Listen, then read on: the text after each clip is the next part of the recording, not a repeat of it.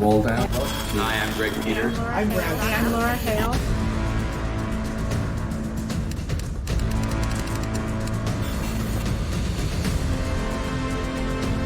Hi, I'm Deirdre. Hi, I'm Zach Ray. Hi, I'm Jeff House. I'm David Schneider. I'm Kate Brand. Kate Rosenbluth. I'm Josh Sadowski, and welcome to Collision. I'm David. I'm Katie Davis. My name is Hannah Schill. Welcome to Collision from Home.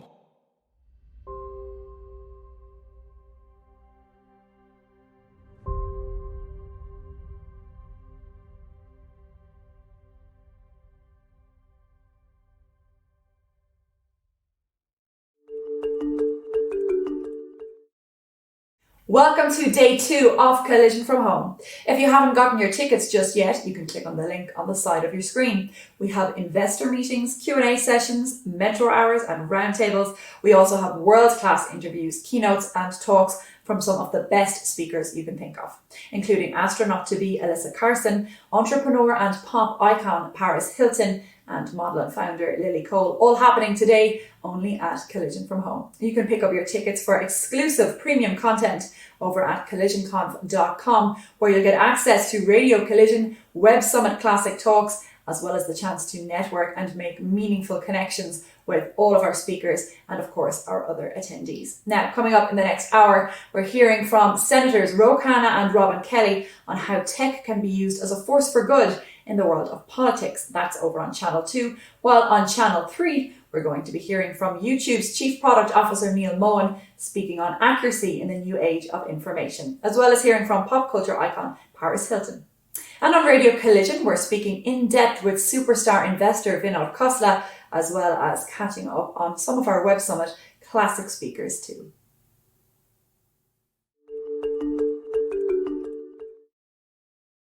Coming up next here on Channel 1, we have 2 interstellar speakers for you. Astronaut-in-training Alyssa Carson is aiming to become the youngest person ever in space, while Jean Case is the chairman of the National Geographic Society and CEO of the Case Impact Network and the Case Foundation. These 2 trailblazers will be discussing fearlessness, humankind's thirst for knowledge, and exploring the final frontier. They're in conversation with John Bowermaster from Ocean 8 Films.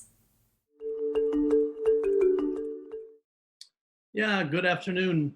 Today's subject is the art of exploration. And before we get into the art, I'm kind of curious, Jean and Alyssa, if you could define for me, because it's something I'm very curious about myself, what is the definition of exploration here in the beginning of the 21st century? You know, we used to go out in search of lands and precious jewels and minerals and things. Those are all been found. And what is the definition of exploration today? So I'll start. I think that there's never been a more exciting time for exploration. When I think about exploration, I think about discovery and illumination. And even though we're sitting in 2020, there's still so many unknown things, both about our Earth, our universe, and everything that inhabits this planet that we're a part of. Yeah, I mean, totally to go along with that. I think that exploration is really just pushing any new boundaries, finding anything that we haven't discovered yet, really trying to push what we've learned, developing new technologies or going new places, discovering new things. Just as a whole, it's learning more about the world we live in and the area we're in. So, John, add to that, your storied career with National Geographic, the things you've done with us as an explorer, what it's really about is going to the front lines of the unknown. And there's still that great potential today in so many ways. Yeah, and I think what's fascinating, and Alyssa, you're part of this. I think so much of what we're going to explore in the not so distant future and are exploring right now is in the deep ocean, is in space. And given the pandemic that we're experiencing now, I think scientists and science and technology have become the new explorers. I think contact tracers and virus hunters are going to be some of the more interesting explorers going future. Yeah, no, I totally agree. I think obviously space has so much potential of things that we can explore. Obviously we're looking at going back to the moon, going to Mars as we continue building our space program. And, despite everything going on in the world and everything that has gone on, we're still pushing space exploration. We still have astronauts on the International Space Station. We're still making progress in space. So it's so good to see that continuing. Yeah, and I think another exciting trend is that we're using space exploration and space technologies to help us understand our Earth, including our oceans. So it couldn't be a more exciting time. And Jean, explain for me, what is the art of exploration? Well, I'll just repeat what I said before. I mean, I do really think it's going to those front lines of where things are unknown. And that, by the way, still today can be in a local community, or that can be in a really remote place. Exploration takes place all around us. And, in recent months, we've come out of quarantine in different communities. And I think during that time in quarantine, many individuals, including myself, began to feel like explorers, really understanding and taking careful note of the world around us. Well, I've had very good fortune in part because of my affiliation with National Geographic. I've traveled 90 countries. We've made films on every continent, but I'm a big believer that you don't have to travel halfway around the world to find exploration nor adventure. I think we can find that in our own backyards, which is really important, and especially right now. But and Alyssa, I want to know, how do you define the Mars generation?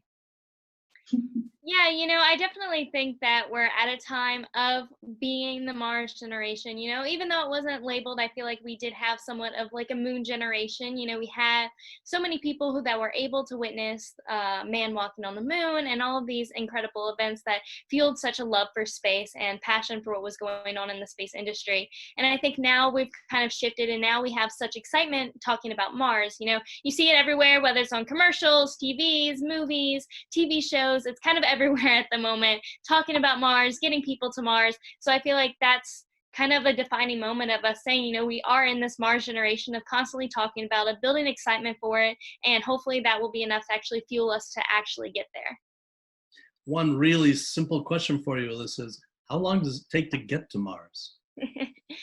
Yeah, right now with the current technologies that we have, so the mission to Mars is going to be about 6 months to actually get to Mars. Obviously, as technology progresses, we're going to reduce that time, building new engines, faster engines, and that kind of thing. But for those first missions, we'll have to endure those 6 months. 6 months traveling. Wow. Correct. Jean, any interest in going to Mars? Oh man, I would so sign up for that if I could. But, I do want to go back and say very earthbound explorers are really using space. We have a great National Geographic explorer, Sarah Parkak, who is a space archaeologist. She uses technology from satellites to help identify some of the most at-risk ancient places on planet Earth and get them protected and preserved. And to me, it's a great example of a really old discipline meeting the latest technology to solve for things. So we're seeing that across our classes of explorers year after year, that kind of creative thinking about how we take some of the older and scientific disciplines and really blend them together with what technology can allow us to do. And Alyssa, I watched your TED Talk. Both each of you have short lists of that I really like. Alyssa, your list had 3 kind of to-dos on it. Do you recall what they are? Yeah, no, definitely. The first one was to find your out of this world dream, because I always think it's important to find whatever you're truly interested in. The second one was that we're all one, because kind of like you, getting the opportunities to travel and see the world has been super inspiring. And I think, space and here on Earth, there are so many ways that we're able to unite. And the third was just to support others with their dreams, because with all of these big plans that we all have, we can never do them alone. So at least finding someone to support you. And Jean, your book is what? Be Fearless? Be Fearless, 5 Principles for a Life of Breakthroughs and Purpose. And I would say out of that are my 3 things. Make a big bet, be bold and take risks. And today, more than ever, let urgency conquer fear to drive towards new big ideas. Yeah, I like that. I like the last one especially. I said in my little introduction that that I'm a big fan of mentors and mentorship. Jean, did you have a mentor when you were growing up? You know, I had countless mentors, but a few that were super, super close. And in fact, one of them was my 6th grade teacher that I'm still good friends with to this day. We just talked yesterday on the phone and keeping up with her during this time. But, you know, really, honestly, to a person, my mentors empowered me and gave me opportunities I otherwise would never have had. I was the youngest of 4 kids raised by a single mom. And because people reached out and made their time, and in some cases, their resources available to me, it changed my life. I'm a big fan of mentoring. Great. And Alyssa, same for you. I mean, you're young, but I'm assuming that you've had some really good role models to follow. Right, of course. I mean, definitely when, you're looking to achieve something, especially as a kid, it's so important to talk about your dreams and your goals, because you never know where opportunities are going to come from. You never know where someone's going to reach out and want to help mentor you or give you some advice. And so it was definitely important in terms of, me talking about my dream and my interest of going to space one day. And that has really kind of helped in so many different ways. And whether it's, just an astronaut talking about their journey and what they did to achieve their dreams, or other people giving me advice about things that I should probably go into or look into that could possibly help in the selection process. So along the way, there's been, like you said, so many people that can help, but it's all about being vocal about it to actually get that help to actually achieve your dreams. That's great. Well, I mentioned I had a couple mentors. One was someone that Jean is familiar with, I'm sure, but he's a polar explorer with a long National Geographic reputation named Will Steger. And my first assignment for National Geographic was to go with Will to Antarctica with a dog sled expedition that crossed Antarctica. And what I learned from him was so vast, but he had learned from others. And that was the great thing, especially at an institution like National Geographic. You get introduced, and then once you're introduced, you do the same for others. It's a really great ladder for a lot of us. And Jean, do you have an exploration hero out there? I mean, you've been around the Geographic for quite a while, and you kind of have met everyone. I know Jane Goodall wrote the introduction to your book. Yes, what a privilege that was. And I might say her main message in that foreword that she wrote in my book was basically that there's never been a better time to be fearless than right now. Fearless in our exploration and in building solutions for the world. I can't say I have one favorite. Certainly Jane is just, really amazing. But to be honest with you, John, I'm just super jazzed by the next generation of explorers. We have emerging explorers and the way they're looking at the world differently. And our work in the last decade has been to make sure that our explorer class looks like the world. So today they're more diverse than ever before, and the work they're doing for us is in country. So we're not just taking a bunch of people from the US out across the world. These are people from India and places around Africa, and I could go right down the line.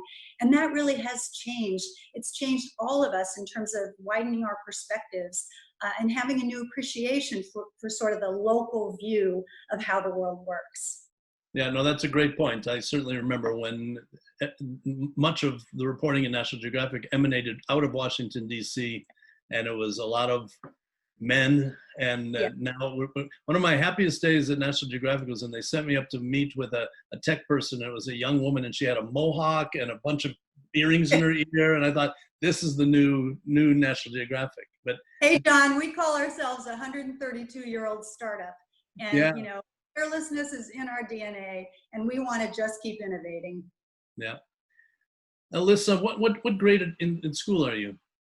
I just finished my freshman year of college studying astrobiology. So hopefully with that, wanting to, look for signs of bacterial life, learn more about Mars, see what we can actually do with Mars, and, hopefully help all the benefits that we have in space and try to bring some of those benefits back to Earth, whether it is jobs, technologies, or new discoveries. So you can actually be one of these virus hunters that we talked about earlier. You can go to space and look for cures for cancers and other viruses. Right. Find the new bacteria on Mars and see if it'll fix our problems here. Yeah, well, we would appreciate that. And what's going to happen next year in school? You don't know. Right. Yeah. I mean, definitely a lot of stuff is in the question. So right now we're looking at going back face to face, but again, we don't know. But as long as, we're still super grateful that we're able to continue our education, at least online, still have some classes, still working towards our degrees and, still gaining the knowledge we need to know. Yeah, and Jean, somewhat related, I mean, has this pandemic, how has this pandemic affected the work that National Geographic is doing? Boy, not surprisingly, our explorers everywhere and our photographers and our journalists are on stories. We've opened up emergency grants so that people around the globe who can't travel for their stories have the opportunity to tell the stories from where they are. But we're doing so much around science and around distance learning and education. We have more parents, students, and teachers with us today than ever before. And I pay a certain amount of attention. You have more grantees than ever before. I don't know how you keep track of them all or keep track of all the work they do. Well, we have a great team. Oh, great. And Jean, but the COVID-19 for yourself, have you literally been locked down at home? I have. I'm at a farm in the mountains of Virginia that we've had for 22 years, and I'm out every day really enjoying this beautiful planet. Fantastic. Well, thank you to Jean and to Alyssa, and thanks to the audience. We've been watching Collision from Home.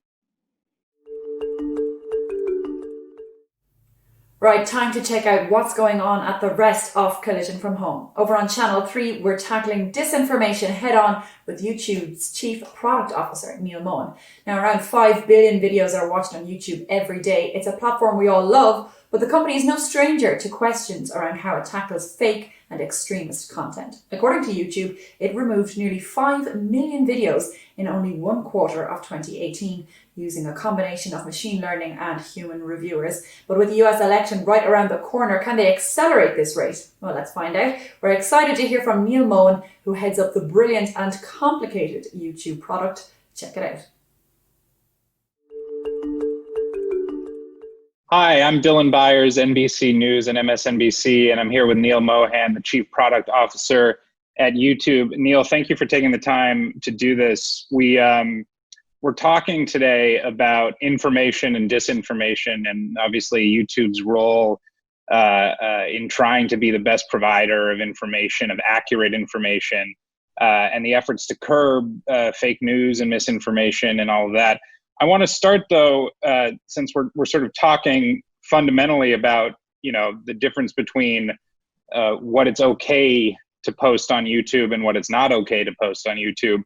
I want to start with obviously the hot button issue in Silicon Valley among the social media companies, which is the sort of different approaches that Facebook and Twitter took to tweets from the President of the United States, in which he appeared to call for violence against protesters.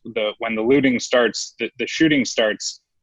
Mark Zuckerberg and Jack Dorsey have taken very different approaches to that. Mark Zuckerberg's obviously has been pretty laissez-faire. We're not going to interfere with that speech unless it presents an imminent threat.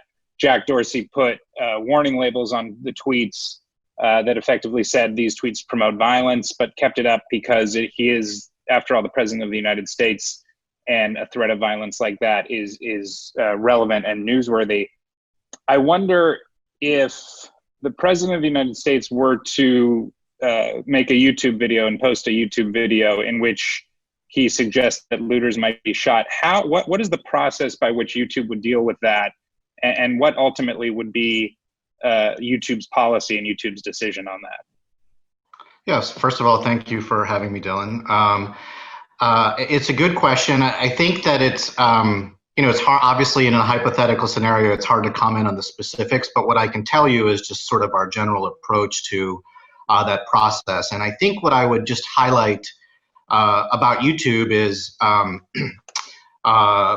first and foremost, we have, it's an open platform, but we've had community guidelines, as you know.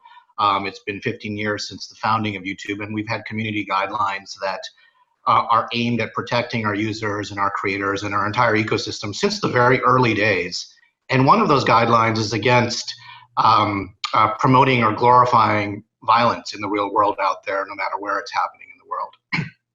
And that's a policy that's been in place. We're transparent about it. We publish that on our website. And the key thing about our community guidelines and our content policies is they apply to everyone.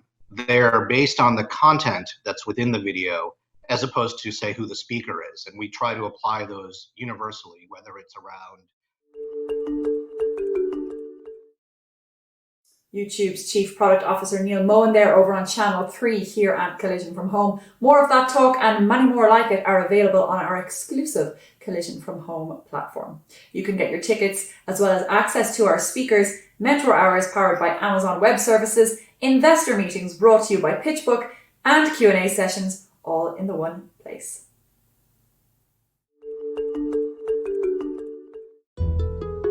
What advice would you give your teenage self?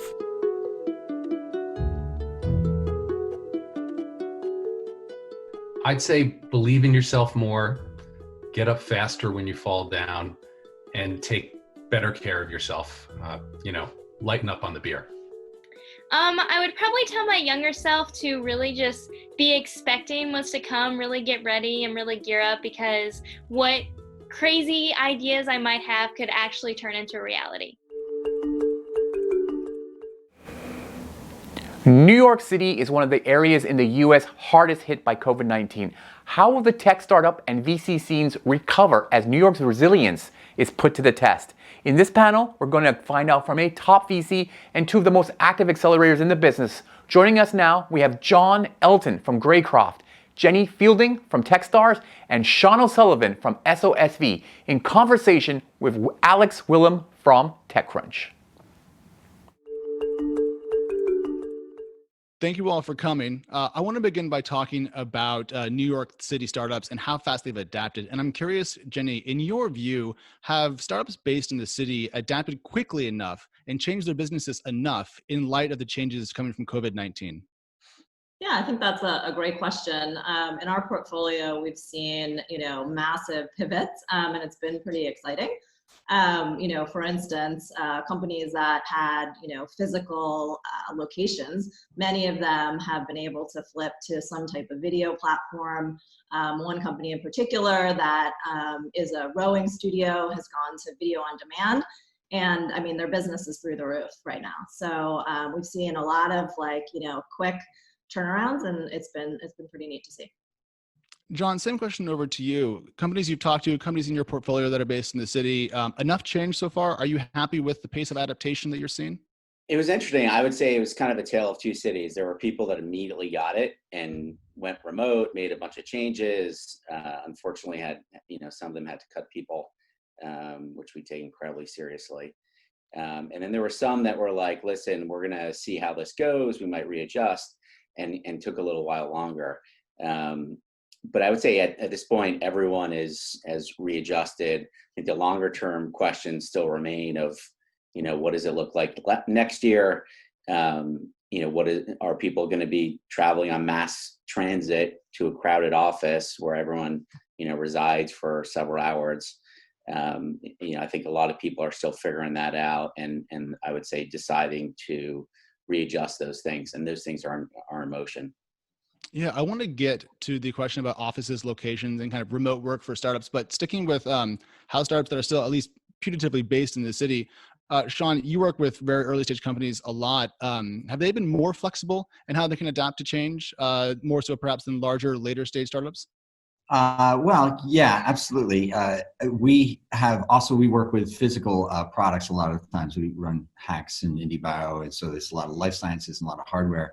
One of our manufacturing companies in Brooklyn, for example, had to immediately, even though they're doing, approaching 10 million in revenue, they basically had to do immediate layoffs.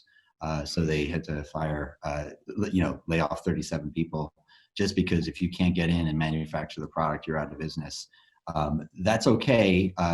They're planning on how to bring everyone back because they have a very, very healthy business. But it's just, if you can't get to work, if you can't make the product, you have nothing. One of the interesting things about this, though, is that some of their sort of workers are previously were only making like $20 an hour or $25 an hour, and it turns out that with the CARES Act and unemployment, they actually are making more money. They're making, $22, $23 bucks an hour just with the $600 a week from the CARES Act, plus the $500 a week from New York City's or New York unemployment. So people are surviving, while we're in this time period anyway, and some actually are economically incentivized to stay at home. So that's an interesting outcome, which obviously won't be for very long. I'm sure everyone is anxious to get back to work when that becomes possible, which is going to be, in New York City's case, probably for most people, a very long time. Yeah. So on the topic of startups that have seen their revenue decline rapidly, it seems like a lot of companies that were early stage, that were growing pretty well, got hit pretty hard by the changing of the economy and kind of through no fault of their own stumbled a bit. And so when I was thinking about you three and where you sit in the venture capital world, I was curious, is the New York VC scene ready to step up and provide, bridge investments to startups that kind of, not through their own fault, but are really struggling right now and could be good businesses in a couple of years from now? Jenny?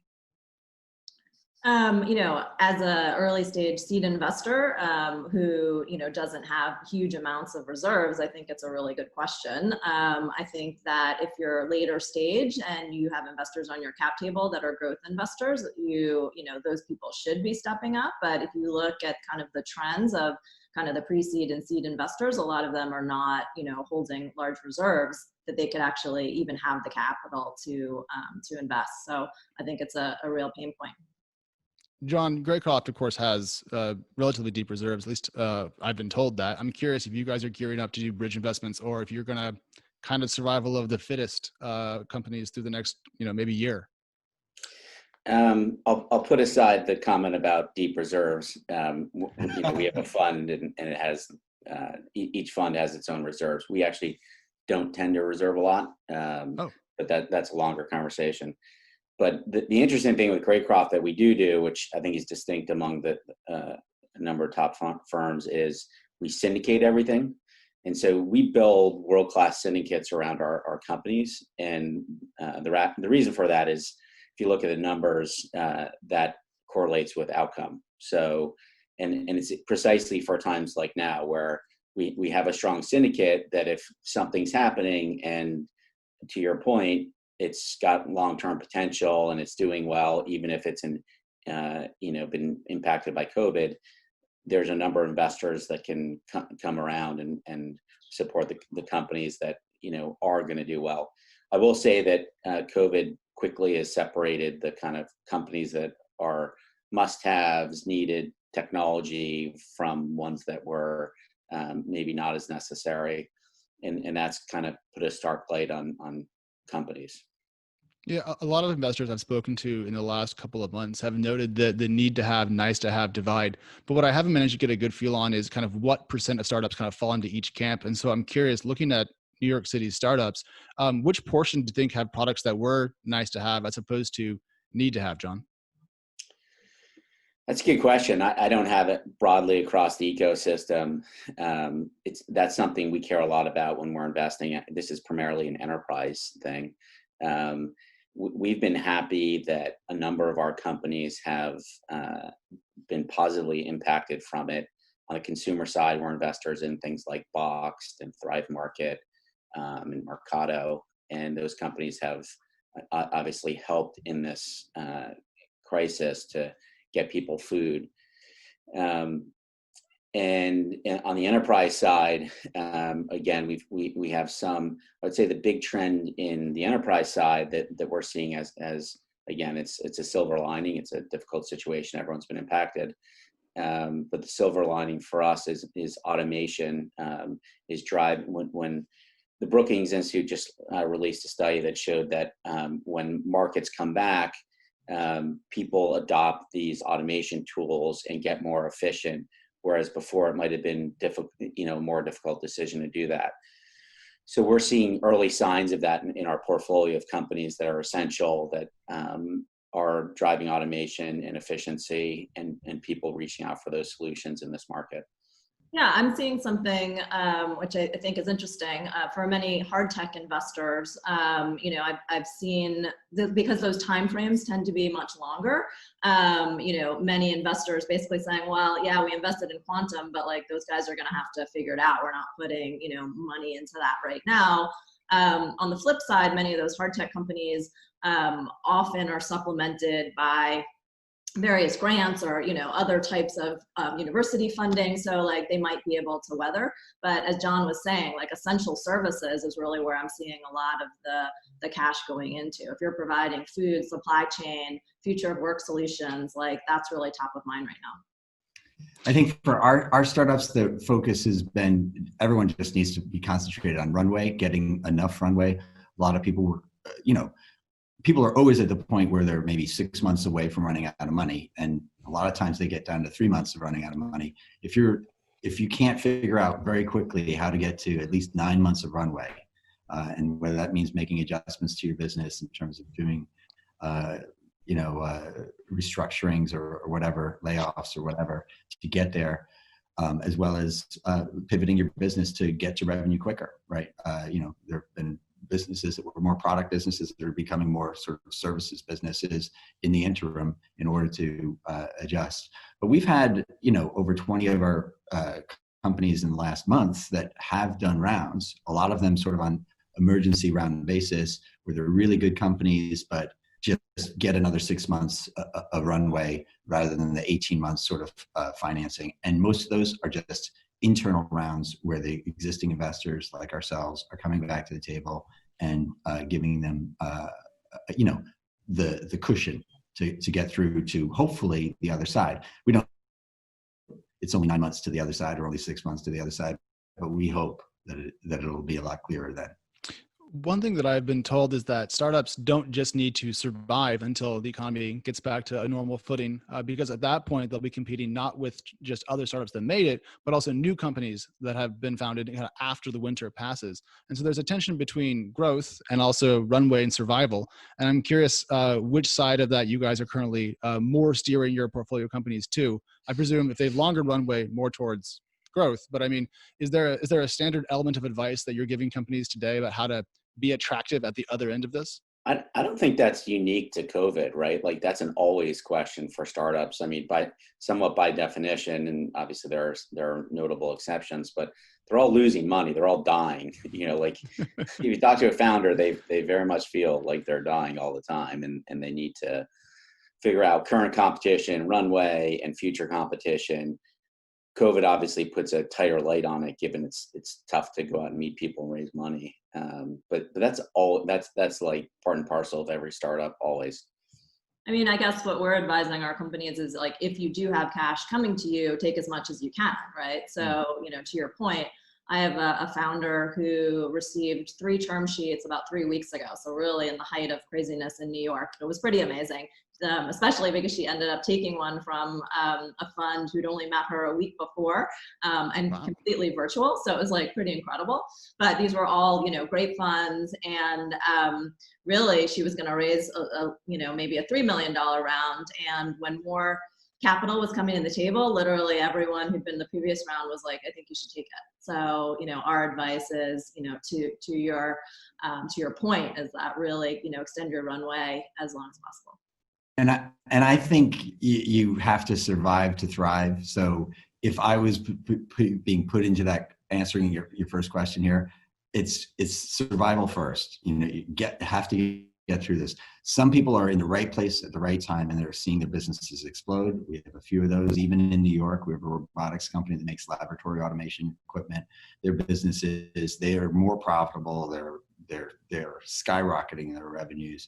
Like they are doing great. But companies like that on the other side of this, or even in the middle of this, are getting financed. So I don't think it's. I think for most people though, it's a question of surviving through the uncertainty and adapting and thriving through the changes that we all have to make to our daily lives. Yeah. We're talking a lot about New York City startups, companies that have traditionally had their headquarters in the city. But we're all doing this from not really in the city, or we're all remote, we're all at home. And so I'm curious how many startups in your portfolio that are currently based in the city theoretically are going to go back to their old office, their old kind of way of doing business, or if they're going to remain a bit more remote first once things get back to normal. John, why don't you take that one? What I've advised people is keep maximum optionality. We learn so much every day, every hour of what what this virus is doing to people, what the implications for your company are. And I was talking to founder 2 days ago, and I told her exactly that. She was like, "What do I do?" She's like, "I have to do this. It's going to be a year." Blah, blah. And I was like, "Just think about keeping optionality, because you'll know a lot more as the days and weeks go by, and try and keep max optionality." So I think most people are rethinking it, and are I would say most people are saying we're gonna keep an office, we're gonna have, but it's not going to be the same occupancy. We're going to have some mixture of office and remote. That's kind of like the average response I'm getting from founders I work with.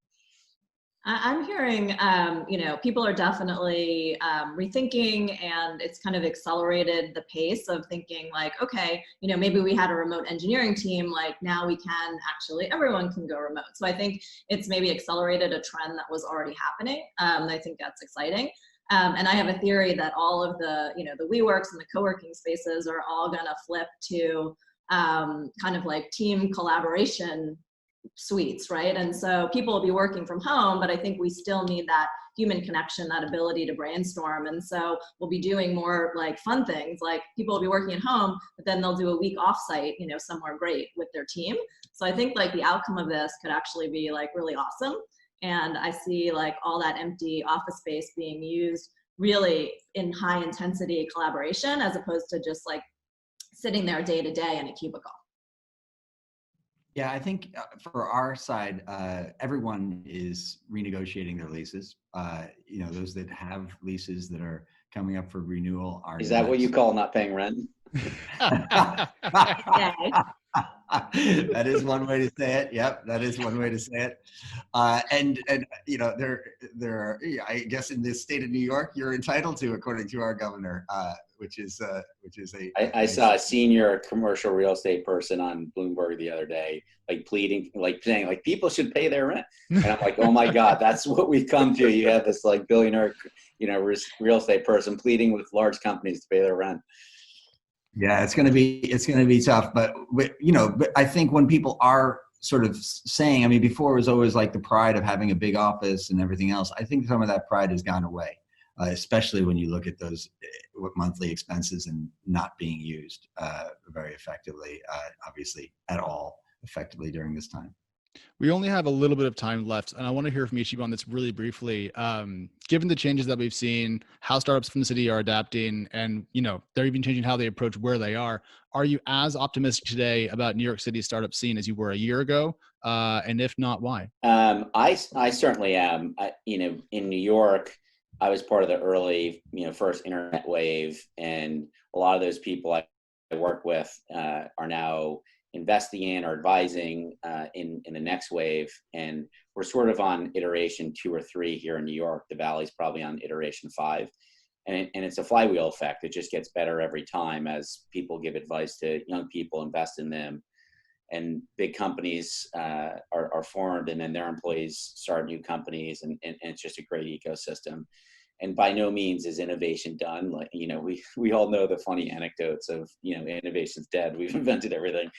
But I think New York's a great place to be. I think there'll be a community, continue to be a community around New York. I'm part of it. I love it. Everyone's very helpful. And I'm super excited about New York and the future of innovation and technology. All right, Sean, over to you quickly. Yeah, I would just say that we could be entering a very great and significant depression, and so I have some uncertainty about what is going forward. We are going to continue to invest in the brightest ideas every year like we do. We have capital to deploy, and so we're just going to keep investing, because any short period event like this, COVID could be 6 months. We invest in a 10-year cycle, so we're going to see our way through this to the innovation that's on the other side. Jenny, last words from you, please. Yeah, 2 thumbs up for me. Investing even more now. Some of the best companies were built in the last down cycle, and so super excited about New York. Well, sorry to cut us all off, but we're out of time. Thank you all for coming, and I appreciate it. Thank you. Thanks, Alex. What have you learned during lockdown?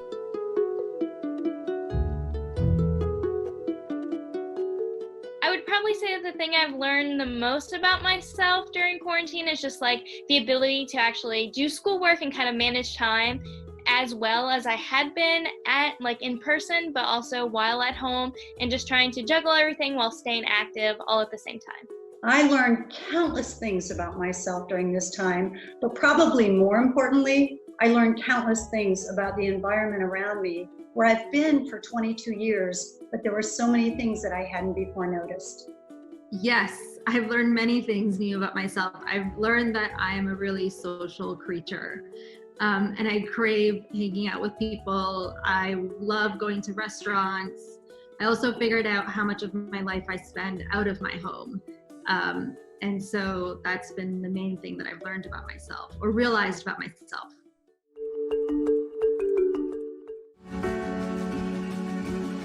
What if everyone here in this room could donate 90 minutes per week to change the world?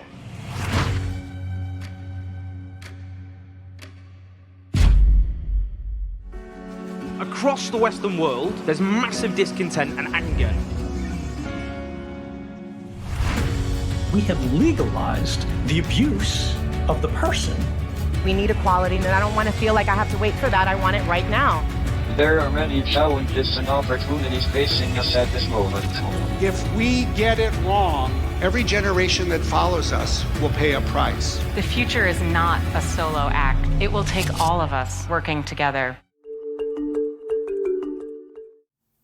Now, over on Channel 3, we have a pop culture icon speaking to our attendees.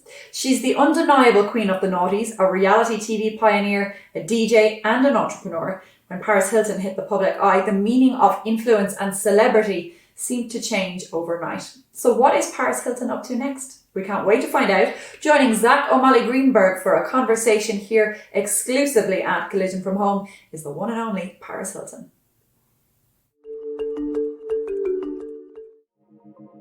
How's the volume and stuff now? The volume's good. All right. This is Paris fucking Hilton!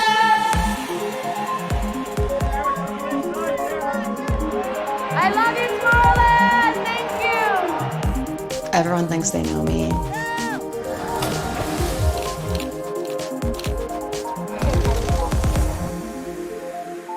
No one has ever known the real me.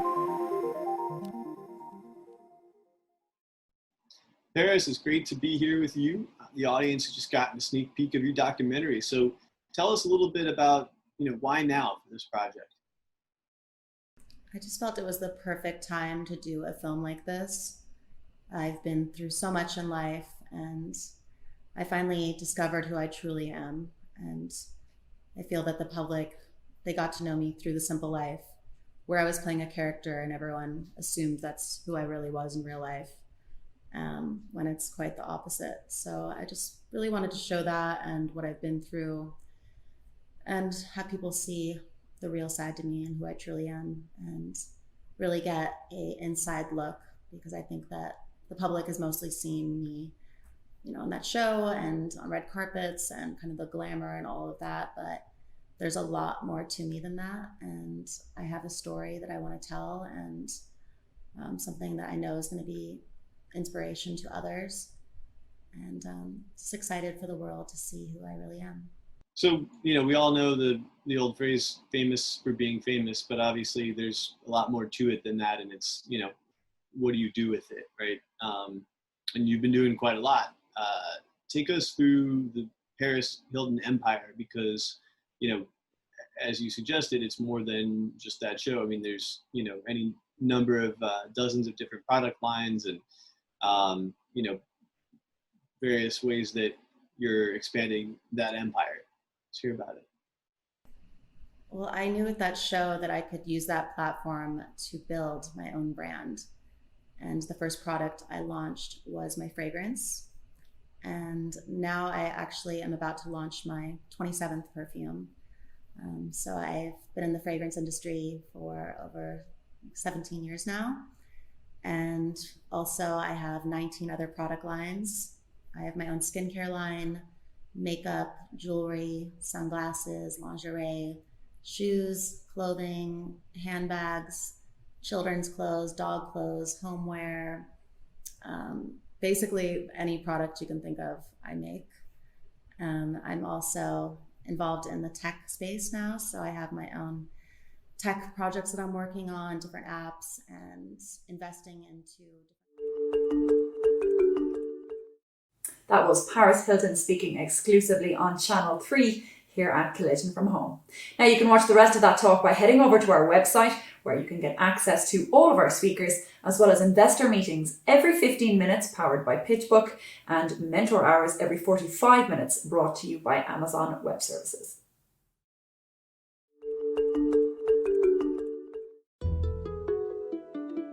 Who influences you the most?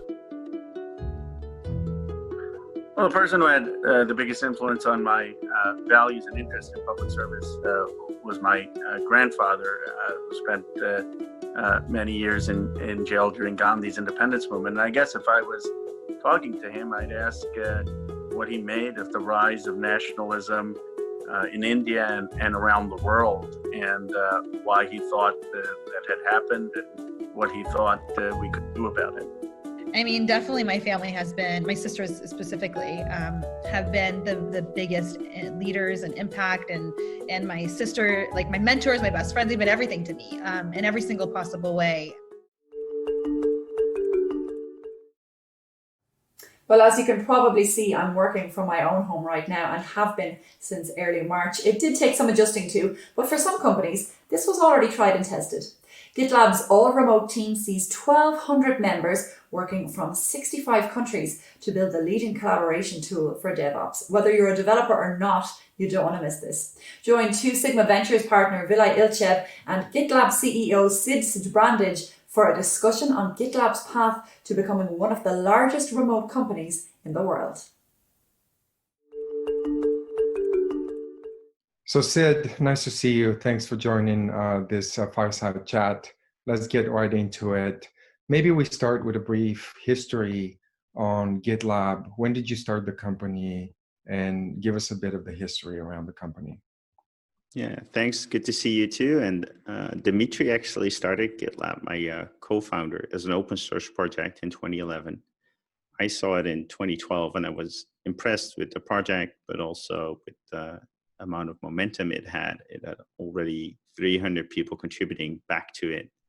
I started GitLab.com, and the next year, Dimitri and I started working together because he sent out a tweet, "I want to work on GitLab full time." So I made him an offer, went to the local Western Union station to make the wire from the Netherlands to the Ukraine, and we were in business.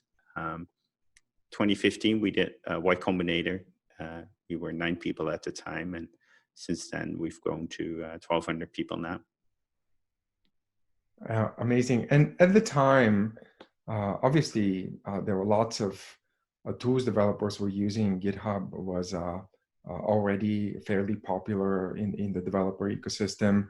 What was it at the time? What was it about GitLab that really got you excited to join the project and try to build a company around it? Yeah, at the time, it made so much sense to me that something you collaborate with is open source. All the tools I used as a developer were open source, except for GitHub. And I thought that was kind of ironic. So when I saw GitLab and I saw the clean code base and I saw the amount of contributions it had, I knew it was onto something special. And not everyone agreed. My first meetup, I presented GitLab. People thought that like GitHub has already won. What are you doing? But I think people now realizing that a developer tool is a really natural thing to collaborate on with 100,000 plus organizations. Interesting, fascinating.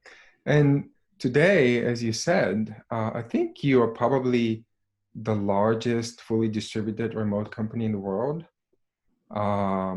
And like over 1,200 employees, 65 plus countries. Can you tell us a bit about how you decided to build a remote company and whether that was a decision you made from the beginning, or what's the history around remote only, if you can share? Yeah. So when I made that initial money transfer to Dimitri, they said, do you know this person, or is this someone you met over the internet? And it was someone I met over the internet, but we got in business. Our first team member, Martin, was from Serbia. I was in the Netherlands, so that was natural. During Y Combinator, we were all together, and they told us like, all remote works for engineering orgs, but not for marketing and all the other departments. So we got an office, and in the office we had people come in, but after a few days they stopped coming in because they could just do their work from home, and there was no need to drive from Alameda to San Francisco or to commute. So people stopped coming in, and that's been the history since, where we make it, you don't miss out if you're not at the headquarters. Nothing's going on except me sitting in a corner talking to my camera all day. So as long as you don't miss out, people don't particularly want to commute. But you do have to make sure that you're intentional about informal communication and that you take care of that. So that's what we set out to do. So it happened organically over time. Got it. And were there moments in the history of the company where you questioned that decision? Or has it always been, it's working, so we'll just continue to operate the way we have? Yeah.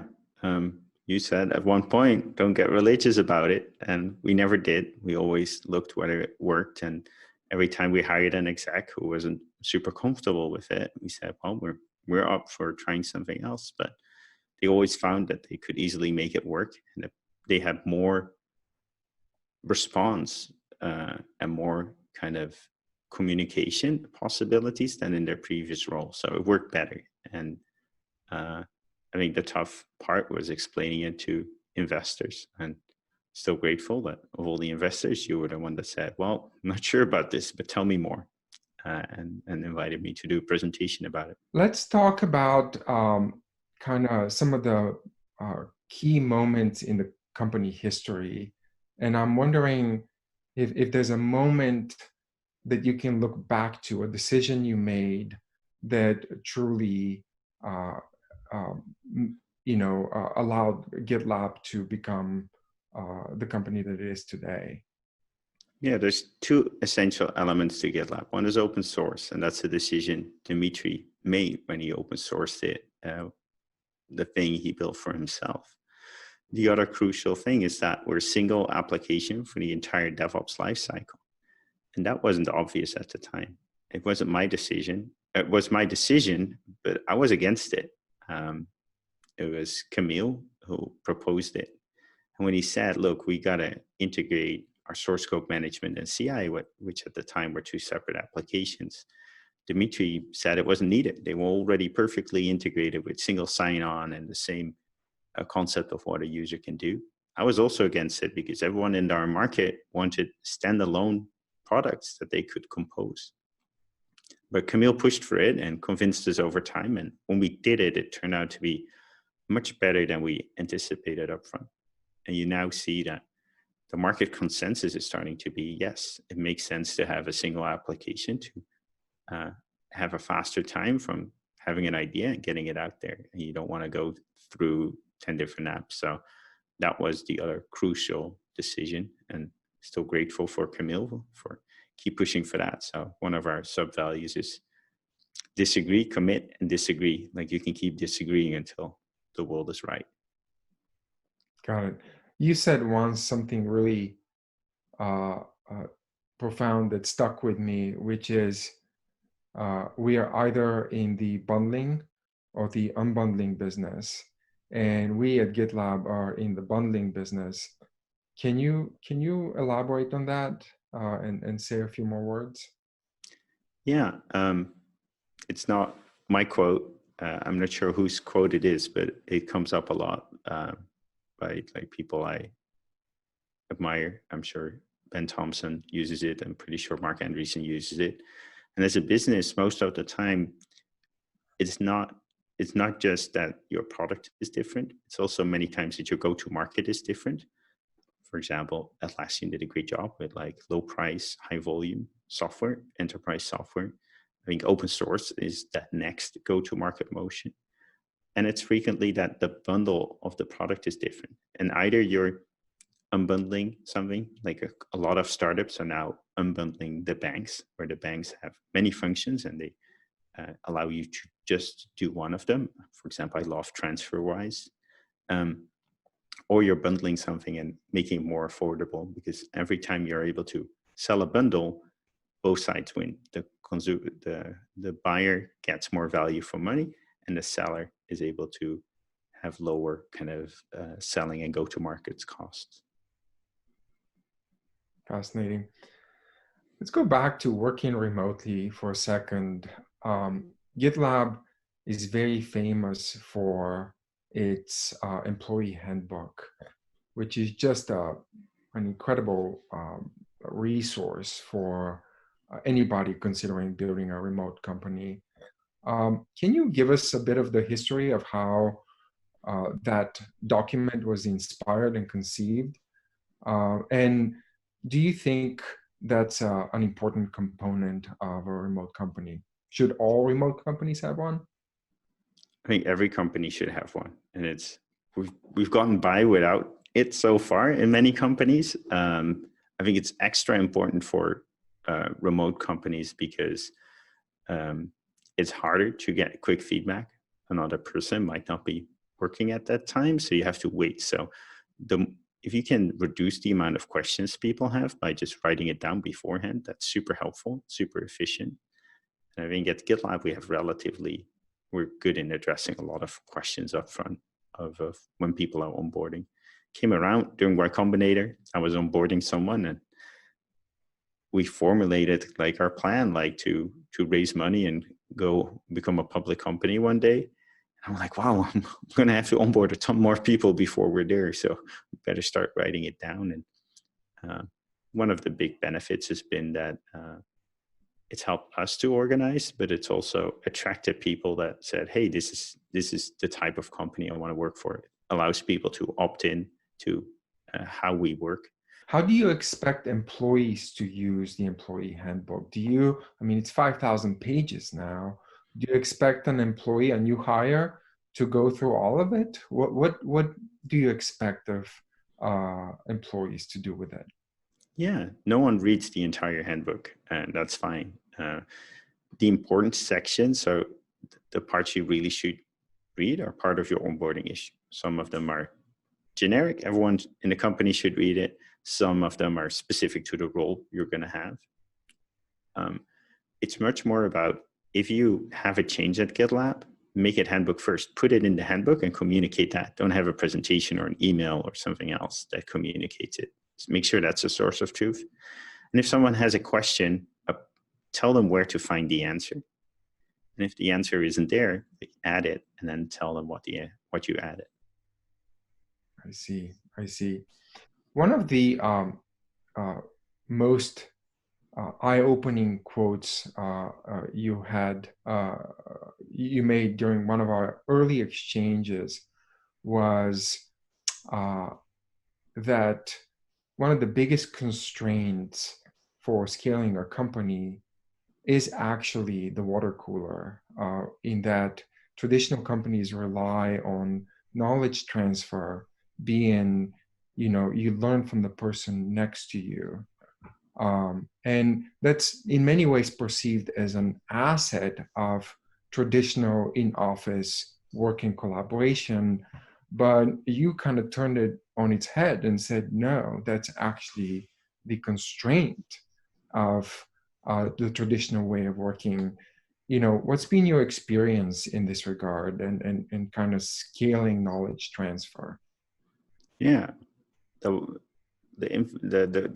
informal communication has a couple of aspects to it. So it's about kind of disseminating information, like, hey, why did the VP of engineering get fired, or why are they no longer here? And people want to hear. And the more you can do formally, the better. Like, we have a fundraising channel where we keep people up to date through every round, so that people weren't missing that channel you'd have if a CEO walked into the company. Then there's kind of training and like, how do we do things? And I think there, writing it down and distributing that is clearly superior. It's way more time efficient on the part of the sender, on the part of the receiver, and you get more consistency throughout the company. Or like if someone makes an improvement, it's easy to share with everyone. Then there's the really informal communication, building trust, just being a human. That is something you have to design if you're remote. You cannot rely on kind of luck. And it's not that that's superior in co-located companies. Like people only know the same people, the people that live on the same floor of their companies. I think at GitLab, we do a much better job of creating connections between floors, between cities, between departments. But you have to organize it. And we got over 10 different ways in which we facilitate that and explicitly allot time to getting to know each other and build trust and relationships. Got it. Last question. I think we have 30 seconds. How do you foster creativity in a remote first or remote only company? Can you say any words on creativity? I think one of the fundamental insights that I always find surprising is that if you do a brainstorm, you get better results if you have everyone first write down 10 items instead of just starting off with shouting things out. So our mission is everyone can contribute, and that ability for everyone to kind of give their opinion, I think makes us very creative. Great. I think this has been a really exciting conversation. So thank you for taking the time. Thank you for joining us to Collision from Home. And I hope you enjoyed this fireside chat with Sid.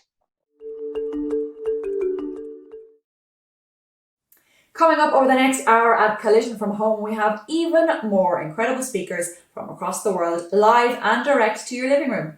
We'll be hearing from DJ and entrepreneur Steve Aoki, Headspace founder Rich Pierson, and Microsoft President Brad Smith over on Channel 3. While on Radio Collision, we're getting a tour of what it's like working inside Donald Trump's White House with his former press secretary, Anthony Scaramucci.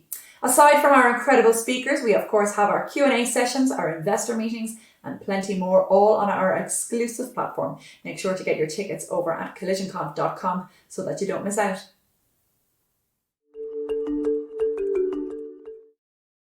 Well, the international economy is a complex beast at the best of times. It requires experience and expertise to build a strong and stable system. Well, our next two speakers undoubtedly have both of those in spades. In conversation with Martina Fuchs from CGTN, please give a warm virtual welcome to the first ever US Director of National Intelligence, John Negroponte, and former Acting Secretary of Commerce under President Obama, Cameron Kerry.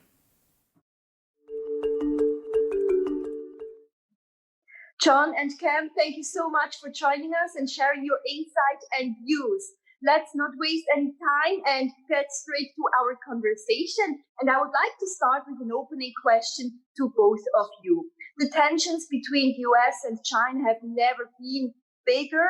And I would like to ask you, first of all, is there any threat of a new Cold War? John, take it away.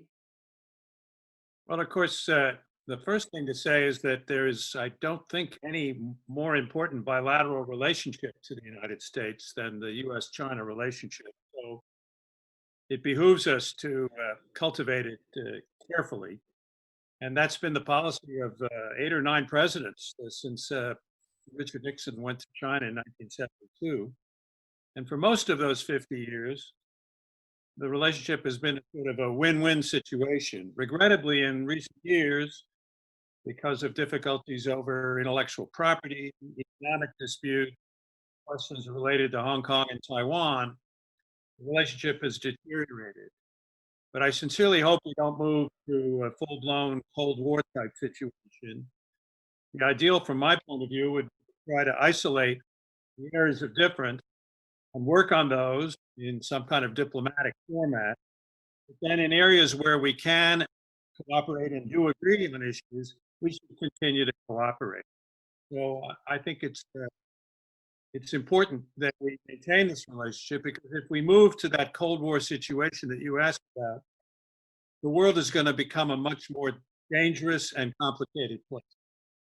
Cam, you're both diplomats with a long, long experience all around the world. Now with US President Donald Trump, again, taking a very hard stance on Hong Kong as well, and the financial center being at risk of losing its financial importance. Do you think that there is a solution and both parties can actually sit down at the table? Look, I think there is a solution, and there has to be a solution. I think John is absolutely right that this relationship is too important, and the risks to the world are too great, and the benefits, if we can work together, are too significant. But look, we have serious issues with China. I mean, I made the decision 9 years ago to keep Huawei and ZTE out of public safety systems in the United States. I pushed for indictments of cyber criminals, including official ones in China. But yes, I think we have issues with China, and we need to have a pointed discussion. But we also need to recognize where we have common interests. And I think if we end up in a Cold War situation, that is going to be a failure of leadership on both sides. So we have to approach this in dealing with China, that we have issues, specific issue concerns, but that we do not inherently view China's rise as a threat to the United States. There may be specific threats, but we need to get back to that sort of win-win situation that John was talking about, and work on our mutual interests, and address the points of friction. And the Chinese government, they love the expression win-win situation as well. But both are superpowers, right? The two biggest superpowers in the world. In May, they faced political protests as well in Hong Kong, in the United States, with the death of George Floyd, for example. What kind of example does this set for the rest of the world? And where are we heading, John?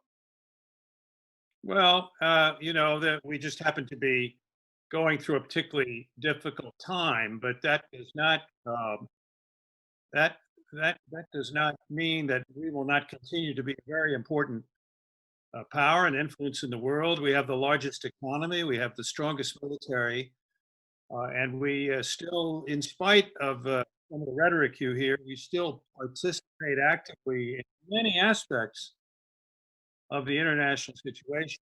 I find objection to the Trump administration's rhetoric, their negative talk sometimes about alliances, the way they criticize certain countries unnecessarily, including long-term friends. But I have confidence that over the medium and longer term, we will live up to a tradition of internationalism, of working closely with friendly countries, working together to make the world a better place. Frankly, I think there's no choice. And I think that's going to be one of the issues in this upcoming presidential campaign. And talking about the United States and politics as well, John, you have served as the Deputy Secretary of State, and you were the first Director of National Intelligence as well in the US. How do you think that national security and national intelligence can help build, stronger economic policies and basically help the economy in the United States to recover after all?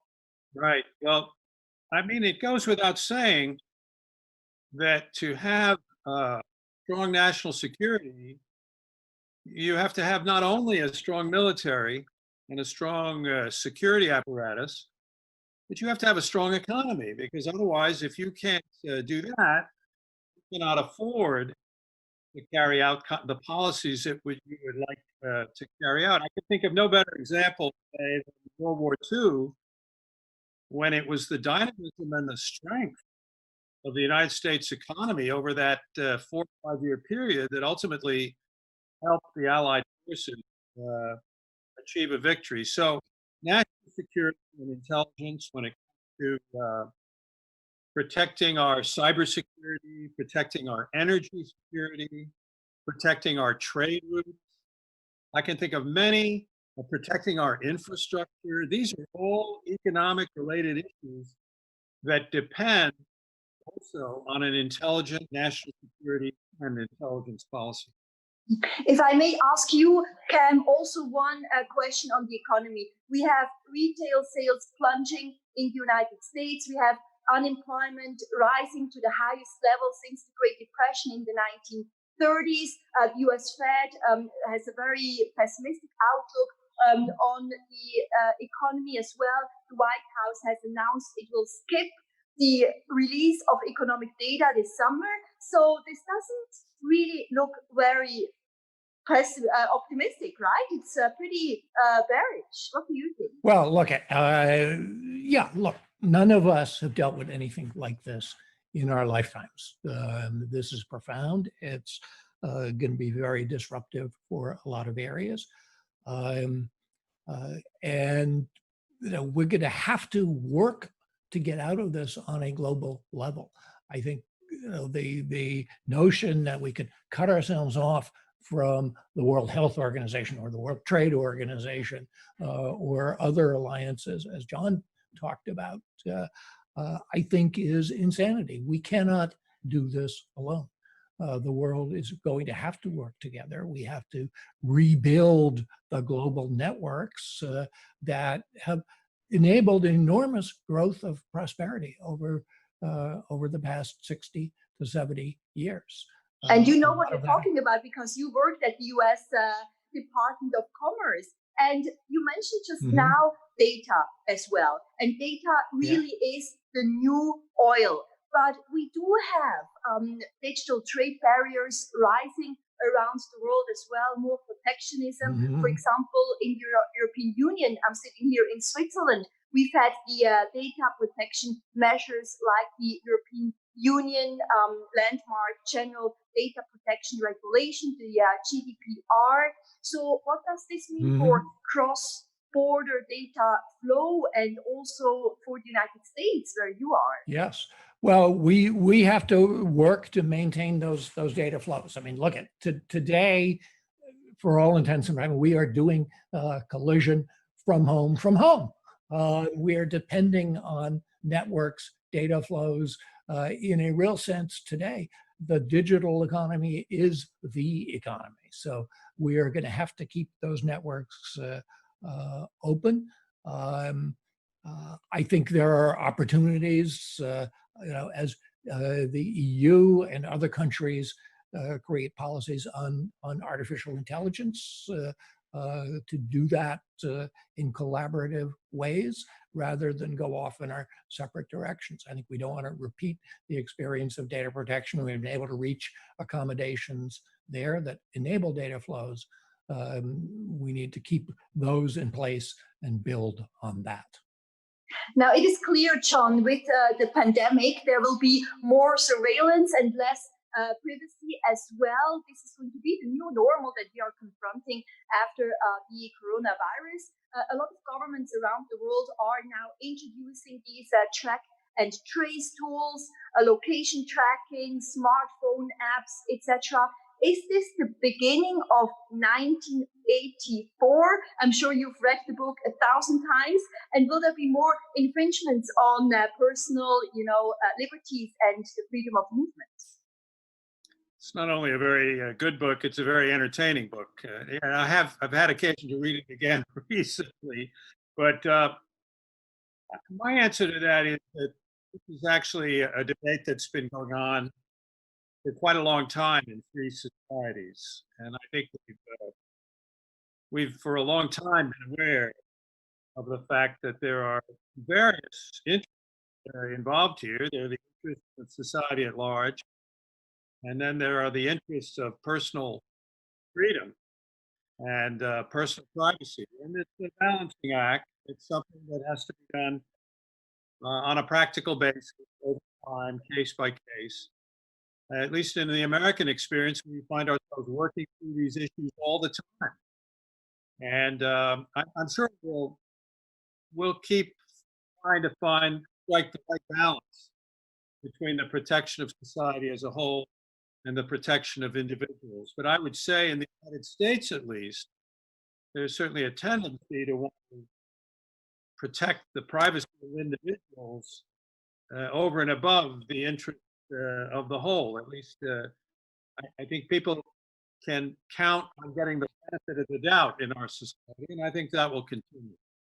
One final question to both of you. The name of our session, the title was the Trump economy. Now, if you were both still advising the President of the United States and still working in the White House, what would your biggest wish be, your biggest tip and advice to President Trump? Cam, what is yours? Stop tweeting and start listening.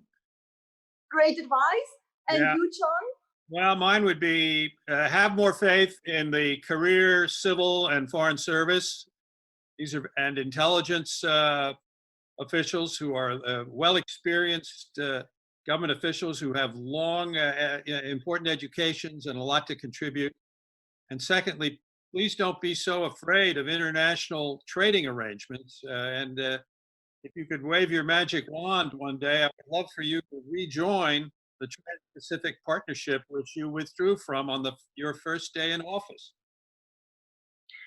Thank you, gentlemen, very much. John and Cam, it has been a great pleasure and honor. With your international experience, you know what you're talking about. And let's hope that President Donald Trump is hearing some of the advice as well. We are all part of this global village and we have to cooperate. Thank you very much also to our audience for joining Collision from Home.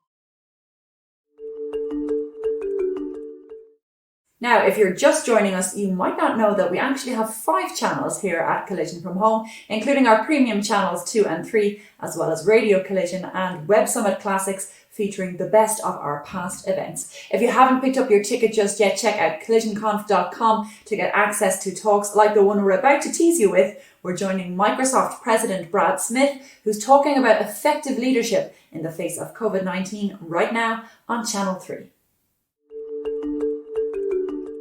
Hi, I'm Steve Adler. I'm editor-in-chief of Reuters, and I'm pleased to be hosting a conversation with Brad Smith, president of Microsoft, at Collision from Home. Welcome, Brad. It's good to see you, albeit electronically. Well, it's always great to see you, Steve. I wish we were in person, but on the other hand, I feel like a guest in your home. So thank you for inviting me. Well, and welcome to my home. I want to talk about a couple of big themes today. There are a couple of huge things going on in the world. There are many more than that, but we'll probably end up focusing mostly on 2. But let me first start with a broad question. So we're a very tech-focused and tech-driven society now, and of course, you're president of an enormous technology company. Do you think tech companies have a special social responsibility to use technology for the public good in a crisis like this? And are shareholders okay with that? Or do you have to sort of balance the shareholder versus the public interest at a time like this? Well, I do believe we have a special responsibility in a crisis, any crisis, and certainly in a crisis like the one that we're confronting today globally with something like COVID-19. The digital technology that we and other companies create are really indispensable tools to help address the crisis. And they can also be turned against us if we don't use them wisely or other people deploy them in effect as a weapon instead of a tool, so to speak. And from our perspective, we've always been clear to ourselves, to our employees, and to our shareholders. Microsoft is a company focused on the long term. If somebody wants to buy a stock on Monday and sell it on Wednesday, there's lots of other places they can look. But if they want to invest in a company that is committed to the long term, to constant innovation, and frankly, to a sense of responsibility, then we do hope that they'll think about us and hopefully share with us the commitment and a bit of the pride that comes from having the opportunity to address the broader needs of the world. And we'll get into some of those specifics, but I do want to ask you about something you said, because I was fascinated by it. You said we're fortunate that the pandemic occurred, not that we're fortunate, but we're fortunate the pandemic occurred in 2020 instead of even 10 or 20 years earlier because of the advantages of technology. And that's just an interesting thought. I mean, can you elaborate a little bit on that? Well, it's really an interesting thing as I think about it, because as we all know, on average, the kind of pandemic we're dealing with here comes about once a century, and it's been basically 102 years. If it had come 92 or 82 years after 1918, just think how different the last few months would have been for those of us who are fortunate enough. That was Brad Smith from Microsoft speaking on Channel 3 there. And if you want to check out the rest of that talk or take part in a Q&A session starting directly after the talk ends with Brad himself, head over to collisionconf.com where you can find more details. In a while, we're going to have our startup pitch competition, but now we have the pitch winner from Collision 2019, who has gone from strength to strength since being crowned. Today, Siobhan Briganti, the founder and CEO of Lollyware, will outline how we can save lives with seaweed.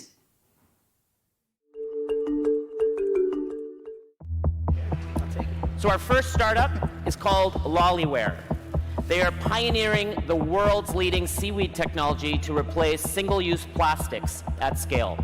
So let's welcome CEO Chelsea. We believe that single-use plastics should never last forever. They should be designed to disappear. I was pretty excited about the way that I made my pitch. And like I said, I'd practiced so much, you know, just sitting in the ladies' room, just talking to myself. I have to ask myself, why, if we're only going to use something once, have we engineered it to last forever? Winning first at North America's largest tech conference was a true honor for the company and definitely catapulted us. I left feeling really inspired. Imagine all cups, all lids, utensils, and films designed to disappear. Let's create plastic-free oceans once again for generations to come. Thank you.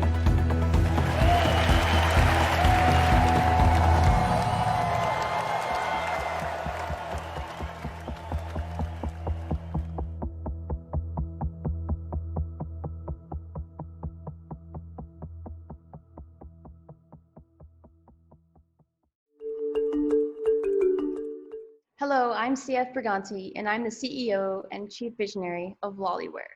I do hope you're all in excellent health and high spirits. This time last year, Lollyware was accepting its first place on the Collision pitch stage. The world has changed significantly since then, but I believe our work is now more important than ever, as planet Earth has just hit the reset button. It's an honor to share more about our work with you over the next few minutes. Once every 100 years, an event like this occurs. It's a historic moment for our planet, our species, and all living things. There's no doubt that viral pandemics and climate change are interconnected, and therefore we must examine our relationship to nature and our consumption of its resources. The companies that make it through this pandemic will be forever changed, from the kinds of products we produce to the way they're manufactured and distributed through end of life will and must be very different moving forward. And that's why we're hyper-focused on exponential and compound impact. This means Lollyware is fighting climate change in two key ways. On the back end, we are advancing the domestic seaweed supply chain. Our sustainably farmed seaweed sucks 20 times more carbon out of the atmosphere than trees do. And on the front end, we're transforming that local seaweed in our factory into new plastic and paper replacements, thereby overturning legacy fossil fuel industries that cause climate change and ridding the planet of petroleum-based plastic. We coined our new technology platform Regenerative Tech because for the first time in history, you can fight climate change with us by supporting our carbon negative products. Currently, we've got the Straw of the Future, launched and scaling, along with an audacious vision for the future, which includes 9 new products. But now it's a race against time, as we simply can't go fast enough. Due in part to COVID-19, our to-go culture is increasing exponentially worldwide, and there is a desperate need for more plastic alternatives. I know all of you are working on such exciting and incredible work, and I want to leave you with these 3 things, plus an inspiring quote. During the next 6 months as a tech startup founder, I'm thinking about how I can maintain strategic agility so that we continue to ensure our impact on both planet and humanity.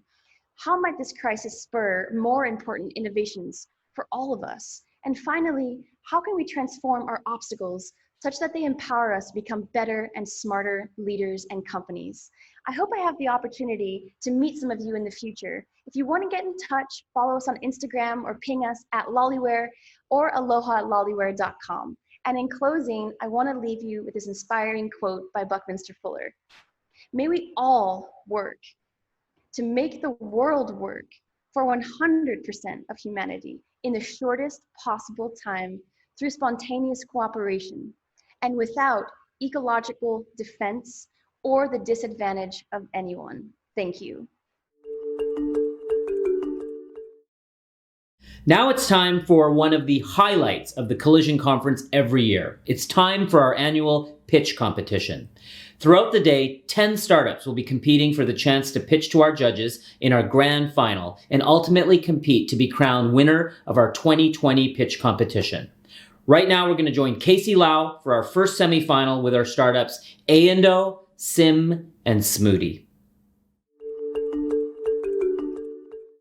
Hello, everyone, and welcome to the Collision from Home Pitch Semifinal. My name is Casey Lau, and I hope you've been having a great time at the inaugural Collision from Home from wherever you are in the world. Over the past few weeks, 50 of the best startups from the United States, Spain, Italy, Poland, Canada, Kazakhstan, the United Kingdom, to name a few countries, have virtually pitched their hearts out in the group rounds of the competition. We are now left with 7 winners from that batch of 50. These 7 victorious startups are joined alongside 3 pre-selected startups to join today's semifinalist pitch competition. We will be airing these 3 pitches in 3 parts all day, so you won't want to miss out. So let's start with part 1. Of the 10 startups pitching here in the semifinals, our panel of superstar judges are looking for only 3 winners. Those 3 startups will then battle it out to be the 2020 Collision from Home Pitch Champion, to be announced here on Channel 1 tomorrow. So now let me introduce to you our mega panel of judges. These are the investors that have invested in some of the biggest and most exciting startups in the world, like Grubhub, Snap, Dollar Shave Club, Box, 23andMe, and so many more. So please welcome our judges.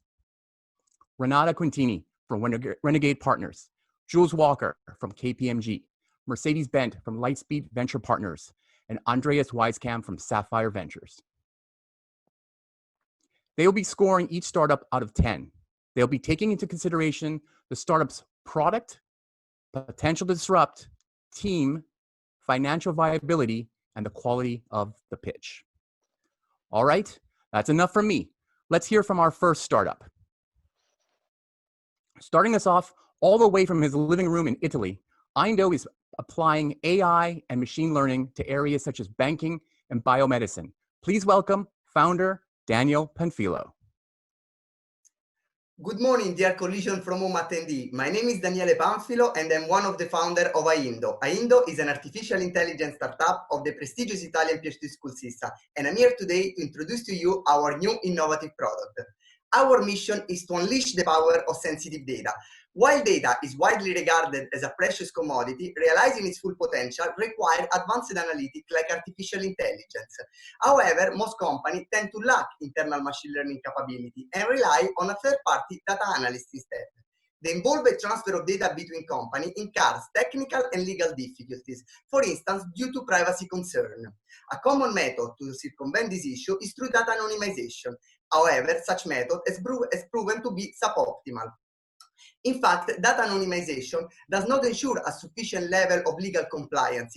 It can be slow and costly, retains just a small fraction of the information, and finally, data anonymization requires an expert. For this reason, at Aindo, we have developed a novel software product capable of generating synthetic data that in a secure and confidential manner reproduce all the statistical patterns present in a given dataset. We name such a system Pirot. Pirot is based on latest advancement in deep learning generative models. The software takes in input any tabular data and train a machine learning model which generates a synthetic data that retain the same statistical properties of the original one. The generated data can be disclosed to third party without breaching any client concern. Pirot is available in three formats. Through a web platform, the software is available as a service. Moreover, it can be acquired on a paper license basis, deployed on customer premises, or finally, it can be purchased in the form of a Python library. We exploit different strategies to go to market. Firstly, we have been offering AI service to the industry since 2018. This provides us with a strong network of potential early adopters. It is in fact among our own clients that we experience firsthand the need for a system like Pirot. Secondly, we rely on industry-proven marketing techniques, such as trial period for conversion and public appearance for client outreach.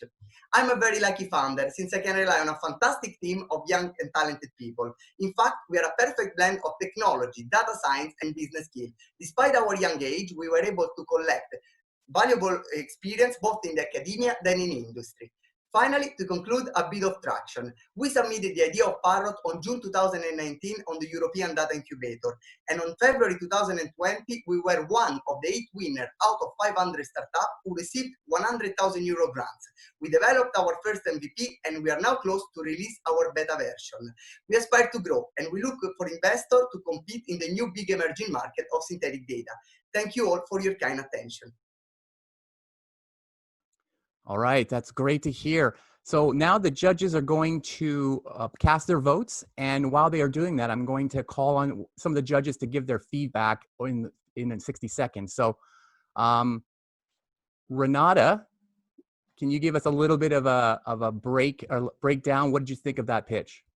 Yeah, I think, the trend that the startup is going after is really an important trend right now, because never has that much data been produced, but also people want to keep their own identity and their own privacy safe. So they're really going after a really interesting trend.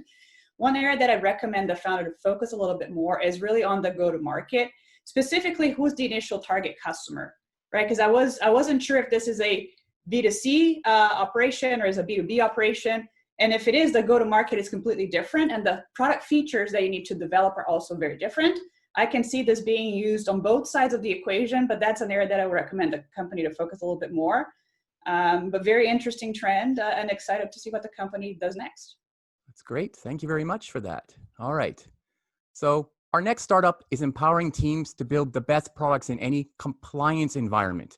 Please welcome from Boston, Massachusetts, founder Yasif Mohammed Ali from SIM.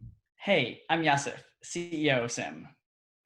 At SIM, our mission is to empower teams to build the best products in any compliance environment. And when I say compliance environments, you should think about standards you might have heard of before, like GDPR or SOC 2 or HIPAA. These are requirements that many tech companies have to follow in order to build and ship their products. And at the companies that have to follow these requirements, we often see a bit of a tricky trade-off. The internal engineering teams who have to roll out privacy and security workflows have to make a choice. They can either spend a lot of time and money building internal tools that create perfectly streamlined workflows, but a lot of companies can't afford to do that. So what they end up doing is taking the other path, which is using off-the-shelf tools like Jira tickets, Google Sheets, and Google Docs in order to build these privacy and security workflows. And that path ends up being unexpectedly painful. What we see is that these default tools create workflows that end up with a lot of bottlenecks, unnecessary work, and a lot of frustration in the engineering and operations teams that are on the receiving end of the workflows. And that kind of sucks. So that's where SIM comes in. We want to be the third option. What we've done is we've pre-built a large set of workflow templates that meet the requirements of lots of these standards. And then we've also built a library of integrations that you can use to pull down these templates and customize them for specifically your team's workflows. So you get all the benefits of these kind of custom in-house tools without having to build and maintain a lot of stuff. We even have a cloud runtime, so you can send us those workflows and we will manage and execute them for you and collect evidence along the way so that when you have to prove your compliance to an auditor, you can use our off-the-shelf reports instead of having to do a bunch of extra work yourself. Now that I've talked a little bit about what we're doing, I should talk about how we're getting it out there. What we've done is we've identified several workflows that correspond early with the compliance lifecycle of many companies, and we've packaged them up so people can pull them down off the shelf in a turnkey manner and get value right away while slowly expanding into the entire SIM platform. I also want to talk about how this gets really big. The big picture here is what we're doing. We're building an automation and orchestration layer for all compliance-induced workflows, all security and privacy workflows. And if we can pull that off, what we end up becoming is a system of record for compliance evidence. That means we're the one place people go to showcase their compliance to anyone who's a stakeholder. And if we can do that at scale, what we become is a de facto certification. So we become the people who can say, okay, this company is compatible with this standard because they follow these workflows. And if we can automate that process, we fundamentally change how deals are done in several industries. The last thing I want to talk about here is the team. So Adam, our COO, has spent a lot of his time becoming really great at scaling up software products really fast in new markets, whereas myself and our CTO, John, have spent the better parts of our careers managing engineering teams at healthcare companies. We've solved these problems for our own teams, and now we're excited to go solve them for other people's teams as well. We're SIM, and we're helping engineers build the perfect security and privacy workflows for their teams. Thanks. That's great. Great pitch from SIM. Hey, let's go over to Jules. What did you think of that pitch? I had a feeling you were going to call on me because it was a compliance related and I work for KPMG. Obviously near and dear to my heart, the space. So thank you, Casey.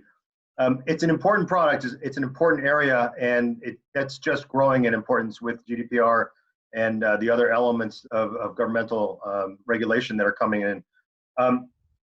It's a wide open space. There's a lot of people that are touching on it. Even firms like KPMG have tools out there. But I think that if you're able to nail it, and if you are able to use the term a de facto certification, you can reach that standard. I think that this is really something big, and you have something there. I loved it. I thought it was awesome. I think this, compliance as a code is spot on, because, compliance and regulatory things are nothing anybody wants to do. And it's typically a super manual process, and it's done in hindsight and after the fact. So building something into your product that automates all this is really great. All right. So now I have a question for everybody.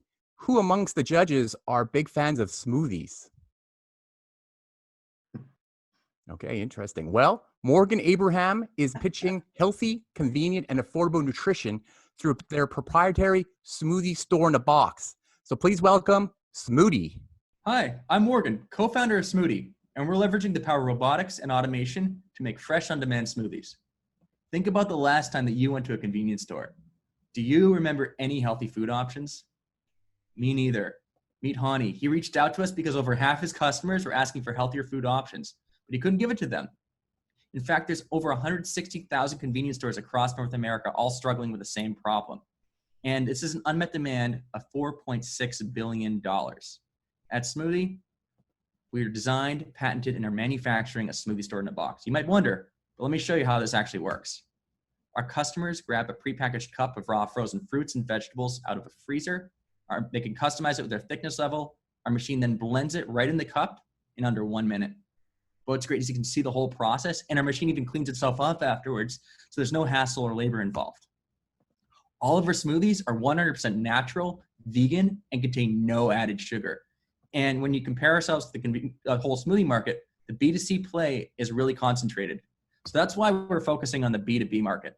There's not as many people out there, but we're able to leverage our technology and be less than 10% the upfront capital of any of our competitors.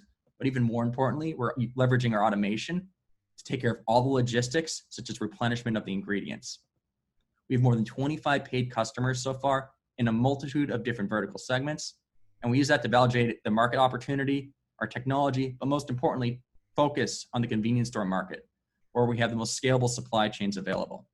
Right now, we're leasing our machine to convenience store owners at $300 a month, and then they can make most of their profit selling our smoothies at a 30% margin at $6.99.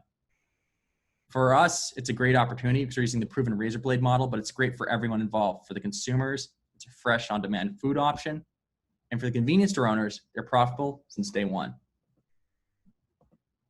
We have a very unique founder story. Pascal and I were actually working on the exact same idea independently without knowing each other. Pascal was validating the business while studying his MBA at Harvard University, and I was validating prototypes doing the technology side of things.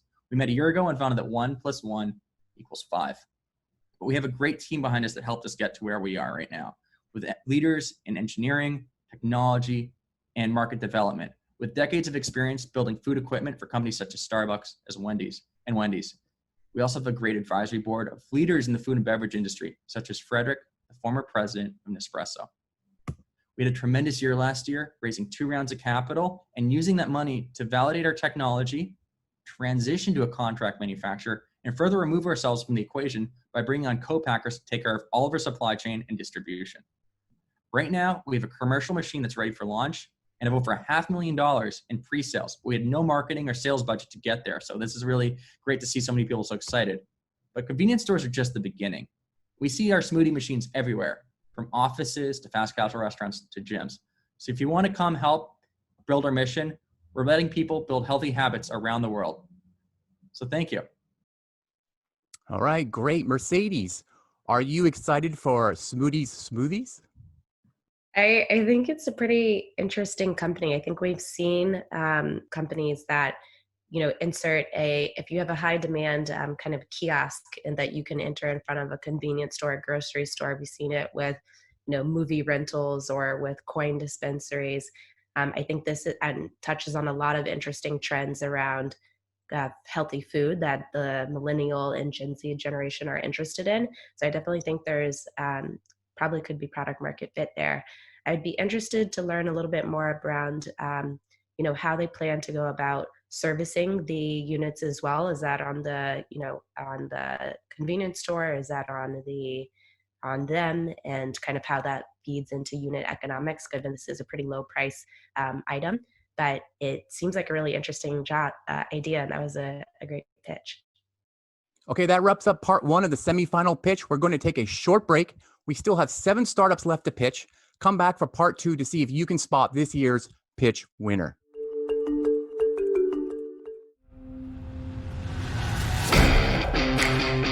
Please give a warm welcome to the founder of Torch, Cameron Yarborough.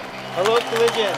In 2018, I spoke at Collision. My first impression of the event was actually overwhelmed at just the size of the audience and international nature of the event. I had really failed my first big pitch on demo day at Y Combinator. I knew in the back of my mind that I was going to have to speak in front of this big audience. While I was excited, I was also very nervous.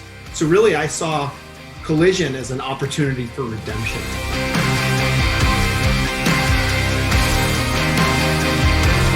Going in and failing and then having to stand right back up and believe in yourself and get back on that stage and pitch again with the same vitality. That's really what it comes down to in being a founder. In the end, I actually ended up winning the competition. Coming in first place at Collision was really exactly what I needed.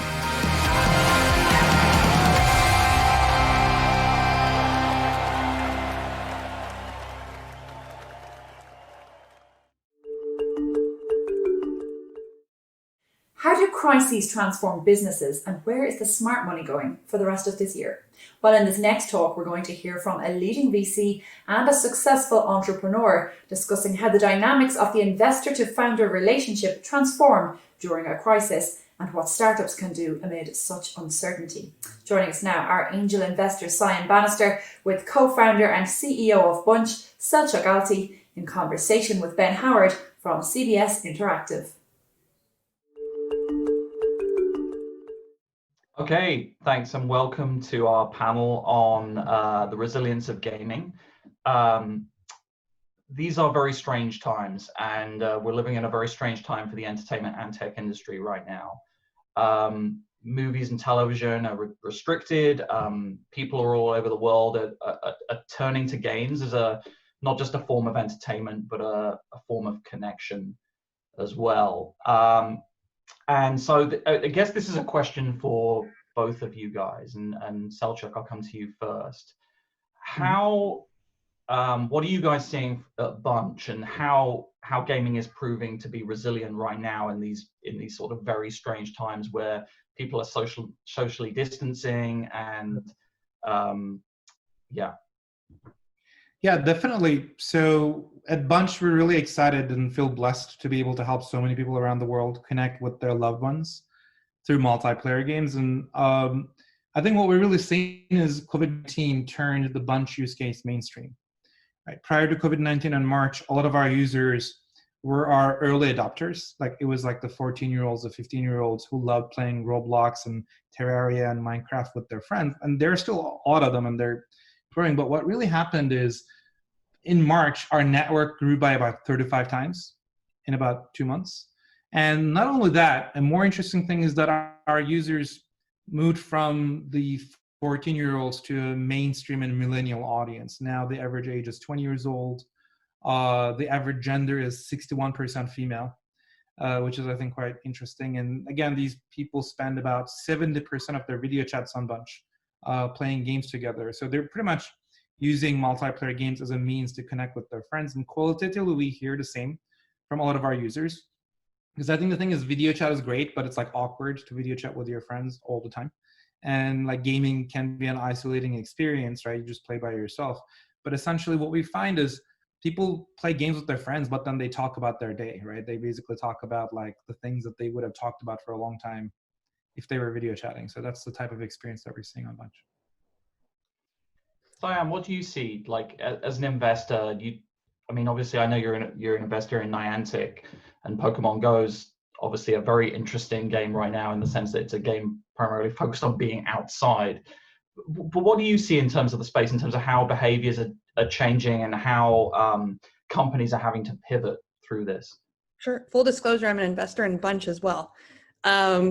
But yeah, big fan, obviously. And so Niantic is really interesting because you know, it encourages you to get outside in the world. And right now, when we have to socially distance ourselves and we're cooped up inside, it's a really wonderful way to get out and explore your neighborhood while playing a game.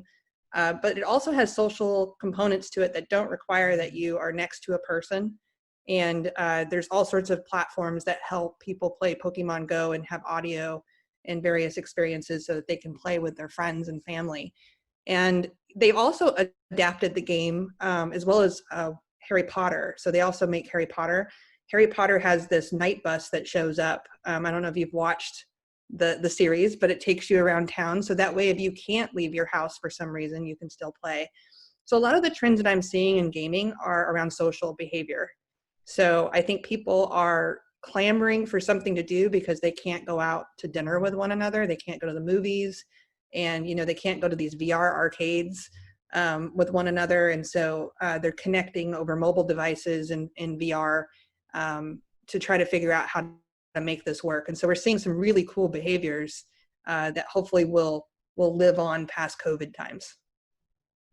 What do you both see, talking about sort of coming out post-COVID, like what do you see as kind of being the big learnings here from this sort of very strange, almost social experiment we're going through with everyone in the same situation, and the impact on both Bunch, but also just in terms of our behavior? What do you see as kind of what will stick after this when we go back to normal, whatever normal looks like? Well, I think that we should have thousands of choices of what we can do with our time. And I'm hoping that a lot of entrepreneurs figure this out, right? Like, there's no reason why we should have had, 6 or 7 things that all of us could do together when things were quote unquote normal. We could go on treasure hunts or search for ghosts or, play on Bunch or watch Netflix together or all of these various things. So I'm hoping that this time people just get really innovative and that just enriches our lives in the long run. Selçuk, what do you see from the Bunch perspective? Like, you've obviously had this massive influx of users and people using the platform. What sort of, how do you see after we go back to normal? Totally. I think what we're really seeing is we were obviously living in very unfortunate times, right? And it's basically the pain of social isolation is quite difficult to deal with. But I think what it's really doing is it's bringing a lot of users around the world to the realization that they can be with their friends anytime they want. Right? Because I think a lot of people didn't realize that their phones were capable of doing things like watching Netflix together or playing games together anytime, anywhere. And that's basically consistent with some of the user interviews that we're doing. So for example, we talked to this user, her name was Jennifer from Texas, And they discovered Bunch, and these are like late 20s, right? And they were basically on Bunch 4 or 5 times a week, and they didn't play games before, right? So they realized that they could actually play these games on Bunch. They discovered they could play Monopoly with their friends, and they now play Monopoly like 3 times a week. And they were telling us that like, are we going to continue to do this after COVID-19? And they said yes, because it beats driving to their friend's house, right? So they can actually be with their friends without really driving there. And when you think about it, the best forms of social media or communication, I think, are the ones where we actually experience things face to face with our friends, right? That's kind of how humans are wired, because I think we make memories and have the most fun when we're like next to our friends. And I think what we're realizing from the situation is that we can do that, and we actually are transcending the physical barriers of that friction. Well, I also think that Zoom calls and things like that are going to change too, right? Like, I think a lot of people are promoting the future of work being remote as a result of this, and there's only so much of sitting in front of a screen we can all handle. So I do think like there needs to be games and things that are icebreakers and things that teams can do together, so they feel more like they're present with one another. So I see gaming actually also invading our work life in really positive ways that it hasn't before. So I think that we can redefine what a conference looks like too. And I think there's other areas of it too. Like one of the user interviews that we were doing with a teenage counselor. So he was basically telling us that like they actually started using Bunch to do like teenage counseling, because when they were basically doing their counseling over video chat, they realized that they couldn't get their basically patients to focus. But when they're basically engaged on the video chat and they're playing games, it did wonders. And again, this is not really why we built Bunch, but it's amazing to see these use cases. And now they were basically recommending the application to their colleagues. So I think there's these really interesting things where like, yes, we can be with other people over video chat. But again, like Sam mentioned, what are the things that we can do when we're digitally together is an interesting question that a lot of entrepreneurs are going to be answering over the next few years. The other thing is to think about education. You know, you think about all of these kids that have suddenly became homeschoolers overnight. You know, they're sitting on these Zoom calls as well, and they're fidgety and losing their minds. And that's because it's not engaging. And, you know, nobody wants to sit and listen to someone drone on forever. So I think a little bit of gamification around learning is also important. So I think we'll see some games, very educational content coming out as well. And I'm really looking forward to that, especially as an investor. As a parent of a fidgety 9-year-old who's just finished 4th grade in remote learning, like it's very, very challenging. And the challenge is not necessarily the work, it's the focus, right? It's keeping kids' attention, which is once you take them out of the classroom, it's a very challenging process. This is a question for both of you, and I think it's a more general question, but sort of the relationship between founder and investor in at times like this, right? As you said, Cyan, you're an investor in Bunch, but what would be your advice to founders right now in terms of that process of trying to do business in a very, very difficult time period like this, or trying to get investment? I think a lot of people are being very vulnerable right now, which I think is something that people in the past were not comfortable doing. And I think for the first time on the VC side, we're seeing, you know, some receptive behavior around that vulnerability. I think the biggest thing right now is if you have funding, you make it last as long as possible. You know, you're going to have to cut costs and do everything you can to survive this, because even though people are receptive to vulnerability, I'm seeing, you know, there's this narrative that everyone is actively investing, but in reality, it's not necessarily true. I think it's sort of a mirage that they're painting. But, you know, I am actively investing, but I'm looking at companies that I feel would work in COVID or non-COVID times. So for example, one of the recent investments that my firm did, Long Journey, is Pop Shop Live. And so that's shopping with, you know, over live streams. And things like Bunch, for example, you know, they just needed to be discovered. It's a distribution issue, but it works perfectly in non-COVID times. You know, people are still going to want to talk to each other over games and, you know, communicate in that way. That's not going to go away. Twitch is a great example of that, right? So I think the biggest thing is just to be conservative as possible. The fact that people are working remote, maybe you can get people to join for potentially less right now to make your runway last as long as possible. And the other thing is to have a big vision. I think right now is not the time to build iterative apps and to actually try to solve some real problems. And I think that there's a lot of people out there who want to do that, and then they're stuck at home, so might as well. Selchuk, how about for you guys on the bunch side? What advice can you give?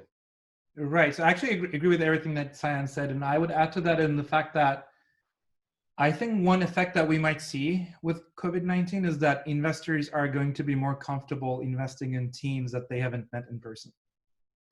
Right. And I think that might actually do really awesome things where like teams that are not in Silicon Valley are going to get funded more. Right. And there's forward-thinking investors like Cyan, even though I was living in San Francisco, I actually met Cyan first on Bunch. And then she actually made the decision to invest in the company before we actually met in person. And I wouldn't say that that is often, that is frequent for a lot of investors, because still in Silicon Valley, especially if they're writing a large check, they still wanted to kind of meet you in person and you would come to their firm and do these business meetings. But I think the firms are changing that, because if they really want to have to meet the teams that they're investing in person, they just can't deploy capital, right? Because you're not going to meet the startups that you're investing in.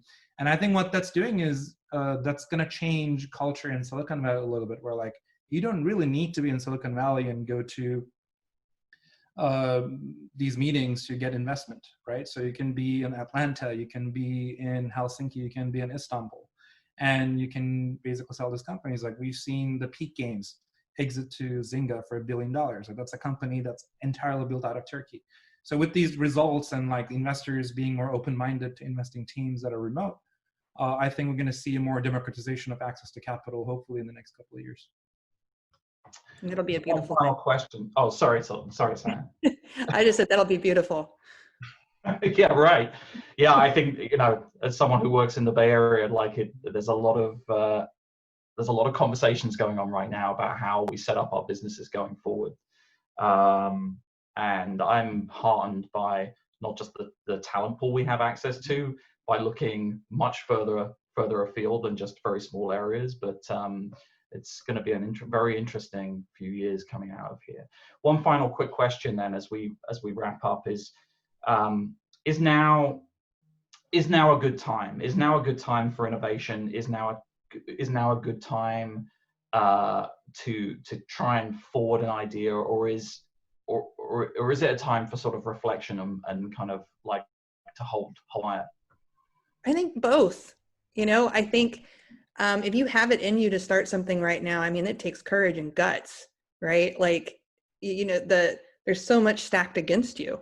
But however, some of the greatest companies came out of down economies and came out of situations where, people didn't think that those types of businesses could thrive, and they did. So if you look at the housing crisis, you look at 1999, and after the dot-com bubble burst and all of the various businesses that came out of those, I think that right now is a really great time if you have the fortitude.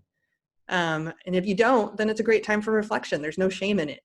Then take time and bunker down and, come out the other side stronger. But I think that there's no one right answer for anyone. But I think if you at all have it within you to start a company or to work on an idea right now, you absolutely should.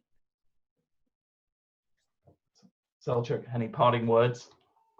For sure. I think it's an interesting time to build new ideas, because one time I was at this conference while Drew Gross was speaking. He's basically the founder of Idea Lab, the OG startup studio. And they built a lot of companies. And they basically ran the numbers and asked a question: what is the most important factor of making a company successful? Is it the funding? Is it the team? Is it the idea? And they came to the conclusion, which I very much agree, it is timing. Right? A lot of ideas are not new, right? A lot of something major changes in our society and our behaviors or technology that makes an idea possible today. And I think we're living in this era where a lot of behaviors and culture is changing. And I think that creates opportunities for people to come up with new ideas that didn't make any sense before, now make a lot of sense. So I think it's an interesting time to come up with new ideas and build new things. Fantastic. Thank you. That's a great point to leave it on. Okay, well, look, thanks for joining us. I'm going to thank Selçuk and Cyan for their time and their great insight. And thank you very much. Thank you. What have you learned during lockdown?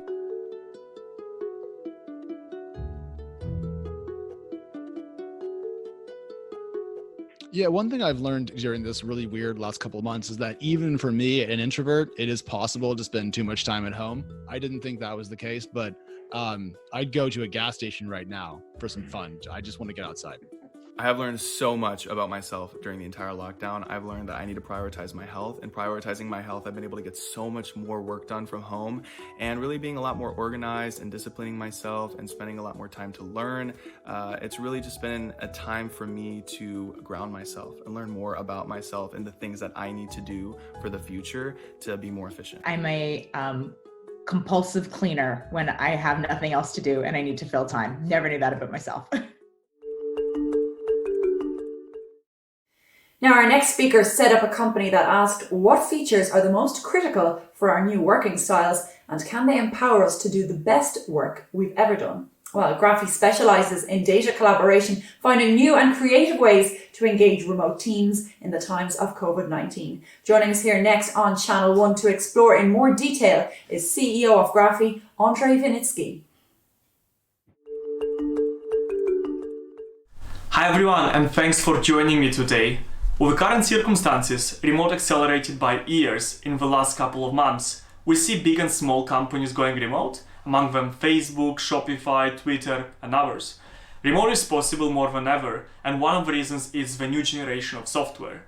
You all know about Slack, Zoom, and Airtable, but there are other companies also disrupting the market, such as Linear for project management, Figma for design, Loom for async video collaboration, Miro for virtual whiteboarding, and others. In this presentation, I will focus on common characteristics of these tools and what makes them so powerful and suitable for remote working. Number one, they all have multiplayer mode and collaboration features.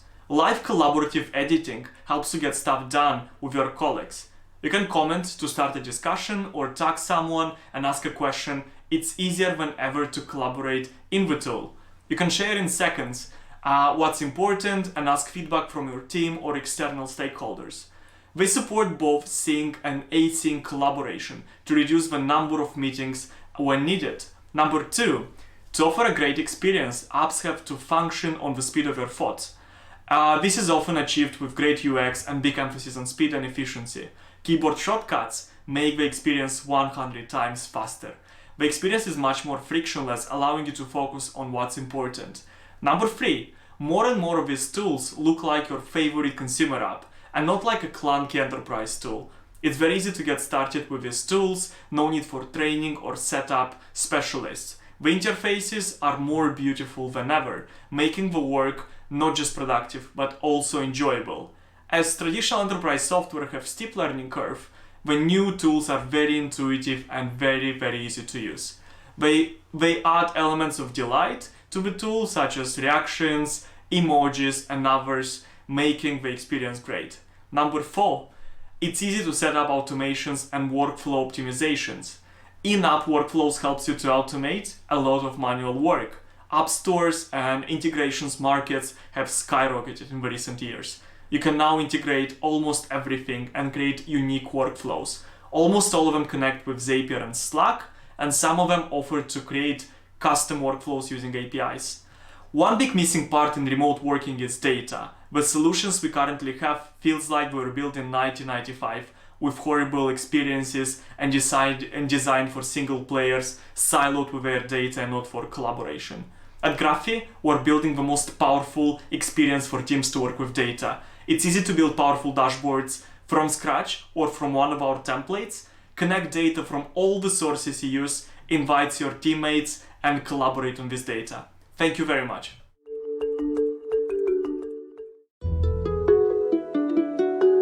Who influences you the most? I would have to say my family. I think, they've been with me, well, since I was born. But I guess I would say that, I would say thank you for teaching me the skills to make this world a better place. Oh, goodness. It's probably Larry Page. I had the privilege of working with Larry at Google for 14 plus years, and Larry is one of those folks that you'd always walk into his office with an idea and you'd walk out going like, oh, he hated it. And it wasn't that he hated it because it was a bad idea. He just didn't think it was big enough. So I remember the meeting with the Gmail team where they said, we want to give everybody 500 megabytes of email when everybody else was getting 25 megabytes. He's like, no, 2 gigabytes, which was a lot at that time. And, it was one of those crazy things that, wound up helping to change the world of email. So it was one of these things where I just love having somebody push me and sort of say, your ideas need to be bigger. This is not world changing. If he were here in front of me now and I would be able to say him, I'd just give him a big hug and say thank you for pushing me on all those crazy things that I had the wonderful chance of working with you with. Biggest influence on my career is probably Mark Benioff when I was at Salesforce, which is really when I learned the most, and I would argue my career kind of took off. I would say to him, thank you for believing in me and giving me the opportunity and inspiring me to believe that software can really change the world. Coming up on Collision from Home over the next hour, we have incredible speakers over all 5 of our channels, including an in-depth conversation with Patagonia's Head of Environmental Affairs, Rick Ridgway, over on Radio Collision. Sidewalk Labs CEO Dan Doctoroff is going to be discussing why smart cities are safer over on Channel 2. All of that, as well as opportunities to network with our speakers, meet the investors, take part in roundtable discussions and Q&A sessions, all here exclusively at Collision from Home. Head over to collisionconf.com to get your tickets and join in on the action. Next on Channel 1, shopping is no longer simply about the purchase of goods and services. Let's hear from Winston Fisher from Area 15 and a man who's worked as head of Apple Retail and CEO of JCPenney's, Ron Johnson from Enjoy, in conversation with Joy Im from Adweek.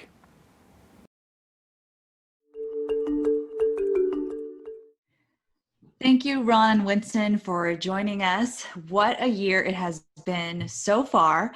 I want to take us kind of big picture before we get down to the details. Let's go back to the beginning of 2020. Ron, let's start with you.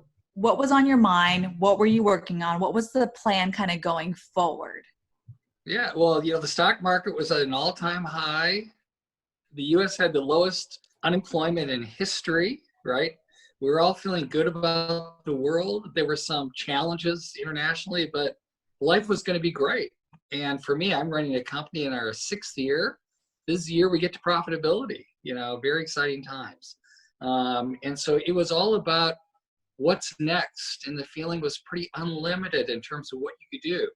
If you could imagine it, you could do it. If you could put the good team together, you could accomplish it. It was going to be a super exciting year for at least my company, I think kind of for the world. Yeah, and Winston, you were also looking forward to something big opening, a big step for you in your company too.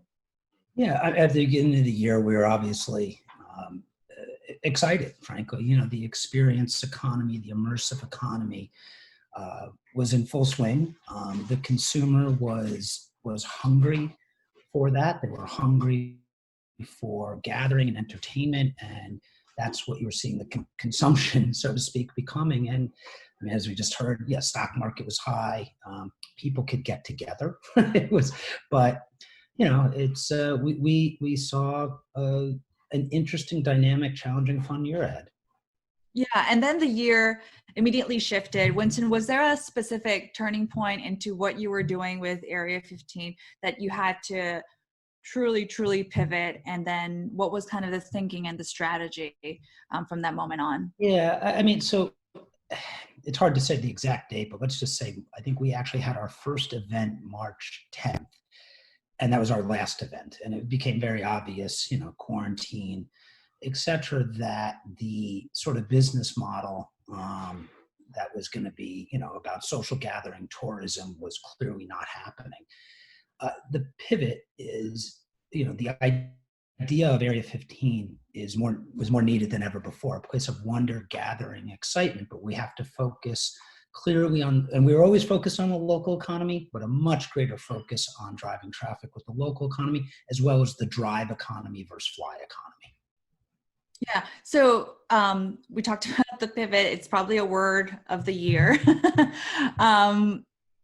Both Winston and Ron, you're trying to do something different, right? Something for the consumer, the shopper, the experiencer, if that's a word. Ron, what's the pivot been like for you in terms of thinking about the consumer and even thinking about the economy? Yeah, well, we're like, this pandemic has impacted every business differently based on kind of the good fortune of where you were. Where I used to work at Target, they're kind of lucky because they're an essential service. Their volume's never been higher. Enjoy kind of fell in the same camp. We've invented mobile retail stores where we take the store to you. Well, we can still do that safely. Now, we had to pivot. We used to bring a product and go through the door and set it up and bring all the accessories you can buy in the comfort of your home. We now do that just outside the home with safe distance, but we can deliver a product for free, same day, next day for our partners. And our partners view us as essential. So our business has actually grown during the crisis, but we had to adapt. We had to go from going through the door to being just outside the door. We had to manage everything we do differently. The big challenge has been keeping our employees safe and confident that they can do their work. Where do you go to the bathroom with everything shut down? How do you get food? There's just a lot of issues to deal with, but I consider us one of the lucky ones here. Yeah, and I like that you bring that up from the worker standpoint too, because I think what we've all found is that people absolutely come first. So Winston, how are you thinking about how the consumers and the workers of Area 15 will shift their behaviors and responsibilities going forward? So we're not just consumers, we're events. We're a little bit of everything. It's really a content box of innovation and art. And so, one of the first things is we have some advantages. One, we weren't open and we're finishing construction, but we have a lot of outdoor space. So how do we program our outdoor space? Social distancing, parties, silent discos, right? Like, what does it mean to have a parking lot rave? How do you use our portal, our 8,000 square foot event space, which is 4 walls of projection mapping? Now that becomes literally a place where you can do pass-through experiences.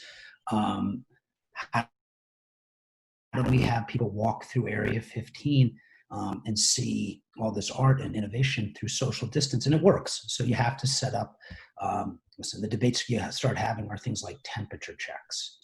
We're seeing masks. I'm somebody who's in favor of everybody wearing masks. We also now have to be careful about the safety of your employees. If somebody doesn't wear a mask, right, you're starting to see violence. So you do have to think long and hard. What are your cleaning protocols? And you have to have very public displays of cleaning protocol too, so to let the consumer understand. So there's a whole host of things, but we're selling wonder and innovation and excitement. And that's still actually more valuable today than it actually was in January.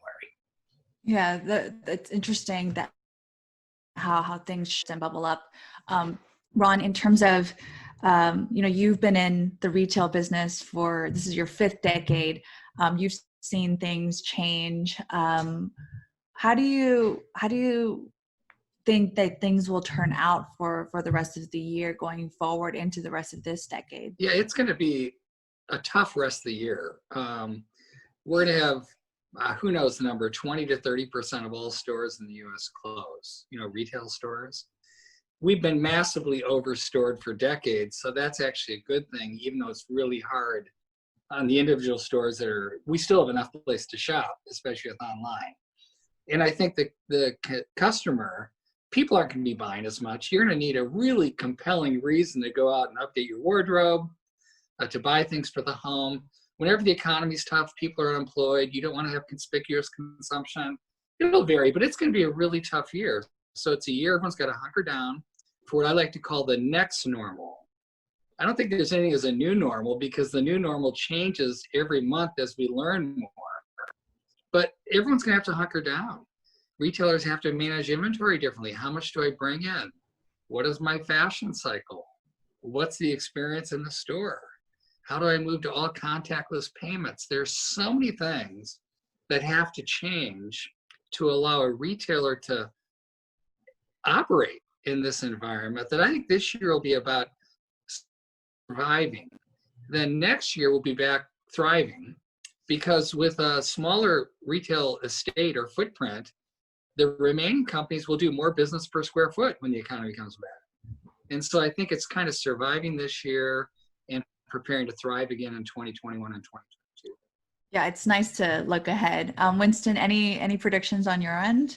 Well, I think that's the same thing. You're going to see a bunch of experiences, retail, everything, whether it's are going to struggle. There's clearly going to be bankruptcies, which is tough. But this is, for me, the experience economy somewhat reminds me of the beginning of 2000, right? It's not that the experience economy is dead, the dot-com bust. This is a chance to, for innovation. I think you're going to see greater tech solutions in this space emerge.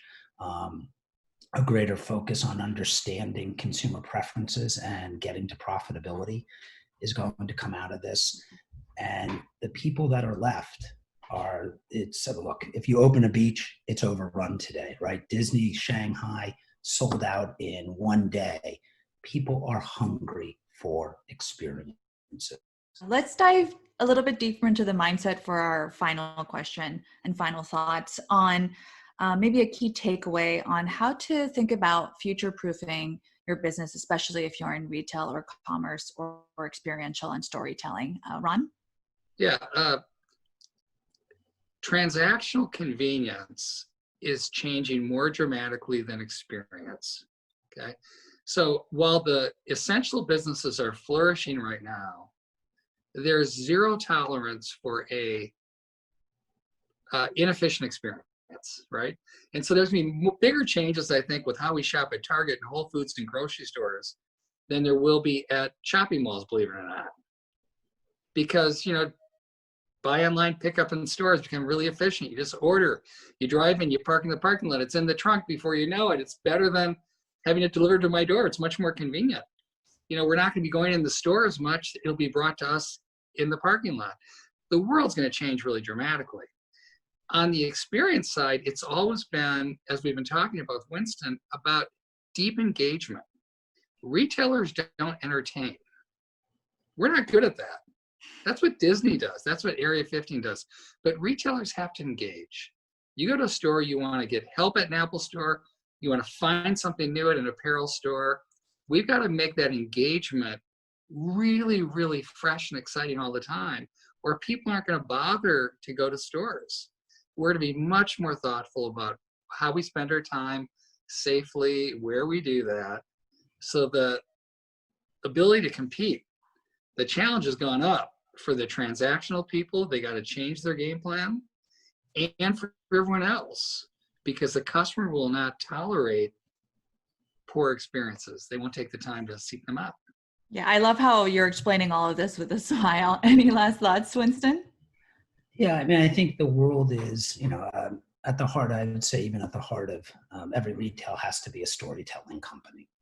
And what is your story, and how do you engage, and how do you're not selling a product, you're selling an ethos, you're selling a value system, and then people can then come and consume the product that's part of that value system. I thought Apple always did a great job at that, right? It was like, you know, Steve Jobs, it's so cool you can lick it, right? It was, and I think that's the transformation we're gonna have to see, more authenticity.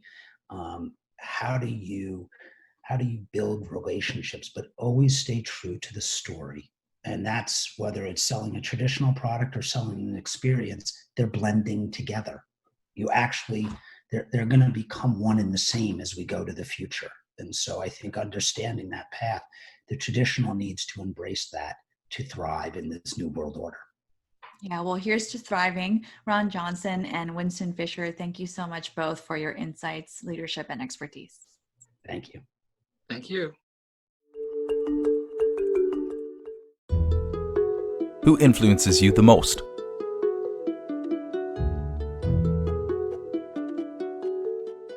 The person who influenced my career the most was my grandfather, Baron. He passed away last year. I miss him very much. And if he was standing in front of me right now, I would say, Grandpa, I love you, I miss you, and I want to thank you so much. You've always been the person that I've looked up to, and my mentor, an inspiration to me, and I wouldn't be the businesswoman I am today if it wasn't for you.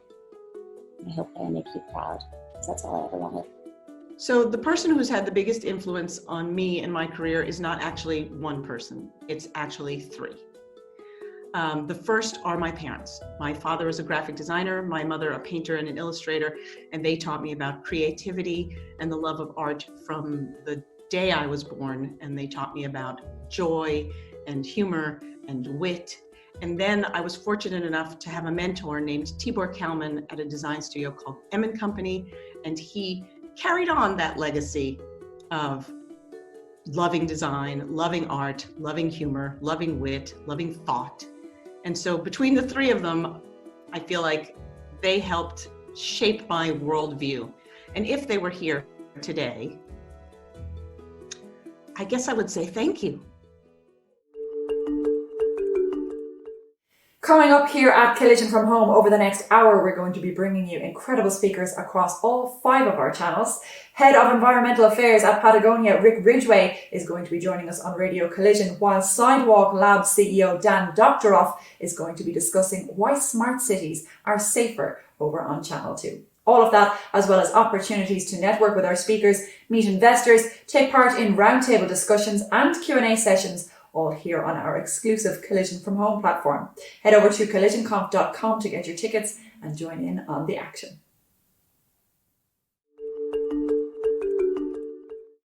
All right, well, I'm Andrew Hawkins. I'm a senior transportation reporter at The Verge, and I'm here with Dan Doctoroff, the CEO of Sidewalk Labs. Dan, thanks for being here with me. It's great to be with you, Andrew. Great to be at Collision. So Sidewalk Labs is an offshoot of Google that's focused on smart cities. I've seen many different definitions of smart cities over my years, and I'm just wondering if you could sort of start off by explaining to me what the definition of smart cities is from the Sidewalk Labs perspective. You know, it's funny, we never use that term at all. We think cities actually are maybe the smartest institution ever invented by humans. So we don't use that term, but we think of ourselves as an urban innovation company. You know, our mission is to combine kind of cutting edge technology and innovation with great urban design to help to radically improve urban life. And so our whole focus is on what can we do to improve the quality of life in cities. Yeah, I think one of the interesting things about Sidewalk Labs is, since it's an offshoot of Google, there have been a number of offshoots from Sidewalk Labs over the years. Can you sort of explain your take on sort of like how that's been developing? Yeah, I mean, we think of our companies.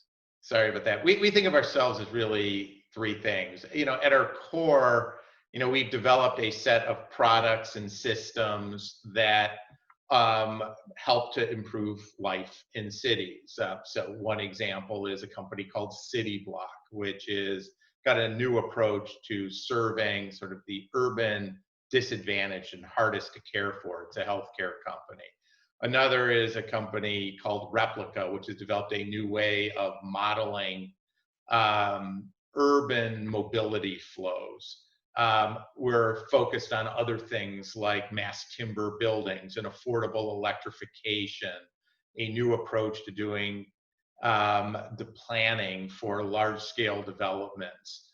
And so there's a number of others, typically focused around, going forward, affordability and sustainability. But we also think you've got to engage in physical places to actually not only implement those things, but develop the insights to make those products better and develop new insights over time.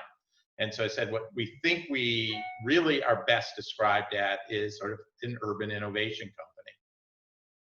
Sidewalk Labs was in the news recently for its project in Toronto. You guys were pulling back from that project. It was very ambitious. You wanted to sort of redevelop a portion of the waterfront there in that city and build it sort of from the internet up, was one of the ways it was described. Can you sort of explain what the mission of that project was and why you think that it turned out? That was Dan Doctoroff from Sidewalk Lab speaking on Channel 2. If you want to catch the rest of that talk, head on over to collisionconf.com, where you can network and make meaningful connections with our speakers and other attendees, and where you'll find mentor hours by Amazon Web Services every 45 minutes.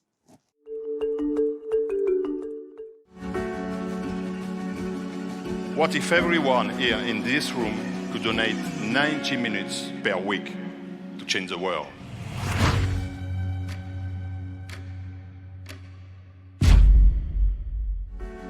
Across the Western world, there's massive discontent and anger. We have legalized the abuse of the person. We need equality, and I don't want to feel like I have to wait for that. I want it right now. There are many challenges and opportunities facing us at this moment. If we get it wrong, every generation that follows us will pay a price. The future is not a solo act. It will take all of us working together.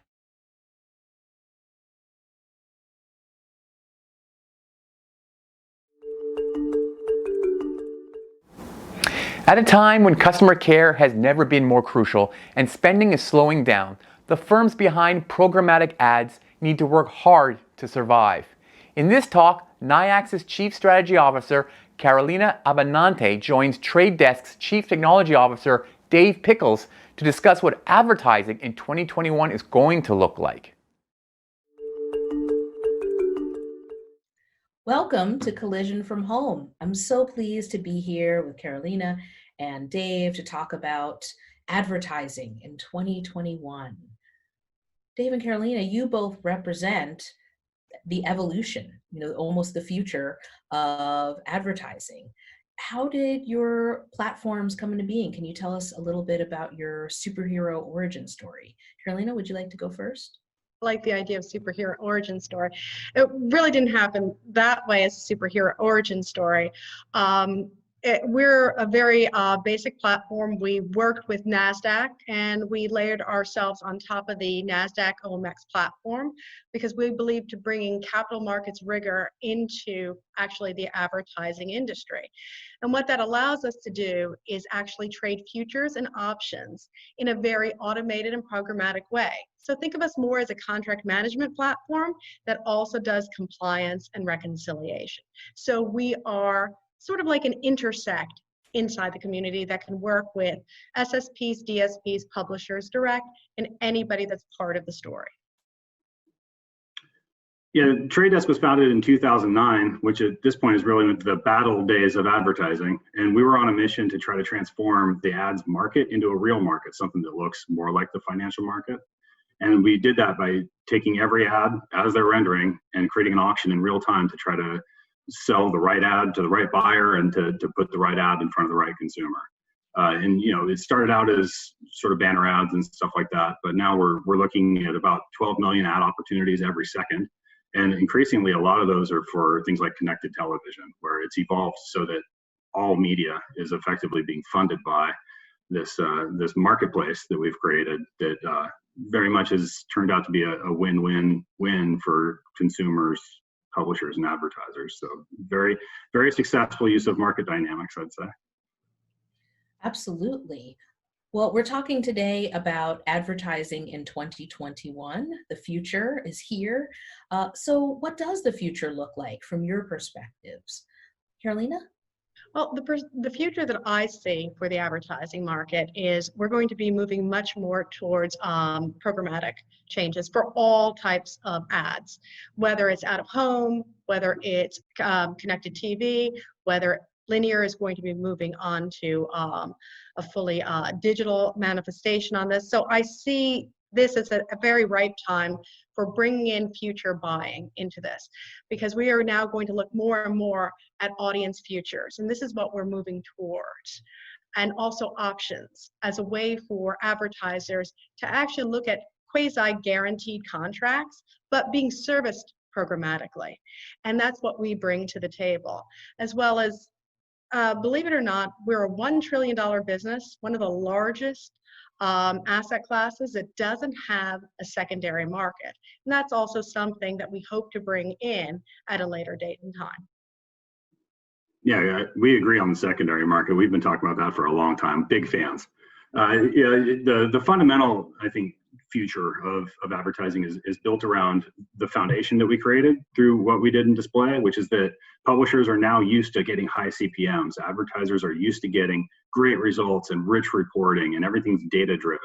And we're taking that playbook that we established in mobile and all the rest of it, and taking that to connected television, which I believe will be all of television really soon.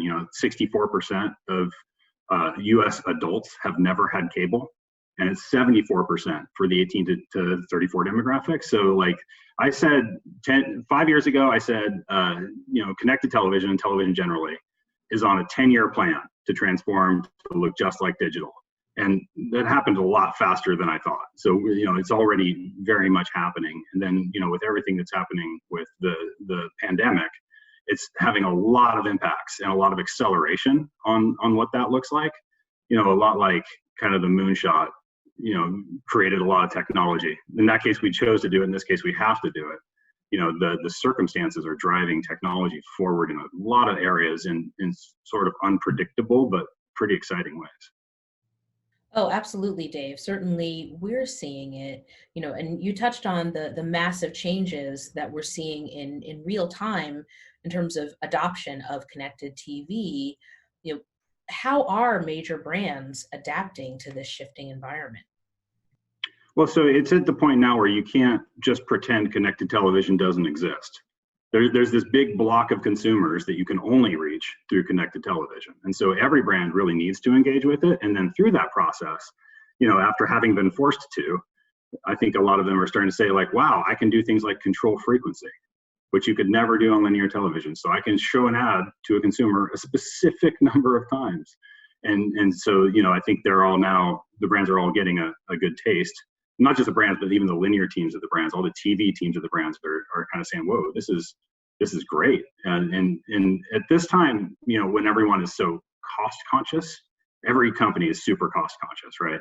They're trying to make every media dollar or every dollar they have work as hard as they possibly can. So being able to control excess frequency and save that money is a huge hook. I mean, and that's a really simple thing, right? You can reach people and save money and control frequency. It's a very, very elegant thing for them to embrace right now. Oh, that's really smart. Carolina, what are you seeing in your world in terms of how brands are adapting in this time? Well, it's been very difficult for a lot of brands in this time. I mean, for most of the car manufacturers, you're seeing very little ads that are coming out, and their new campaigns are looking more towards the second half of this year. So it's been tough. But when you're looking at certain very well-branded advertisers like in pharma and also in carriers, you're seeing many more of them also shifting what their creative is, and they're looking more at buying media now and also serving it programmatically. So when you're looking at people like Pfizer and Merck, they're shifting a lot more brand dollars now onto the web. So I see a lot more of a shifting towards more the traditional ideas that they would have in many other mediums. They're bringing it on to the web as well. So that's really interesting. I can tell you just a couple of stories as an advertiser. So we've used the trade desk. Earth Day just happened, and we were working with the founder of Earth Day, the original founder, on a big campaign. And his dream for the 50th anniversary of Earth Day was, millions of people in the streets around the world. That's what we were for. And boy, we had to do a pretty hard pivot. I would say the trade desk actually helped us a lot. We ended up running static banner ads and video ads across some relevant websites like Vox and Huffington Post and Atlantic, but also connected TV ads to reach some people who probably had never really been reached with Earth Day messaging before. Hulu, ESPN, HGTV, Food Network. We got 12 million impressions at a $5 CPM 1.4 million videos, which was like amazing, to us, to have that opportunity to really reach in. And then in terms of, brands adjusting, boy, have I got a story for you. Paid Leave US is one of our clients. They were clients before the pandemic, and of course they've been on quite the trajectory ever since. And so we've been running petition ads for them around paid leave for employees at FedEx, Tyson Foods, McDonald's. So specifically for Tyson, we actually got thousands of people to sign up at a $1 CPA. Okay, people were, wanting to go to work and be safe. To help Tyson employees petition for paid leave and paid sick days as the ad campaign was happening. As it was happening, Tyson Foods decided this might be a good time to expand their paid leave policy, which we think is a victory. So certainly, I think brands are having to really pay attention. The question, I have for you guys is, is there a need for more balance in privacy and identity? Like we were able to, fairly narrowly target employees. Is that something that might change? Might that expand? How do you see privacy and identity and advertising evolving in this time? For the most part, I feel like there isn't even really that much of attention. The big brands, when they're trying to build a brand, they don't want to do anything even like what you were talking about there that even flirts with micro targeting or anything like that. I think the conversation going on with GDPR and CCPA and all the rest of it is like, let's have a line somewhere about how specific we're going to be, because obviously the technology makes it so that we can be very, very specific, and most of the time it's not really that viable. Like for Earth Day, you weren't trying to get a specific 5 people into the streets, right? You're trying to get hundreds of thousands of people out into the streets, and that's where all of the power and all of this sits, is in things that are done at big scale, and big scale isn't going to be something that's going to be violating people's privacy. So we're doing a lot of work. A lot of people are doing a lot of work to try to make technology enforce that, but then we can also do it a lot through policy. And we have a micro targeting policy that we've adopted to say that we can actually know the size of an audience that someone's going after and say, like, that's too small. I mean, I agree with you in that light. I do think that the legislations that we have with GDPR and CCPA are creating at least sort of table stakes for the industry as a whole. I also know that, up until now, we have some problems that are existing. I mean, even with CCPA, there's a certain legislation that's coming out that still hasn't passed, that's dealing with basically device identifiers. So if that doesn't pass, that can be a real blow to the industry as a whole. And that's still sitting in the assembly in California. So that can actually be a very big detriment to advertising as the full ecosystem in the United States. But we do need to have one sort of legislation, at least in the United States, and also having a lot more clarity on what's going on with GDPR in Europe, because as they work country by country. So right now it's a lot in flux, how people are looking at privacy, and how also the agencies and also the advertisers, as well as ad tech, is looking at it. We need more cohesion in what is going on, and we need to be more informed of it. And we have to make sure that the consumer is basically receiving information to be transparent for them.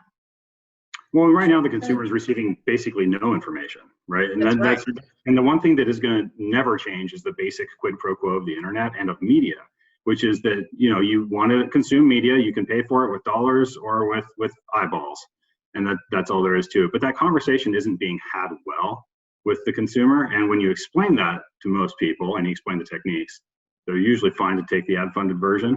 But the technology we've been using just doesn't make it easy, and the laws also are a little misshaped to the way the technology works. So there's a whole bunch of work that needs to be done to enable that conversation. I agree to that to an extent. I do think that people are looking at data. It's a very broad statement to say, well, this is a non-paid medium, so they're not paying anything from it. I mean, I come from an ISP at the beginning, so everybody had to pay in order to get on to the ISP. So they do feel that they're paying something in order to have some sort of connectivity. And I'm not sure I agree with the notion of sale as in CCPA on how they're dealing with the idea of whether it's going to obfuscate the notion of that people can have their data given for certain targeting formats. But I think that transparency needs to exist, and that either has to be given to us by the government, because I don't believe that we as an industry have given that to the people for them to be informed and to feel comfortable with it. Well, we've actually tried really hard. I mean, cookies haven't made it easy. And if you look at what we did with like the NAI opt-out tool, we have reams of thought about how it should all work, and we've done our very best to implement it. So I think a lot of the stuff that's happening with the Chrome browser and all of the rest of this can actually enable the technology to be built to do the right thing. And then we are also going to need publishers to take over that conversation and to have a real conversation with consumers when they arrive at their site, explaining exactly what's happening. Well, they are doing that quite a bit. I think the publishers are doing a very good piece in Europe, because the first thing that you have on the page as soon as you get into Europe is that your information will be taken. You have a nice slider at the bottom of the screen, so you will see that. And that's something that's also being proposed in the US as well. I mean, I know the NAI well when cookies were 33 years rather than a shorter duration on it way back in the 2000s. So yes, but all of these people live in siloed places, from NAI to IAB to other ones, from IAPP, the International Association of Privacy Professionals. It doesn't seem like there's a solidified group around this in order to get privacy into the mainstream for everyone, in order for them to have a much more streamlined notion of what is my data being taken for? Is it really being sold, or is it only servicing me an ad that is not really a sale of my information on it? And then I'm getting a better ad that is given to me that I will find useful because of how I'm being, how I'm being actually used as an intender. Those are the types of things that need to be much more drawn out. Yeah, I think both Europe and California are off the mark in terms of how they're asking us to have the conversation, right? So in Europe, you have to have it a certain way. In California, you have to have it a certain way. And neither of those are really explaining what's going on. I think eventually it'll converge. We will be telling consumers what we're doing collectively and then doing that. And that's really what all laws ask us to do. Well, let me just break in here. I know you guys you're both so smart, you could talk all day, but I do want to give you an opportunity to expand on transparency a little bit more, since you touched on that. Is there a need for more transparency and objectivity in media buying? In the buying process, it's very different from the privacy conversation. So definitely in transparency. This really works for the advertiser and for the publisher. Inside the supply chain, there has to be much more transparency. We deal with the trade, but also with the post-trade situations, which is actually when the ad is populating, whether it's meeting the requirements of the contract. And that is something that we've done with quite large players, and it is very non-transparent on how things happen. There's a lot of back and forth whilst things are populating. You'll be surprised at how much breakage happens actually when ads are being served in real time.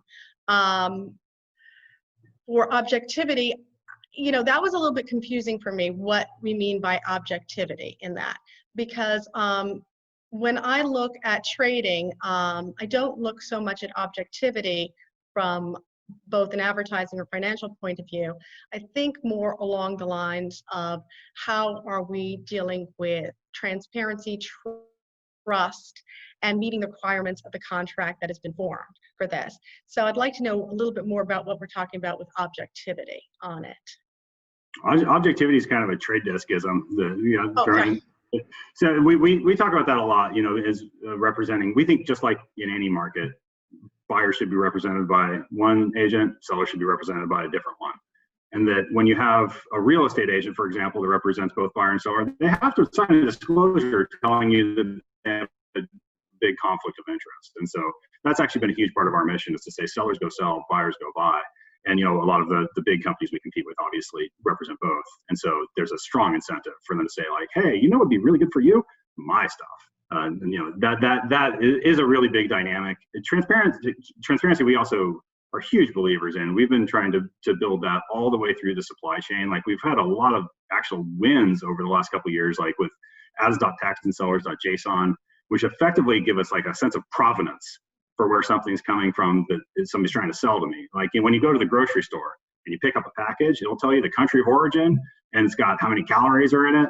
You know, we've effectively like established that pretty well. Like you're right, there are definitely still cracks in the system. A lot of breakage in it. I mean, it's during actually when it's actually being executed, and not based on the trade, on execution for it. And also, I've seen where ads are being serviced on the topology of the ad is really for display, and it's being serviced on CTV. I mean, these sort of things happen every single day. And these are very big mistakes that don't get that you can't get paid on. But you know, going back to objectivity, it's just a funny thing with the financial markets. Only 12 to 15% of the market is actually on exchange. Everything else is done privately in other sorts of contracts. So we should be really reticent. We should acknowledge that there is a point of play that we should also bring into our markets as well, where people bring off exchange ideas on exchange, because that actually broadens exchange. And I think we could all actually increase our value with that. Amazing. You guys were fantastic. Thank you so much for sharing all of your wisdom with us. I can't wait to see the future. Thanks for joining us on Collision from Home. Reacting to humanitarian crises is incredibly difficult. There's no doubt that more and better use of data can help. Joining us now to discuss whether or not data can save the world is Jeannie Anand and Bettina Stix. Jeannie and Bettina, thank you for joining us today. I'll start with you, Jeannie. The IRC works a lot on the ground around the world, doing aid projects, helping people in places like Africa and Asia. How does data, can you explain to us a little bit, how does data drive the way you work on the ground? Sure. So I co-founded Airbell Impact Lab at IRC because of the need for more cost-effective, scalable interventions to reach the enormous need in the places that IRC is responding and across the context that you mentioned. And IRC really made a decision to invest in research and doing rigorous research in order to both understand the needs and how to respond, but also how to make sure that we're having the impact that we want to have. And so a couple of examples, quick examples where we've done that. One where there was a real shift in how the whole humanitarian sector responds is we now give cash to people who are in emergency settings, so to help them to meet their basic needs. And that was kind of unthinkable numerous years ago. We were delivering food, we were delivering blankets, and data really helped us dispel some of the myths about cash that that people would be using cash for other things, not to meet their needs, alcohol, cigarettes, or not able to use that in the best way. And not only that, we also were able to dispel the myth that if we gave money to refugees in host countries, like Syrian refugees in Lebanon, that would actually raise jealousy within the communities. And we found doing research that in Lebanon particularly, not only did it strengthen relationships between refugees and their communities, but actually have these economic multiplier effects. So it was better both for the refugees and others in their community. And then one other area that has helped us really drive new solutions is in malnutrition. So we use data to really simplify the way that we treat malnutrition, acutely malnourished kids. And not only could simplify the treatment based on many, many data points across clinics, but then verify that community health workers in the most remote places in South Sudan who can't read, who can't write, by these simplified tools can actually deliver malnutrition treatment at 96% accuracy with these simplified tools. So that's allowing us to reach many, many more children, especially those who previously their mothers had to walk hours to get to a health clinic. So those are two examples of how we're using data to really inform the effectiveness of our work and drive new solutions. Okay, great. I'll come back to something around how data is kind of that you have on the ground, how you keep it, and how you keep it protected. Bettina, let me jump to you. Amazon obviously is a company people around the world know. It's a company built on data. So you kind of went the other way, rather than working on the ground and then bringing data into it. You're almost a data-driven proposition, and then you're using that in a way to help people around the world. Yeah, we're trying to be good partners to organizations that help on the ground. So just to give you a quick overview of what Amazon does in the disaster relief space, we are helping with our logistics and supply chain, everything that we're good at Amazon that our customers know. We try to put that to use during a disaster, especially in the onsets of a disaster. So Jeannie talked a lot about how cash can really help in refugee situations. Our tools basically come into use when there isn't an infrastructure yet to use cash. You know, when there's basically what you need is needs to be provided from somewhere else because everything has been destroyed, say through a hurricane or an earthquake or a tsunami. We also help on the AWS side with data and technology to help, prepare for this, for a possible loss of infrastructure, come in with tools that work in infrastructure that has been destroyed, and then also help set up people who use the cloud to gather data quickly. How my team is the one that provides the supply chain tools to disaster relief groups. And what we have learned is that the team exists because we've looked at data. We saw how our customers, that can be a nonprofit, use data to used us to actually provide help.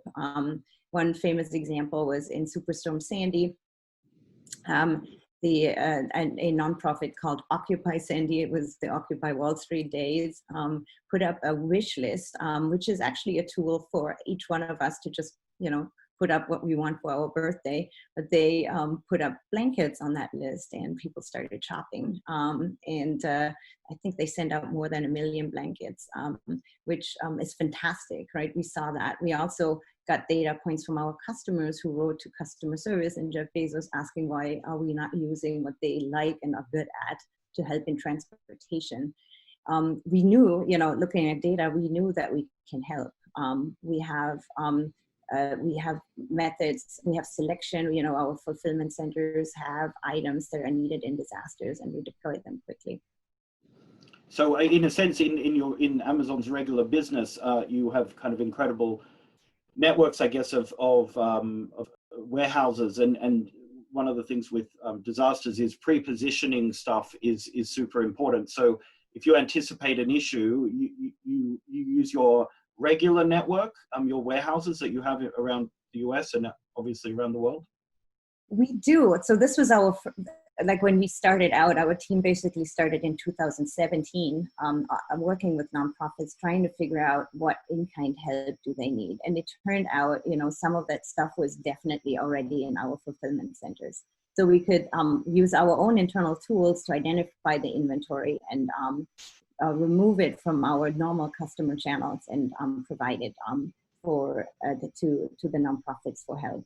Over time, we've learned, even though every disaster is different, that there are traits that are always the same. So we could always see, you always need tarps in hurricanes on islands. They blow up roofs. That's a truth.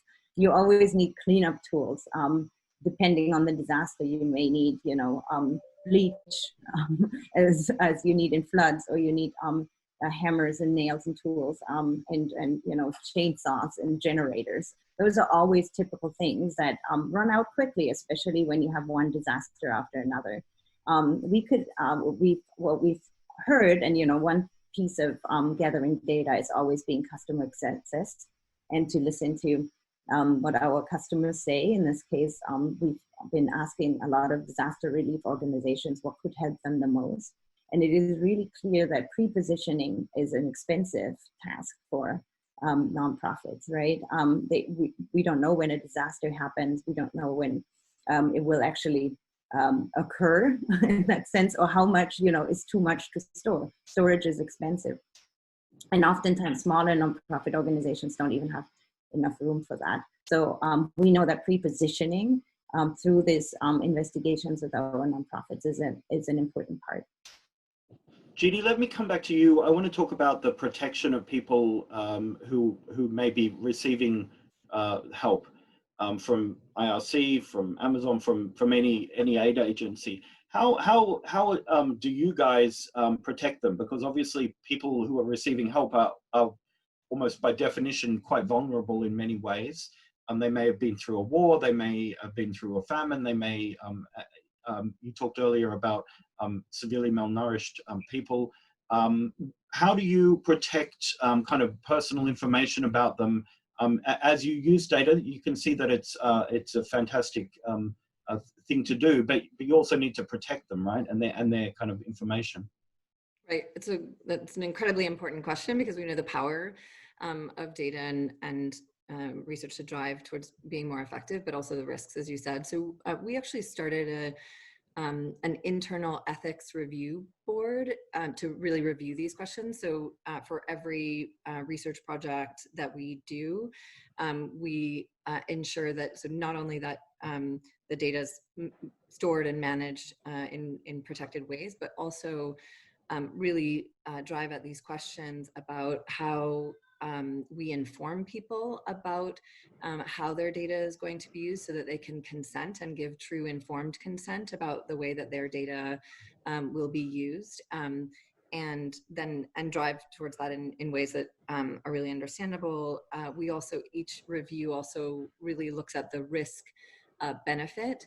And so by collecting data, are we increasing their risk in any way in the government that they live in the homes that they live in? We collect data with women and are making sure that they're trying to make sure that they're safe from intimate partner violence. And so is any way that we're collecting data increasing their risk? And how does that at all link to the benefits that will happen from the data? And so this kind of independent internal review board reviews every data collection piece that we do, ensuring that ratio is right, and looking at these ethical dilemmas. And there are some cases, like in Central African Republic, we were trying to look at how to reintegrate child soldiers, and needed some data to help understand how best to do that, but did not collect any identifying data in that case, for example, because it was so sensitive. And so each case is a bit different, but we really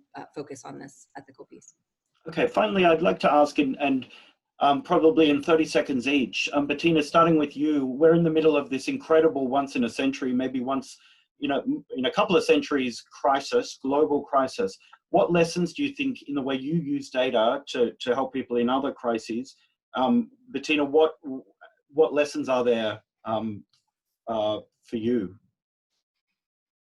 Yeah, so lessons are that, responding, like the lessons that we have already learned in disasters also apply in everyday disasters or in extended disasters like the pandemic. You cannot wait for help for a long time, right? Like you cannot have long bureaucratic processes to actually help people in need. So preparation and data collection, having the right tools at the right moment remains really, really important. I would say my colleagues around the world would have amazing lessons at the front lines of Ebola or the Syrian conflict. I would say the combination of taking the lessons that we have, the science, the evidence, the data from other contexts, and then together with the current situation, the context, what clients or people want and need, and their perceptions is critical. We've seen the harm that can happen when there's a flying in or a science or evidence or data only piece, and really matching the data and evidence with what people want and are expressing, and getting that combination right is really critical. Okay, fascinating. Thank you so much to both of you, and thanks to everyone for joining us at Collision from Home today. Now, coming next here on Channel 1, We're hearing from the brains behind one of the most intuitive photo and video applications in the world. Joining us now to explain how AI is making us more creative and how we'll be able to produce even higher quality content from home is CEO of Lightrix, Zeev Farbman. Hey, my name is Zeev Farbman. I'm co-founder and CEO of Lightrix, and today I would like to tell you about how AI is making us more creative. A big part of what we're doing at Lightrix is an attempt to democratize creativity. And in the last couple of years, AI became a really big part of that, allowing us as a company to reach some impressive milestones. Our products, including the flagship product Facetune, had over 300 million downloads and have million subscribers all over the world. We have been fortunate to win numerous prestigious awards, and every month close to 500 million images and videos are created and shared by Lightrix-powered apps. Our headquarters are in Jerusalem, with more R&D offices in London and Haifa.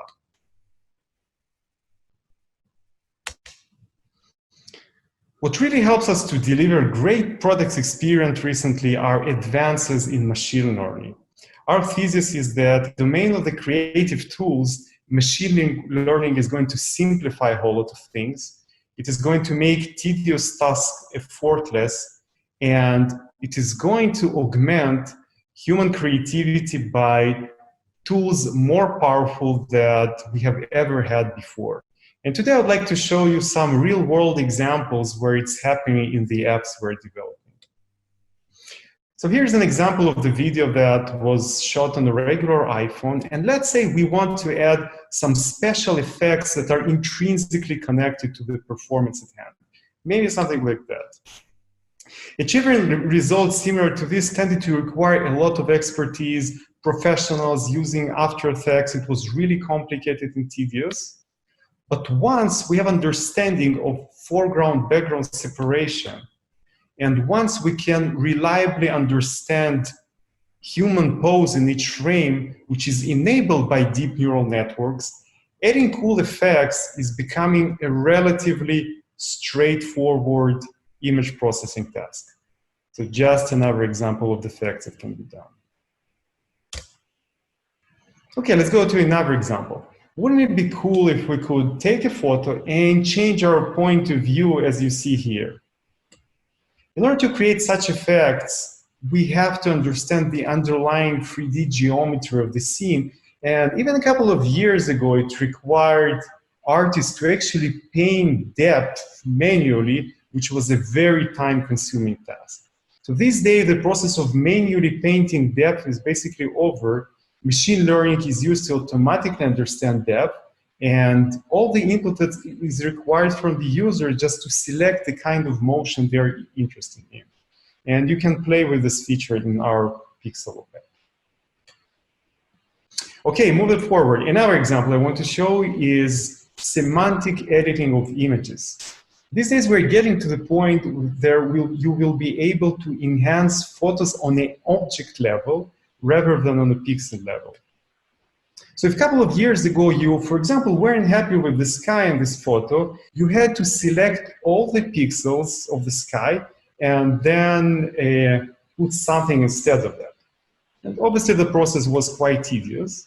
These days you can just ask the software to select the object of interest, sky in this example, and once the object is selected, you can tweak it, you can replace it, you can do a bunch of cool things with it, and the result you're seeing here is just video recording from our QuickShot app, so this thing's already out there in production. I think the most exciting thing that we're starting to get with the advances in machine learning are completely new tools that we just didn't have before. So in Facetune, we always wanted to give our users the ability to control the lighting of the scene. So the results are closer to what you might expect in a professional setup in a studio where you have control over the lighting. And we're finally getting to the point where AI is allowing us to do that by creating a really accurate 3D model of the face, by creating a model of the texture, of the model of the way the lighting is reflected from the face. And once we have all these models in place, we can simulate a completely new lighting on the face, which again, is completely cool. It wasn't available just a couple of years ago. Okay, last example I want to share with you today is from one of our upcoming apps, where the whole premise is that video is completely driven by music. So the setup is like that. In this app, a user takes a series of video they have shot, they choose a song, and AI automatically generates a video that is edited according to the beat. Okay, so that's going to be our video. That's the song.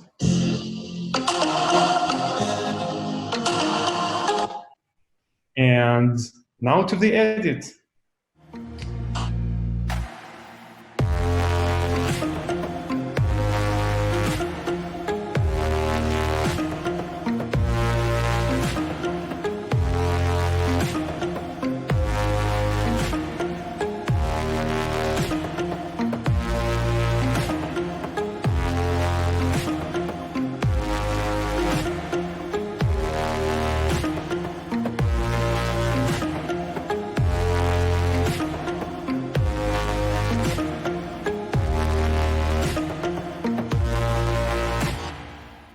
Again, done completely automatically by analyzing both video and audio without any intervention from the user.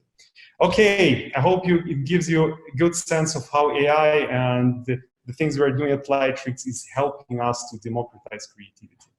Thank you. Coming up over the next hour at Collision from Home, we have even more world-class speakers, as well as Q&A sessions, investor meetings, and plenty more, all on our exclusive platform. Make sure to get your tickets over at collisionconf.com so that you don't miss out. On Channel 2, we're hearing from the Super Bowl champion fighting COVID-19, Kansas City Chief star Laurent Duvernay-Tardif, as well as Montreal Canadian Max Domi. And on Channel 3, we've got the first and only female commissioner of an esports league. Activision Blizzard's Call of Duty commissioner Johanna Ferris talks all things esports, as well as a celebration of one of video games' icons as we mark 40 years of Pac-Man with Yasuo Miyakawa from Bandai Namco Entertainment. Fast Company editor Stephanie Mehta and editor of The Intercept Betsy Reed are taking part in our editors roundtable over on Radio Collision, while we're showing even more classic Web Summit talks, all exclusively at Collision from Home. You can get your tickets over at collisionconf.com. The COVID-19 pandemic redefined the ways that companies interact with their customers. In this conversation, we're going to focus on how customer care will never be the same again. Please welcome Raggy Thomas, founder of Sprinkler, and Francois Xavier Patel from JCDecaux in conversation with Don Clark from the New York Times. Hello, friends. Thank you for joining me. We're just going to jump right in. Raji, so as you know, Sprinkler is on the front lines of helping companies interact with customers. What impact has the coronavirus crisis had on customer care? We are seeing a tremendous impact on customer care because of the lockdown and the virus. There are two distinct trends that we're seeing pretty much in all industries, including the ones that have been hit harder than the others. The first trend is that consumers and customers seem to be using modern channels a lot more than they did in the past. It's almost like digitization has been accelerated. So people are using Twitter and Facebook and LinkedIn and YouTube and social and messaging a lot more than they did in the past. We're seeing that shift happen at the expense of voice. That's the first and foremost thing that we see. Number two, on the brand and company side, we're seeing every company invest a lot more heavily in automation and AI to reduce the cost of customer interaction and customer care. For example, one of our customers, JP Morgan Chase, they saw a 213% increase in customer care volume on social channels just in 2 months. And they had to deploy more people, as well as then use Sprinkler platform and Sprinkler's AI to have the bots take care of some of the conversational load. Excellent. So Francois, your customers are largely governments who own outdoor facilities like airports and bus shelters, and the customers who advertise on those facilities. How have their practices been affected by the crisis? Actually, we have two kinds of customers. We have the landlords, private or public, from whom we are awarded spaces to advertise on. And on the other side, we have advertisers themselves who are willing to sell product. So from the first, they know how JCDecaux operates its assets, and it's been widely used to promote the safety gesture to have when you're outside, when you're meeting people, and how you should behave into this period. We also promoted some additional solutions, like free bike renting for medical people, and to help them like moving around cities wherever we operate in more than 60 cities over the world. For advertisers, it was a bit different. There is always this, I would say, panic reaction when you have this kind of crisis. So they shut down everything, go outside of their emotion, and then go back to normal. And most of them were, for the last 3-4 weeks, working on what's coming next, how they should behave, how they could communicate on their services, and how they could leverage a massive network like OH offers all over the world to engage with audiences, which anyway will be back into the streets, transport being another issue, especially air transport.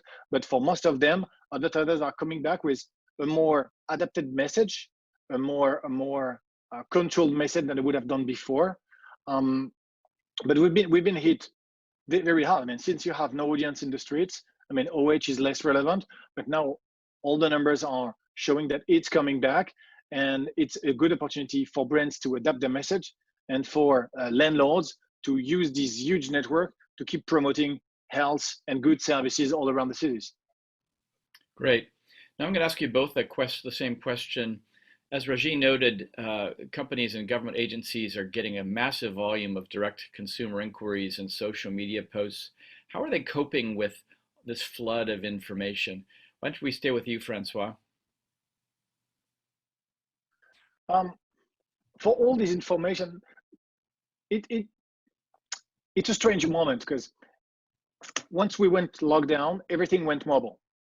Facebook, Instagram, everything went online, and OH was less relevant. So what we are trying is to help them cope with relevant data, traffic data, audience data, not in a commercial way, but how we can help landlords, cities especially, that do not all have data science team or expert team to play around with data and work this out. So we are more helping on this. And one of the things we are doing is looking at the inspiration of the people. So one of the key things that came out from the social network was, how can I ensure my own safety when I'm in the streets? So in many, many cities like San Francisco and Paris, we put some sanitizer distributor in the bus shelter so people can get their hands clean when they take. And it's one way to listen to social networks, even if this was quite obvious, and that was one way to listen. And on the other side, it was also how we can support the medical forces who are frontline and still frontline in many, many countries, to help them as far as we can with like free bike renting, for example. Got it. Raji, why don't you elaborate on that same question? We're seeing a beautiful interplay of artificial intelligence and automation. And we read and process about 130 languages automatically, and we do natural language processing in over 30. And what you're able to do when consumers talk to you in social channels or modern channels like messaging, what you're able to do is process that text in real time and understand what the question is. Understand what is it that this person is looking to resolve as the person is speaking, and then use a process automation to look up systems simultaneously with very little inconvenience, and then come back with an answer with very little friction and beautiful customer experiences. So we're seeing acceleration of artificial intelligence technology and deployment. We're seeing acceleration of automation. We're seeing, in some cases, we're seeing about 30% of the interaction volume be handled by AI-based bot on its own without human intervention. And even when a human being is involved, AI is able to make that interaction a lot more efficient for the brand and a lot more better experience for the consumer. You anticipated my question about AI, so let's just continue on that theme a little bit. Francois, I think your advertisers and your own company uses AI to some degree. What are the biggest benefits and lessons of using AI that you've seen so far that relate to this crisis? AI is a positive and a big bet for JCDecaux. What we are doing with AI is moving from a no-time media to a real-time media. This is where AI is very important for us. Our structure is always the same. It's planning, activation, and measurement. And AI allows us to be much more specific and much more adapted to each of these terms into our journey. So one of very good example I can give you is we've been working very much into image recognition and video recognition. So we are using post-test campaigns.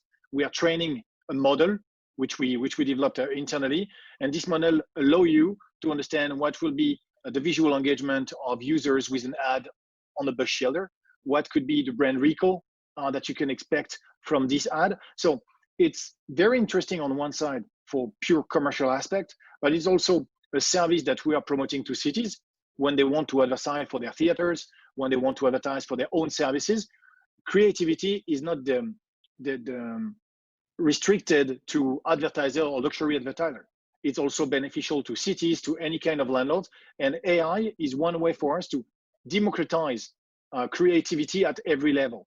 And it really has a very strong impact in the company, but also for the landlords we are operating in, whatever is the geo. Great. So customer care has always been linked to helping companies build and bolster their brand images. How has that continued, if it has, during the pandemic? Francois, why don't we stay with you for that, for the first, and I'll switch to Rajiv for the next phase of that question. The truth is, usually when you think about installing your brand or developing your brand, messaging is always key. And you tend to be very careful on the creativity when it comes to online, because you feel that this is the place to be. When it comes to OOH, we are now re-engaging with the brand saying, guys, it's a strange period we are in. You need to adapt the message. You need to be more specific. You need to be more relevant. And there is one aspect, and I'm not sure about the wording, but we used to have in the past greenwashing. People think they are greener than others. And brands need to be very careful about the COVID washing. Like, I'm doing better than the others, and I'm safer, etc. And I think consumers are very sensitive on this kind of topic, and they will recall the brands who will be able to take a message which is adapted to the moment, adapted to the needs that we are looking for. So this is where we are helping them, leveraging our media, also leveraging data to be more specific on who you are going to engage with into that district, into that market, and the kind of message you can work on. And this is linking to AI. AI is a very good way for us to test a creative, a message before releasing it in the streets. Rajiv, what do you see from your clients as far as the brand image facets here? Well, to state the obvious, everybody's priorities have changed in the last couple of months. We're focused on very different things than we used to be before COVID hit us. Brands who continue advertising the way they have been in the past are going to look terribly tone deaf if they don't adjust not just their message, but adjust their entire advertising and marketing strategy. In that context, what becomes way more precious is customer interactions that are inbound, and the perfect way to to advertise and market is try and be helpful.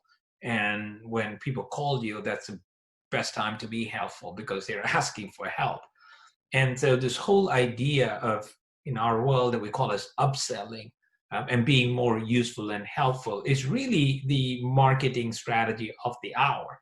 And what we're seeing is call centers and customer care centers being readapted to bring in that sales and conversational selling into the fold and not just reactive customer care. Exactly. Any companies you know of doing a really good job at this so far? I would call out Dell Computers that seem to be doing a really good job of blending that and being useful while doing the right thing for their business. And they've made a big switch to AI-driven insights that allow them to spot customer needs that may not be explicitly articulated by the customers themselves. Francois, we only have about a minute left. Any of your organizations or customers that you think have been doing a good job you want to mention? I really enjoyed Netflix during the really like hard COVID crisis, posting on billboards, guys, if you remain in the streets, I will spoil this show or this show. And I think it was a very good way to take advantage of the media while keep doing your job. I could imagine they would have interesting time here. One of the few companies benefiting, but they don't want to sound like they're benefiting too much. Well, it's been an interesting discussion. If we could talk about it for a long time, the lessons will be resonating for years from all this. So I appreciate you taking time today, and we will like to thank everybody for tuning in for Collision from Home. Thank you very much. In a world with no live sports, have esports and video game streaming flourished? And if so, what happens when people can go outside again? You won't want to miss out on Activision Blizzard's Call of Duty Commissioner Johanna Ferris talk on how you can answer that specific call to duty now on Channel 3. Here's a snapshot.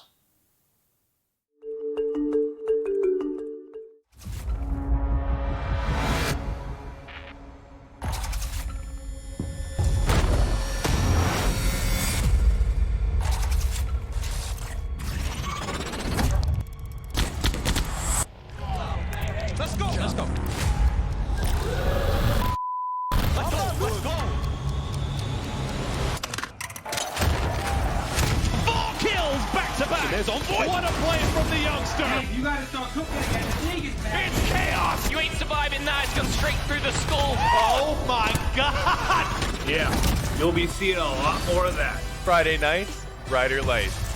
It's going! My goodness! That is sensational! Oh my word! Oh my! No! Ready to play ball. Let's go! Let's go! Let's go! Let's go! Let's go! Welcome to the kingdom, the online kingdom. Can he get there in time? He got the kill. Are you kidding me? Let's just be awesome, bro. Let's just be awesome. Okay? CDL's back. Fetch me my beard oil. All right, we're here today to talk about Call of Duty. Not just Call of Duty is the video game that many of us know and love and probably spent hours upon hours playing, but the Call of Duty Esports League that has recently been launched. I think it's an exciting time for esports and the unfortunate situation we're in. A lot of people are playing a lot more video games, and competitive video games are a massive driver of growth in this industry. So I'm really excited to talk to Johanna about this. Johanna, thank you so much for joining us. Thank you. Thanks for having me. I'm really excited to be here. Yeah. So, all right, let's start off with maybe for people who are not super into video games, just can you give us the basic primer on Call of Duty and the league that you're running? Yeah. Call of Duty League is a city-based franchised global sports league, and it's based on the Call of Duty gaming franchise, which is one of the biggest franchises in all of entertainment. It's been incredible to launch it. We launched back in January of 2020, so it's only really been about a few months that we've been operating in the market. We have 12 city-based franchises, and they span North America and Europe, with some of the best-in-class owners and operators from both traditional sports and esports legacy. So it's a really cool combination of the best and brightest minds in sports and gaming and esports. And we launched back in Minnesota with our Minnesota Rocker team under Wise Ventures Esports helm. They also own the Minnesota Vikings, and really we're hungry to put something like Call of Duty League on the map. And we have players who are stars in their own right, who occupy the starting rosters representing these franchises that go head to head in what we call home series weekend events throughout our regular season. And at each home series, we have... Johanna Ferris speaking to us live on Channel 3 there. The rest of that talk is available right now on our platform, which you can access over at collisionconf.com. You'll also find mentor hours by Amazon Web Services happening every 45 minutes, as well as investor meetings every 15 minutes, brought to you by PitchBook. So go check it out. Welcome back to Collision from Home. If spending so much more time indoors has taught us anything, it's that accessing content on any platform has never been more vital. In this next fireside, we're hearing from the head of United Talent Agency, Jeremy Zimmer, in conversation with Dylan Byers from NBC Universal. Jeremy, thank you for joining us. What is the pandemic doing, and what is it forcing you to sort of rethink about as you think about how you run this business and what some of the opportunities are for your clients? Well, I think the pandemic is forcing us to accelerate our strategic transitions as we look at the businesses that have always been stalwarts that we've depended on, that there was a certain amount of certainty to, or we've seen them there's been a lot of concern about the theatrical business and what's going to happen to the theatrical business, and is the theatrical business going to really remain a mainstay of the overall entertainment ecosystem. And I think that this pandemic has accelerated, if not the permanent decline, certainly a temporary and significant decline of that business. And beyond that, I think it's really created a amazing environment for the streaming services, and people have really migrated heavily to streaming and watching the various streamers, and it's been a great environment, particularly for Netflix, but also for Amazon and for some of the newer entries. Apple has been able to make some noise, although they haven't had as much content in order to do that. And so it's sort of accelerated the some of the cord cutting and some of the erosion of the traditional broadcast audience. It's accelerated the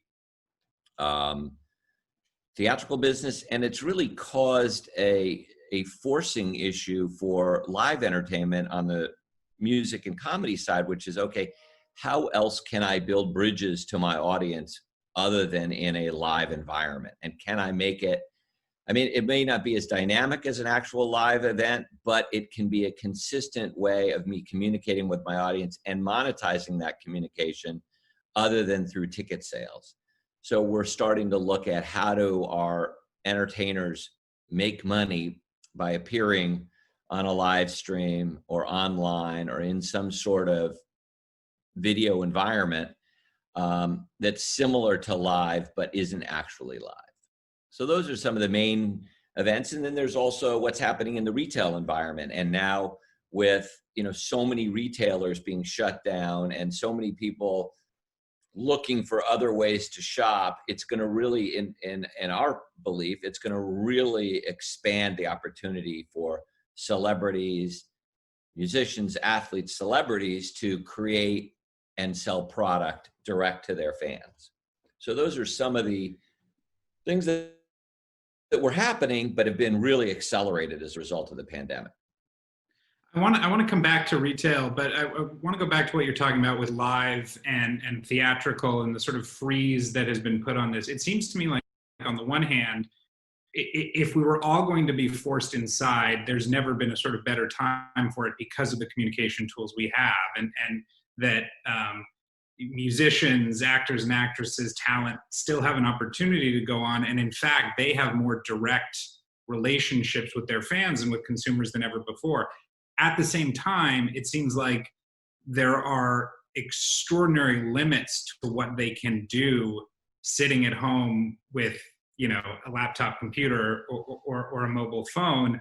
And that I think it seems to me there's probably a great deal of hunger for getting back to, you know, something that feels a little bit more of like a communal in-person experience. What are you guys doing to sort of try and replicate or even come up with new ways for these folks to do performances, to do to perform, to create and give that content to fans? We've really been involved with a number of really interesting and significant events that have occurred online or through live stream. One is, you know, a client of ours did an amazing show on the edge of the Grand Canyon.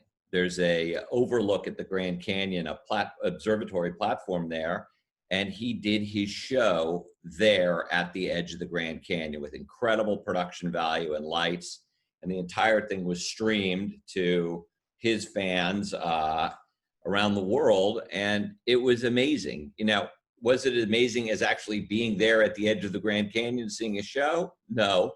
Would we be able to get permission to, you know, put 20,000 people at the edge of the Grand Canyon to do a show? Probably not. So it was an incredible experience in the world of live stream because it had such an innovative production quality. Our client Post Malone did an incredible sort of Nirvana, I don't want to say tribute, but really, you know, played a set of Nirvana on a live stream, and that was sponsored, and the proceeds went to charity. And that was an incredible moment for him as an artist to do something that's really important and valuable to him and really exciting for his fans. Our client Offset did, you know, basically put together a festival online and brought in a number of people, most of whom were our clients. I don't have the names all in front of me, but Young Thug, I know, was one of them, and a bunch of other clients came, and basically he put together a show, and a bunch of his friends and other artists appeared, and he sort of brought the entire group together, and that again was sponsored, and it was a really exciting event online. And those are examples of things that are happening, and some have production value and some are very simple. Just because we have to be home doesn't mean the artist necessarily has to be home. So what we're trying to do is help think through the opportunities where artists can connect with their fans in an exciting and different way. And that's go ahead. This provides obviously a sort of temporary alternative while we're in the pandemic and while we are stuck at home. Do you foresee that when things get back to some semblance of normal, that we will just go right back into the business you've historically been in when you talk about live, when you talk about theatrical? Or do you anticipate that there will be some lessons here about what you can do digitally, what you can do remotely, that will carry over into a post-pandemic world? I think there'll be lessons that can be carried over into a post-pandemic universe where people say, wow, I can do interesting, cool stuff, and my audience will be interested in it, and they don't have to wait, you know, for my next tour. If I'm going to tour every 2 or 3 years, there are things I can do in the middle that will keep my audience engaged, that are sort of the next iteration from social media and posting and dropping a song every, you know, 3 months. This is another iteration of how I connect with my fan and keep my fan engaged and keep the communication between me and my fans, so they're feel that anticipation desire remains as ardent as it can be. There's one area that you guys have expanded into recently, which is the world of esports and gaming, which seems to me to be not adversely affected by the pandemic, and if anything is seeing its growth, the growth that was already taking place before the pandemic, just accelerate. You know, it seems to me like the opportunities there are more or less uninterrupted, and that those that at least that sector of your business could continue to do quite well. That sector of the business is doing quite well, and in fact is growing, and a lot of the growth is coming again from advertisers who are looking to find a very engaged audience, which they're finding. And so, and rather than, you know, advertising on local television or network television, which has sort of stale, not as much fresh content as they may want. These are opportunities for them to, advertise to a very engaged audience that is there and is excited. And the advertising has to be sewn in a way that's unique and not disruptive. And similarly, our artists are looking for opportunities to collaborate in the esports environment. Our athletes who love esports are now gaming and playing in game environments, and we're figuring out ways to create collaboration there between them and esports athletes. So there's a lot of opportunities within the esports environment to marry our existing artists, to help the esports guys develop content outside of the esports ecosystem. And you're going to see that becoming slowly but surely more and more into the overall mainstream media conversation. I think what that gets to too is something that we can get out of this sort of the pandemic and this very peculiar time that we're living in. Just more broadly speaking, the way you think about about what you do and the opportunities that exist for your clients, there's a great deal of cross-pollination. You talk about athletes having opportunity in esports. The whole business of an agency now, particularly UTA, seems geared towards recognizing what those opportunities are for cross-pollination and for sort of expanding opportunities outside of the usual aperture, which is, I imagine, something that will continue in full force after the pandemic. I mean, it's appropriate that this is called the Collision Conference, because I talk a lot about the cultural collision that's happening inside of the media business, where sports, music, fashion, technology, business, entrepreneurship, traditional entertainment, art, it's all coming together, and so you're seeing this incredible cross-pollination of interest and creativity happening. And our job is to not manage it, but to help give it shape so that it can arrive in places where audiences can discover it, or where 1 + 1 can equal 4, and we can help manage those collisions in a way that'll be good for all the participants. So a fine artist can get his work into a music video, or a basketball star who's a huge wine enthusiast can find an opportunity to talk about the food and wine he loves, and that can be good for, that can be great television, and it can be great for his interest, and it can be great for who he is as what he may want to do off the field. It's all these different ways that we can take advantage of and create opportunities for all the people we represent. Jeremy, that flew by really fast, but I'm grateful to you for your time and for those insights. So thank you very much. Around the world, how we spend money and what we spend it on is changing. Our next speaker, hailing from the cashless city of Stockholm, is here to discuss how the fate of retail and payments lies firmly in the hands of the consumer. Please welcome the co-founder and CEO of payments unicorn Klarna, Sebastian Siemiakowski. Welcome to Collision from Home 2020. This is Sebastian Siemiakowski, CEO and co-founder of Klarna. And I wanted to share with you some of our thoughts and learnings around the fate of retail and payment and how it lies with the customer. So just briefly, quickly to start with, just so you are familiar with Klarna, we are one of the largest alternative payment methods in the world. We do about 1 million purchases per day, about $35 billion of transaction volume. We are a fully licensed bank. We operate in US, Canada, Europe, Australia, New Zealand, so covering over 19 markets. And we have 85 million users worldwide. And we work together with about 200,000 merchants. There are about 3,000 employees at Klarna. And I'm the co-founder, so I was part of starting it 15 years ago, which is a long time. But I'm still as passionate and happy about being here today as I was back then. I was only 23 years then, so I'm not too old yet. All right, but what we wanted to talk to you about today is a very interesting shift that's going on, especially in the US and UK markets, as well as Australia, which is that millennials are really moving away from credit cards in a way we have never seen before. And the reason for that are probably multiple ones, but one of them obviously being that is just that a lot of these millennials went to the 2007 and 2008 financial crisis, and they saw how their parents were struggling with credit cards during that time. And so today, about 70% of US millennials do not even carry a credit card. They only have a debit card. Debit card has grown 15 times in the last decade, while credit card volume has only grown twice.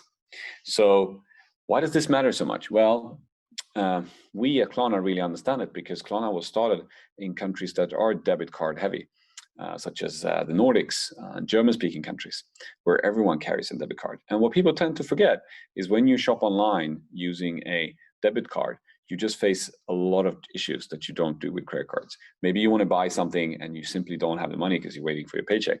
Or maybe you want to buy something and you're slightly nervous that it's not going to be the product that you saw in the image. If you're just using your balance on your credit card, that's not an issue. But if you are sending your salary money, you're slightly more nervous. And then what if the merchant processes returns for 3 weeks? They're actually holding your money for 3 weeks. So all of these things create problems when you shop online, and makes the shopping journey even more broken. It already had some issues with credit cards, to be fair, but it became even worse when people start shopping with debit cards online. But to Klarna, the shopping industry is a bigger thing. And the way we think about payments and online experiences when shopping is broader than only the fact of credit cards and debit cards and how to solve for simplicity. We think about things like inspiration, reviews, personal finances, delivery tracking.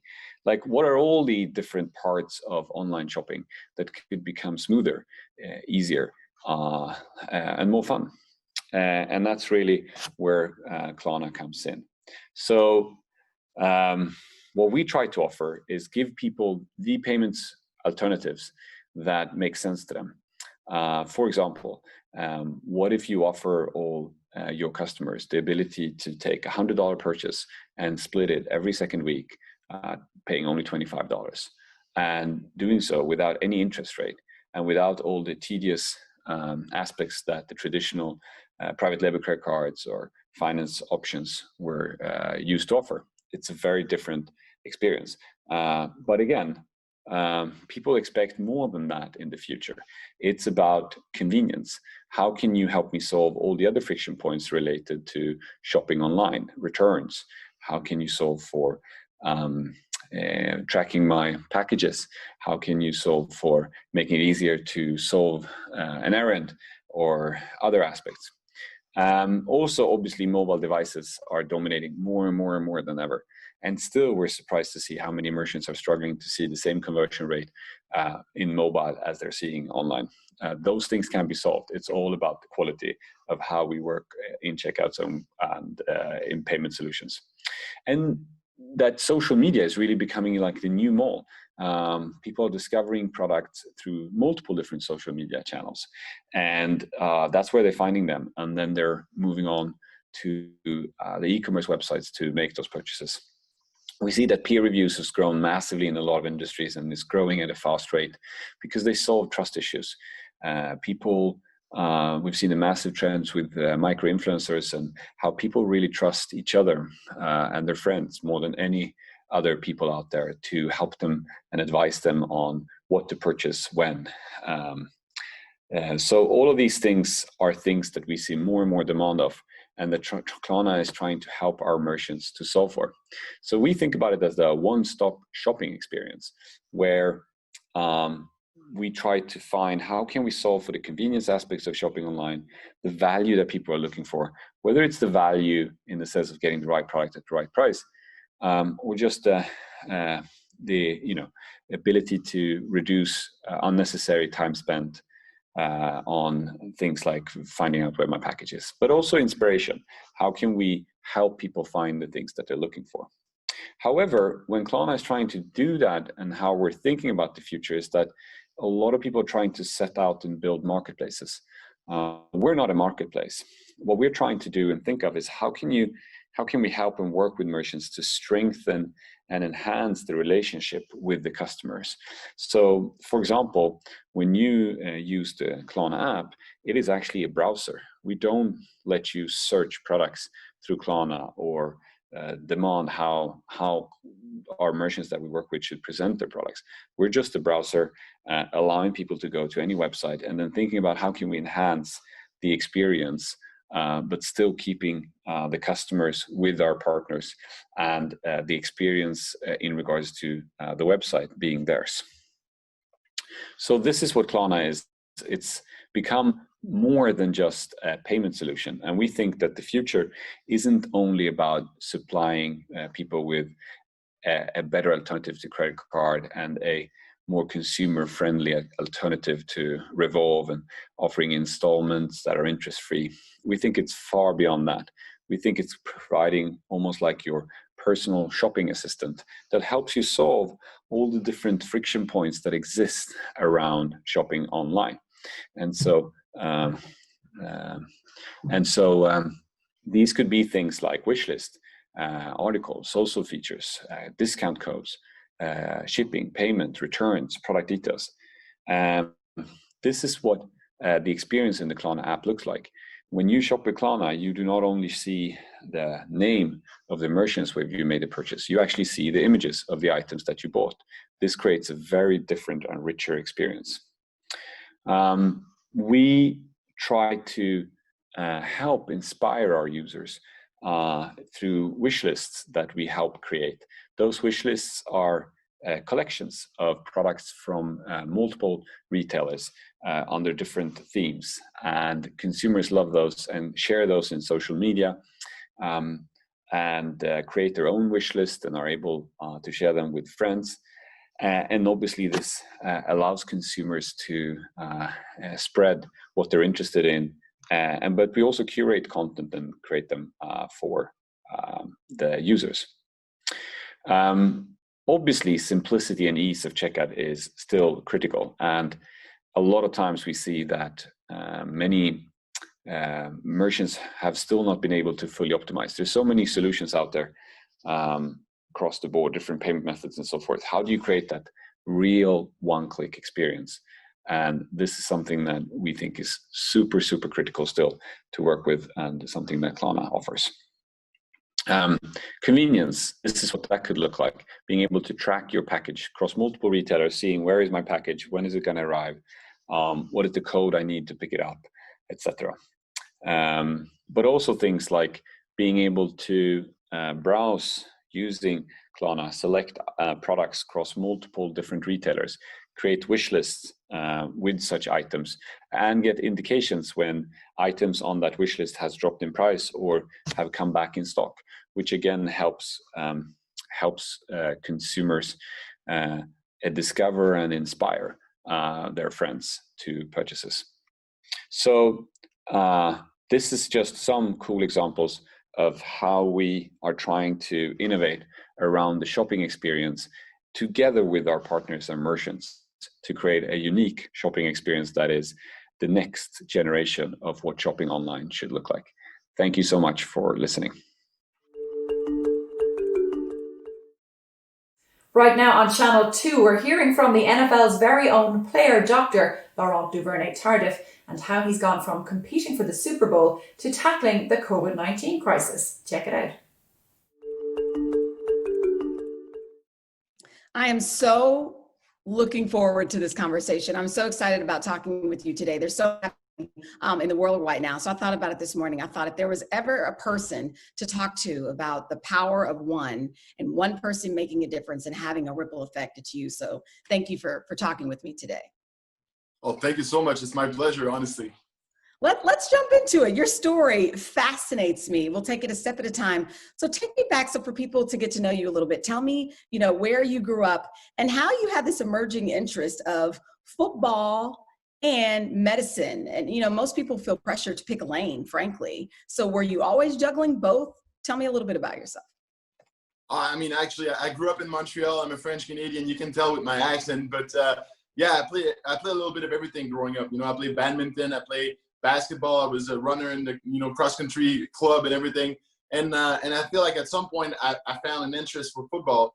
And I was maybe 14, 15 years old, and I saw football more maybe as a way to like canalize my excess of energy at the beginning. I was not, aiming at being a pro football player. And it's only when I got to like college at McGill University that I felt like maybe I had the talent to make a push south of the border. And you got to realize for a French Canadian who grew up in a town where like it's all about hockey, to dream about the NFL is kind of a really long shot, And back then I was also a medical student at McGill University, and it was clear for me that there was no way I was gonna, stop my medical school in order to go play football, because even if you make it to the NFL, the average career is like 3.5 years or something like that. So you need like a strong plan A, and for me that plan was medical school. So I met up with the dean of medicine. We got together. We figured out a way to like make it work. I got drafted by Kansas City, and I've been there for the past 6 years. Balancing the football season and then transitioning into medical school every off season until last year when I graduated and got my MD. So that's kind of my story. Oh, and we did win a Super Bowl, but everybody kind of forgot about that because it's 4 months ago and everything has changed since then. I didn't forget about it. I'm from Kansas, so no. Oh yeah, Congratulations, of course. That goes without saying. I'm sitting here listening to you speak, and I'm wondering, there would be a lot of coaches, and rightly so, would say, you know what? I think you're great. I think you're talented, but I don't know if you can juggle, med school and football. How was that received? And the fact that I guess Coach Andy Reid said, you know what? I'm going to take a chance. I think that we can make this work. Yeah, I mean, Coach Reid is such a key person when it comes to like people that influence me in my career. And back in 2014, before the draft, I was doing a pediatric rotation in Montreal, and I thought. That was Laurent Duvernay-Tardif there speaking on Channel 2. That talk continues right now exclusively on our Collision from Home platform, which you can access via our website. We also have mentor hours every 45 minutes brought to you by Amazon Web Services, as well as investor meetings every 15 minutes powered by PitchBook. Check it out. But first on Channel 1, it's a very special treat for you. On this next talk, we're going to see the inner workings of the New York Times Emmy Award-winning visual investigation and storytelling arm, best known for their stark investigation into how a gang hunted and killed a 15-year-old in the Bronx. Joining us now from the New York Times is Samin Amin.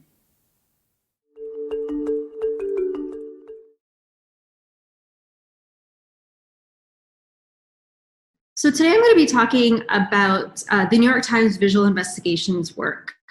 Visual Investigations is a team within the New York Times video team, and it's a newer strand of visual reporting at the New York Times.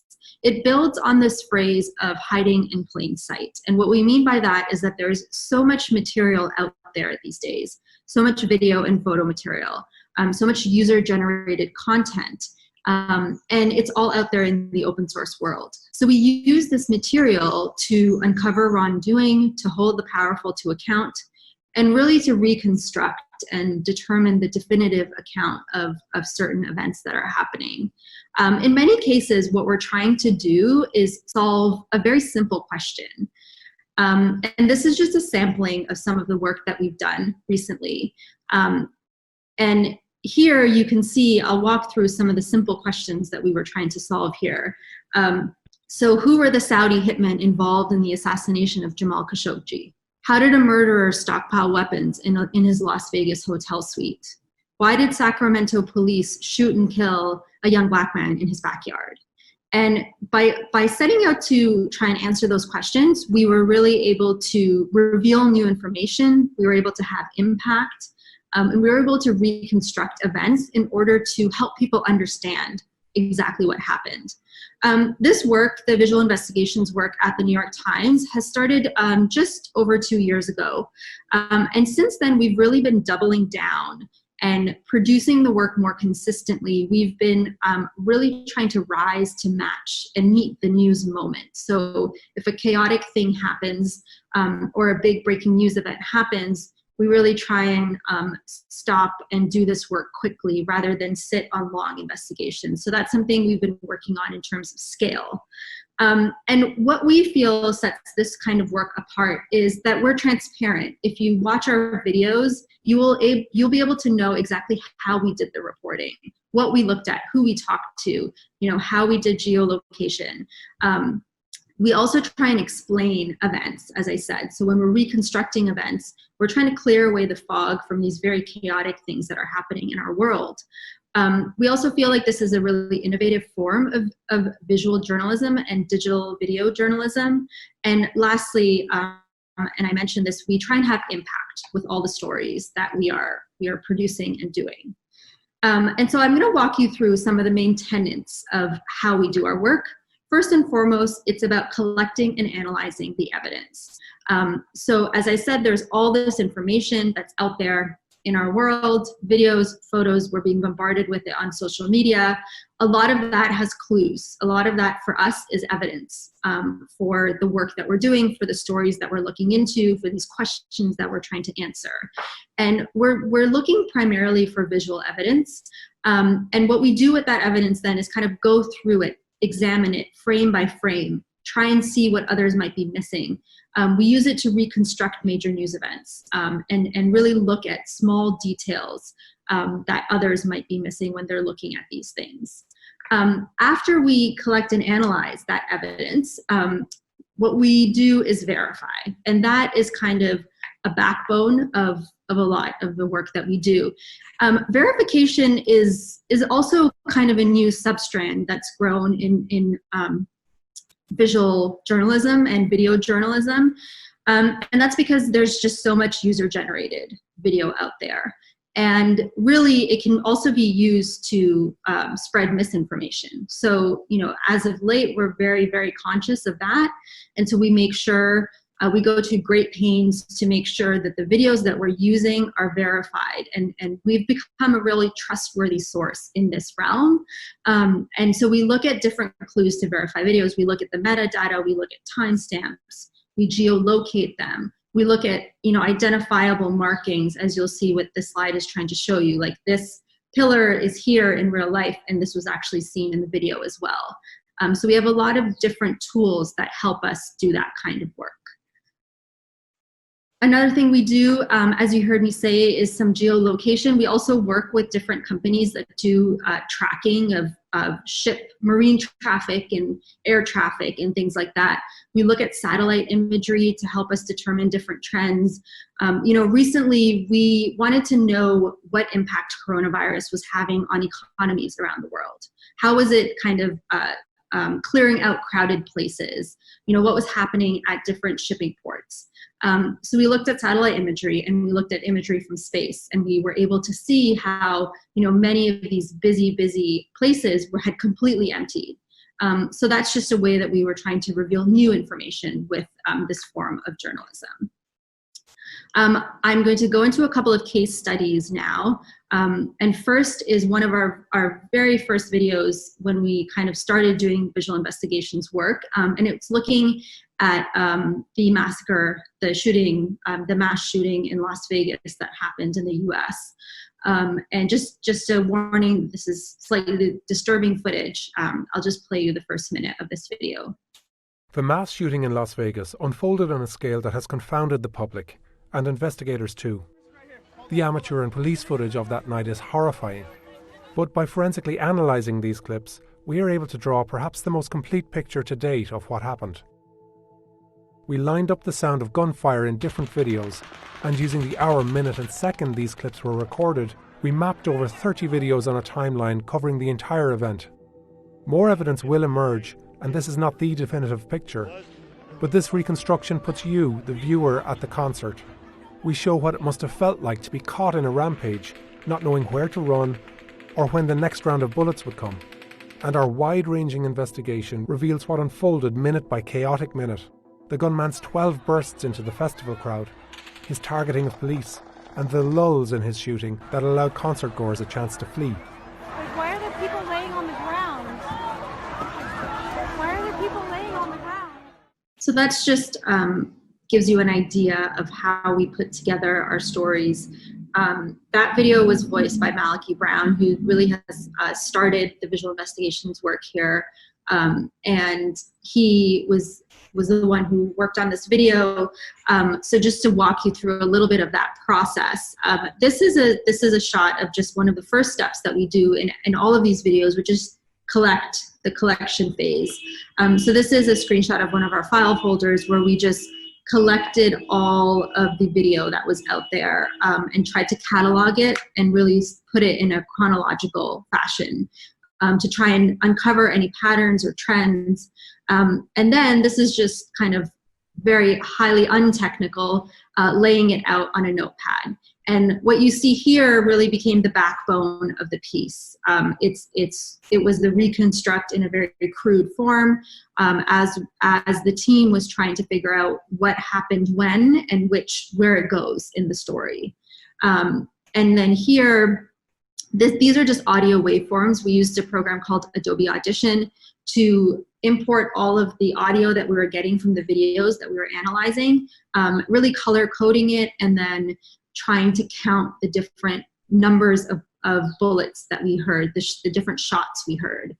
And doing that really was able to shed light on the enormity and the scale of what had just happened. I mean, it was, one of the worst mass shootings in US history. Everyone was trying to figure out how this happened, what happened. And this really, I think at that time gave people a picture of just how big and how bad this was. And a lot of it was just doing this kind of counting of shots fired. This is just another way that we looked at verifying, and this is metadata from a photo. It shows the date and the time. We also looked at date and time and identifiable markers on the videos themselves to try and give us clues into the story. And the second example I'm going to go through is one that we spent a lot of time last year working on, and it was looking at the protests in Hong Kong. There was early allegations of abuse by the police. A lot of those were coming from protesters. And so we went in to look at some of the initial videos to try and figure out exactly what was happening on the ground. And here you see kind of a very chaotic, blurry scene, and we were able to take images like this and try and outline who we see here. Police commanders. We see a young woman here being dragged by police, similarly dragged again. So by doing this kind of annotation, we're able to call attention to these things that you might easily miss when you're looking at a live stream going on Facebook, or even just a video going on your Twitter timeline. We really stopped and looked at these things frame by frame and called attention to what was happening here. We also looked at these crowded places. One of the other things people were saying was that tear gas was being thrown right into really crowded spaces, which is not in line with international standards of policing. And so we mapped it out, and we were also able to show like this was happening in a lane where there was no way to go on any side. This was happening in a long lane, and police were firing tear gas there. Again, calling attention to tear gas, slowing video down, freezing it, and annotating it is something we do quite often. And so later on in our work on these protests, we did this video, which really tried to combine some more traditional forms of video journalism with the visual investigations work. So we found a scene, and we went and we found a scene in user-generated video. We analyzed it. It was a particularly violent scene that was happening. It was very chaotic. It was hard to figure out what was happening. And then we actually went and tracked down the young men who were being beaten in the scene and interviewed them. And so, this is one example of a young man that we interviewed, and we found him in the videos, and then, worked through different closed networks and social media channels to try and find these people, build their trust, and let them talk to us. And so what this allowed us to do was really help understand this moment that had gone viral, and nobody knew what was happening in that moment. But by talking to people who were being beaten in the scene and other witnesses were able to shed new light on it. This is a disturbing image, but it's this young man who we interviewed after. You see him at the bottom there, and that's actually him on the ground. He was fine. He did suffer some injuries, but he was also able to recount everything that he went through as well. And this is just a way that we were able to determine what was happening. And the crux of this scene was that there was people who looked like protesters who looked like they were beating other protesters. But what it was that there was undercover officers dressed like protesters. And so this is the undercover officers, and we're able to show here that uniformed police came and started helping the undercover officers. That kind of helped us determine that these were not just protesters. And so I will leave you with some tools and resources for the kind of work that we're doing. We're really continuing to ramp up this work and do more of it. And these are just some of the technical tools that we use. We also do lots of just kind of traditional reporting, calling people, eyewitnesses, things like that. And to see more of our work, you can go to this link here. Thank you. Coming up now on Channel 1, we're going to meet the NBA stars building businesses off the court. A basketball career is short and fraught with injury risk. Never is this more obvious than during a pandemic. These three players have all built off-court careers for themselves away from the game, and they're here to tell us how they did it. Please welcome former NBA player turned cannabis entrepreneur Al Harrington, Detroit Piston Langston Galloway, and current Toronto Raptor Ronade Hollis Jefferson, in conversation with Randy Ose from Rose Management. Thank you for joining us at Collision from Home. My guests today are Al Harrington, Langston Galloway, and Ronade Hollis Jefferson. I am your host and moderator for this discussion, Randy Ose. To start off, guys, how have you guys been staying busy? How have you guys been staying active during quarantine? We'll start with you, Langston. Yeah, no, really been fortunate enough to be home and working out in the backyard first and foremost, and be around my family. So I've been very blessed with that. And then also too, my wife, we've kind of just been, spring cleaning, getting the house together, figuring out ways that we could kind of benefit all this downtime for me being home. So that's been cool, and fighting the spiders in the backyard.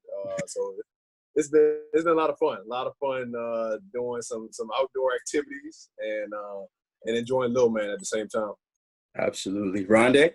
Yeah, for me, pretty much I've been chilling. I got a pool in the back, so I've been swimming. I've been working out too in a gym, just myself though, and that's pretty much it. I've been doing a little bit of reading, some meditation. I set up like a group family meditation and yoga class we do Monday through Thursday for my family, and that's pretty much it, man. Talk to my son every day, so the rest is history. Absolutely. And Al? Same thing for me. I have 4 kids, so I'm really busy, and obviously, hanging out with them is definitely takes a lot of energy, but also at the same time just running my company. With this time, what we've been able to do is, really just identify different ways in our business that we can be more efficient. We can just be better overall, and I've just been, pretty much executing on that, and really just setting up our company for when quarantine is over, for us to continue to, elevate and continue to thrive in the industry. So we're going to start off with our first question for Toronto Raptors forward Ronade Hollis Jefferson. Now, a lot of people know him for his hustle on the court, but he's an entrepreneur with the hustle mindset that a lot of viewers can relate to. Ronde, can you talk to us about this, and where did this originate from for you? Yeah, man, it starts with my city, man, being from Chester, Pennsylvania, a lot of core values, being from there. It starts from basketball playground, to the classroom, just being around those type of people that was go-getters, that was hustlers, man. They really instilled this in me. My family, who I love dearly, just gave me that energy, to be able to just give out that type of passion and that type of care So that I ran with that, I ran with it, and it's been golden to me ever since. So I would say just going out with that mindset to be like, yo, no man can stop me, is kind of how I get things done. Absolutely. Thank you for sharing that. And speaking of hustle, it's no question, Al, you've taken a personal story that hit home for you with your grandmother and glaucoma and how you turned that into a business. Take us back to when you were in the league and the importance of planning for life after basketball. Is that something you did as a young player or as a player that aged through his time in the NBA? To be honest, not at the level that I should have, right? Not knocking my financial advisors, but I'm older than these guys, and I definitely came up during the era where it was almost like to shut up and dribble, right? Just go out and play basketball, make money, and we'll invest it for you. You know what I'm saying? Don't worry about it. We got it. And, for me, I've always had an entrepreneur spirit, though. I've always saw things that I wanted to be a part of. I wanted to have a car dealership. I wanted to invest in vitamin water. I wanted to invest in all these different things as I was coming up. But at the time, I just didn't know enough to really, stand on my word and say, like, do this. You know what I'm saying? Because I didn't really have the time, or at least I didn't think I had the time to, really go out and do due diligence and vet, these opportunities. You know what I'm saying? So it wasn't until, in 2009 is when, for me that, and I think at that point it might have been my 10th year in the league, is when I started to realize that, like, on the business side, I had to be more involved. You know what I'm saying? I should know exactly, what my investments is doing and what's the strategy behind my investments and stuff like that. So once that happened is when I started, like I said, taking more of a deep dive into, why I invested a certain way and why my portfolio looked a certain way. And, in 2011 is when I had signed a free agent contract in Denver. When I got there, cannabis was very popular. It still wasn't mainstream, but, it was something that was always in the newspapers and stuff like that. So since I was a newspaper reader, I started to slowly educate myself, about the space. And, towards the end of my first season there, my grandmother came to see me play. She suffered from glaucoma. I had her try cannabis really being funny, not really thinking that it would really help her, just more of like from what I had read. And, when it helped her, and the first thing she did was go downstairs and read a Bible, it spoke volumes to me. And I just felt like, this is something I wanted to learn more about. And, once I did, the following year, I made my first investment in the space. And, now, I am the biggest, Black-owned, MSO in the country. And, obviously that was my start, but that's nowhere near, where I am today with the business, right? In regards to the purpose of the reason why I continue to fight, and the reason why I continue to fight is for, people of color. Cannabis, they use cannabis to pretty much destroy our communities. 85% of all drug arrests in Black communities were cannabis related. So we have all our brothers and sisters that had either nickel bags or roach clips in their ashtrays while driving, obviously locked up and, pretty much have no opportunity. And now, 96% of this industry is owned by a white male, and they're the ones that are thriving in this, now billion-dollar industry. So, I just feel like the fact that, I've been able to have the success that I have, I've been able to force my way, at the table pretty much in, a lot of the major decisions that are being made in the industry.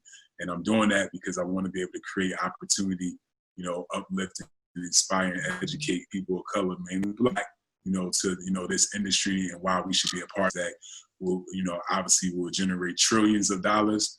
And, I just don't want to see us being customers. Again, you think about all the other things before this, rice, sugar, cotton, liquor, the lottery, Black people are right there. And we helped found and pioneer all those industries, and we have no ownership.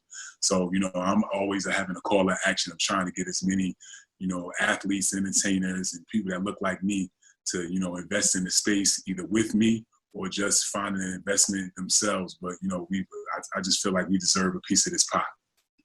Absolutely. And you're right. You're definitely right.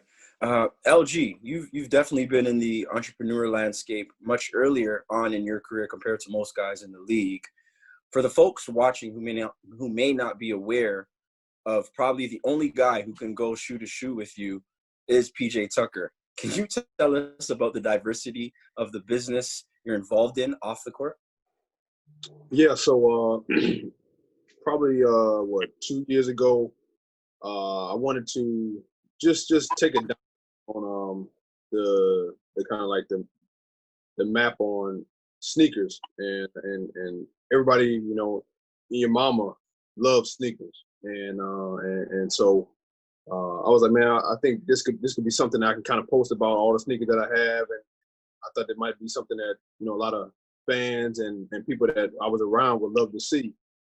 And so basically, I wanted to say, let me start this own Instagram page and see how I can kind of do with that, and that's what LG Kicks kind of became and is now. And then long and behold, I think every single day has been a new opportunity for me to figure out a new way to create a new lane for myself.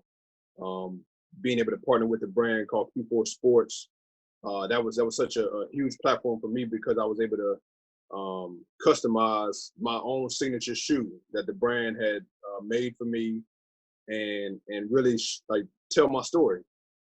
Being born in the 90s, I was able to showcase tons of different cartoons, movies, things that are inspirational in my life, and being in a different lane. I think I can't speak for everybody's story, but my story is being undrafted, and I think that a lot of guys, not per se in the NBA, but a lot of guys around the world, around the industry that we're in, they're scratching and clawing trying to get into this league, and being in my 6th year now. I'm very blessed, very fortunate to be at the stage that I'm at. But I put a lot of hard work, a lot of dedication, a lot of sacrifice into that. And so that's what I'm trying to do with the sneaker industry. And I'm trying to change the landscape, change the mindset, change the perception that, hey, you don't have to have a whole bunch of money to go out there and buy sneakers, but you can kind of tell your own story. And that's what LG Kicks is all about, your story, your collection, and being able to be pronounced in whatever you collect. You can have 2 pairs of sneakers in your collection, or you could have thousands. But your story on how you got them and what's in there is what's relatable to a lot of different people. And I think that's where my kind of landscape has kind of changed over the last 2-3 years being in this industry. And now I'm trying to create a sneaker store, and that's something along the passion project side of me, and then also too just trying to find out what's the next steps with LG Kicks. And like I said, creating that business plan has been huge, and trying to see how I can kind of continue to grow this and continue to make this a household name. Absolutely. And for those of you that don't know, Langston is always looking for and thinking of different business opportunities. I would like to say you could be considered a Shopify super user, right? LG Kicks lives on Shopify. With the shutdown on sport currently, how have you used the time to further your existing business interests? I've really been diving into a lot of different industries. With Shopify, and you kind of mentioned that, is that I wanted to do an overhaul of all my businesses, all of my different lanes that I'm in, especially like my PayPal's, my Shopify, it's like every single thing, financial situation, like everything. I really want to take a deep dive while I have this downtime, and really make the most of it, and really take a snapshot and say, hey, look, is this benefiting me or bringing me down? Is this increasing the value in my portfolio?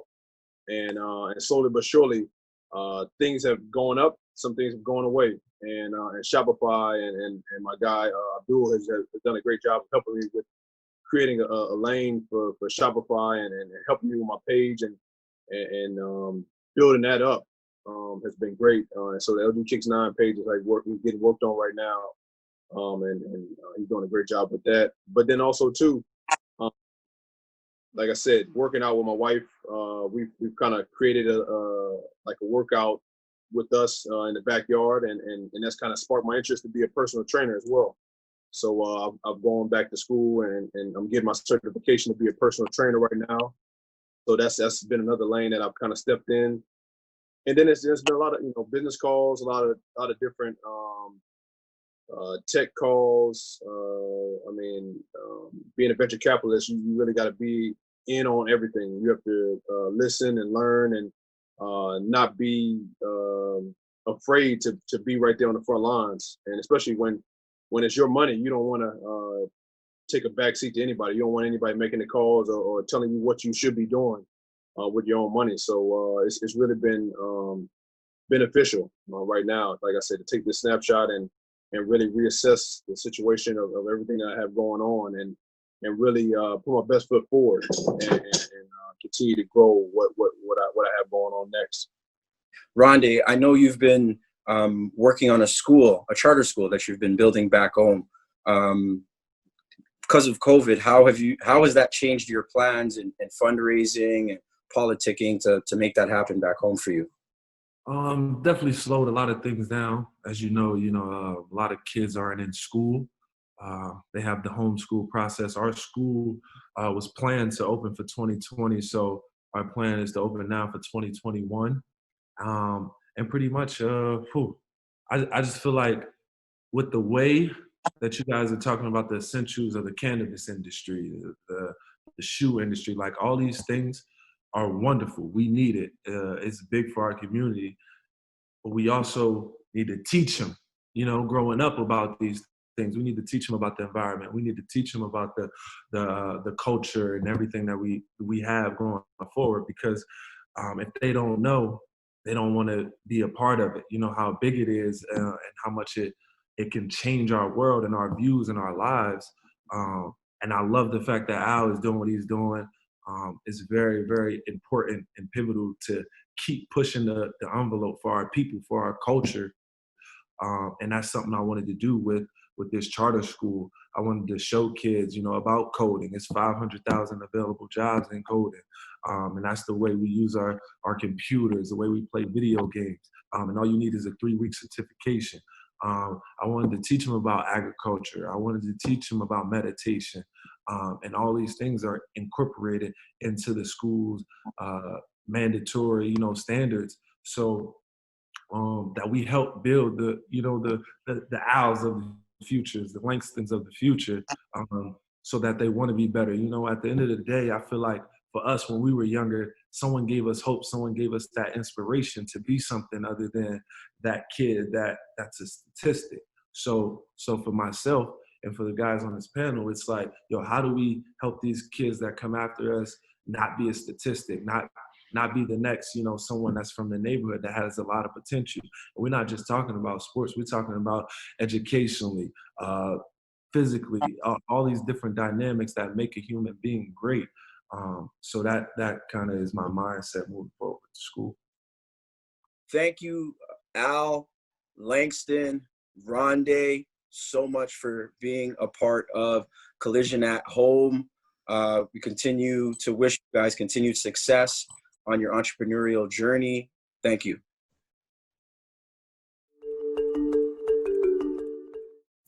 Now, we're all about creating meaningful connections here at Collision from Home. And next, we're going to hear from someone who knows a little something about that over on Channel 2. It's LinkedIn's Chief Marketing Officer, Melissa Selcher, who's talking about how brands can connect in a virtual world with Neil Parker. Yeah, so we're here to chat about how brands connect in a virtual world. And it's interesting, it feels like a continuation of a dialogue that we've been having over the past couple of years as Co's worked with LinkedIn on this theme of how to keep building a mission-driven brand that truly connects with people in a virtual context, and specifically for LinkedIn, really connect people to economic opportunity. But obviously now here we are having the conversation in a very different context that's really challenging. There's the pandemic and its economic impact. There's obviously the Black Lives Matter moment in the US. And when we last spoke, I was really struck by your view that this isn't some kind of a phase that we're going to come out of. It's more a series of one-way secular shifts that are really going to frame a different reality for people and businesses alike in the future. And what I'd love to do is just delve into those shifts with you in a bit more detail today. Yeah, I look forward to it. Great. So why don't we start with one that's literally close to home, which is the shift that we're all experiencing of home as the new workplace. How is that going for you personally? Yeah, so I'm fortunate. I have work I can do from home. I have kids who are tweens and teens, so somewhat self-sufficient in a home context. I've seen them step up and do their chores. So in a lot of ways, I feel like I'm in a very fortunate situation relative to a lot of people experiencing the current pandemic and the associated economic impacts of it. It's a hard time to parent. It's a hard time to lead. There's a lot of emotion. I think trying to understand the context of everyone you're working with is incredibly complex. And I think there is, to your point, I think there's a lot we're learning during this time that's going to serve us well. So I don't think any of us would ask for the current condition, but I do hope as we move through it together, we hold on to some of the things that we're learning to this time, just the vulnerability, the level playing field, and the ability to kind of connect the sense of mission and hope that we can create a better future are things that I hope we really do anchor on and carry through. Yeah. So Neil, let me ask you the same. How's it going for you? Look, I'm with you. I feel so fortunate that I'm in a line of work that I can do from home. So many people aren't or are at home because they don't have a job right now. So fundamentally, I'm trying to be, grateful. I also have a tween, actually, at home. She's been channeling her inner introvert as a superpower, learning computer animation. It's been lovely to just be able to spend more time with her. I think in general, I'm just fascinated by how the personal context is now the professional context. And in a weird way, while we're physically so much more... LinkedIn CMO Melissa Selcher there, and you can access the rest of that talk along with things like live Q&A sessions, mentor hours and roundtable discussions over on our exclusive Collision from Home platform. You can get tickets at collisionconf.com.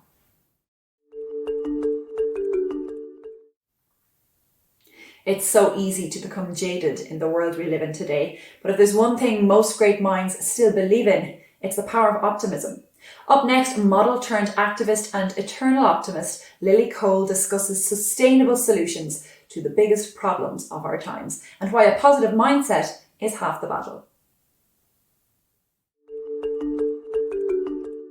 Hi Lily, so excited to talk to you today, especially during a time when we could all use a little optimism. So before I get to your book, which I did read, and I've read a lot of books about climate change because I'm passionate about it as well. And this is the first one where I felt hopeful at the end.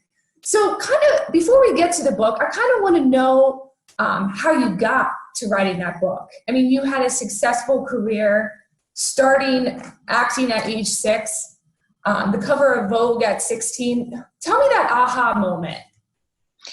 Well, firstly, thanks for reading the book. I appreciate that. And I'm really genuinely happy to hear it made you hopeful because as the subtitle says, Reasons for Optimism, that is a hope of the book. And in terms of how did I get into that work, it was as I kind of talk about in the book, it was a kind of surprise to me because I grew up in London and really identified myself with kind of urban environments and loved cities and didn't really have any interest in nature. And I think I was always quite interested in social issues and animal welfare, but I was never really that interested in the environment. It always felt quite abstract and I guess unemotional in a way. And then when I started modeling when I was 14, I found myself in a position where I started being approached by different charities asking, when I had a platform asking if I would support their work. And I felt myself being pulled in loads of different directions because there were all these amazing causes that really spoke to me. And I wanted to find out, I guess, more about the problems of the world and where I felt I could best channel my focus and my energy. And I went on a few years of different trips and trying to learn more.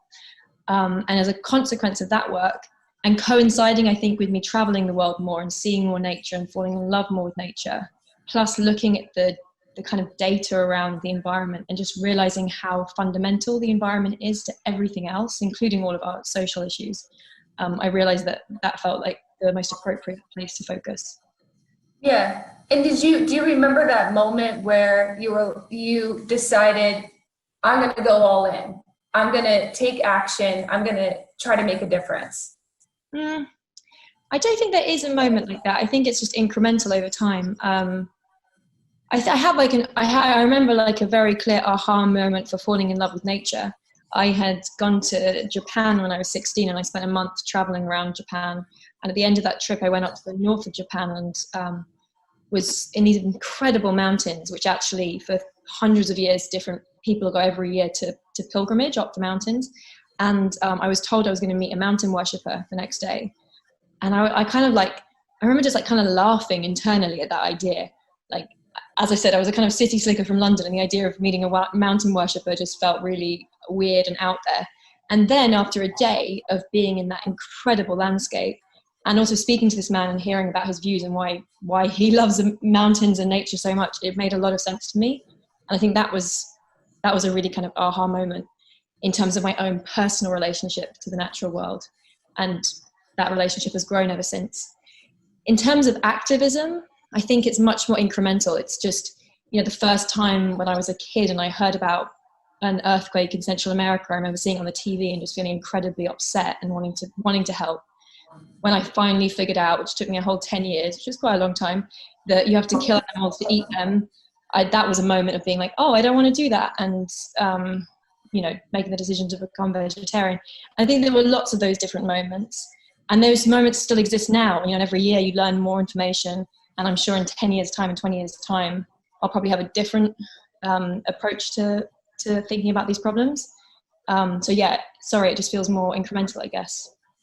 Yeah. Let's talk about the things you've learned. I mean, in your book, you talk to a lot of researchers, you talk to a lot of experts. What issues do you think, what's the biggest takeaway that you learned? What's the most pressing issue you think for people who are passionate about the environment that we need to get moving now? I start off the book, I think, really focused on individual action and the choices that we all make every day, especially in terms of what we buy and how our kind of spending power has an impact. And I still really do believe in that. And I think my hope with the book is that people might feel empowered and inspired to realize their own agency in their own lifestyle choices to be affecting the world both positively and negatively. But I'd say that my learning from doing all the research of like what we really also need right now is like much bigger political action. Because actually trying to act in this landscape as an individual is important, but it's really, really hard. And it's really frustrating that it's so hard. And it's frustrating that it's often more expensive to do the better things, to buy the like organic cotton fabric that is better for the environment, or to buy organic local food, or, you know, all the options that should actually be cheaper because they are fundamentally cheaper to the planet.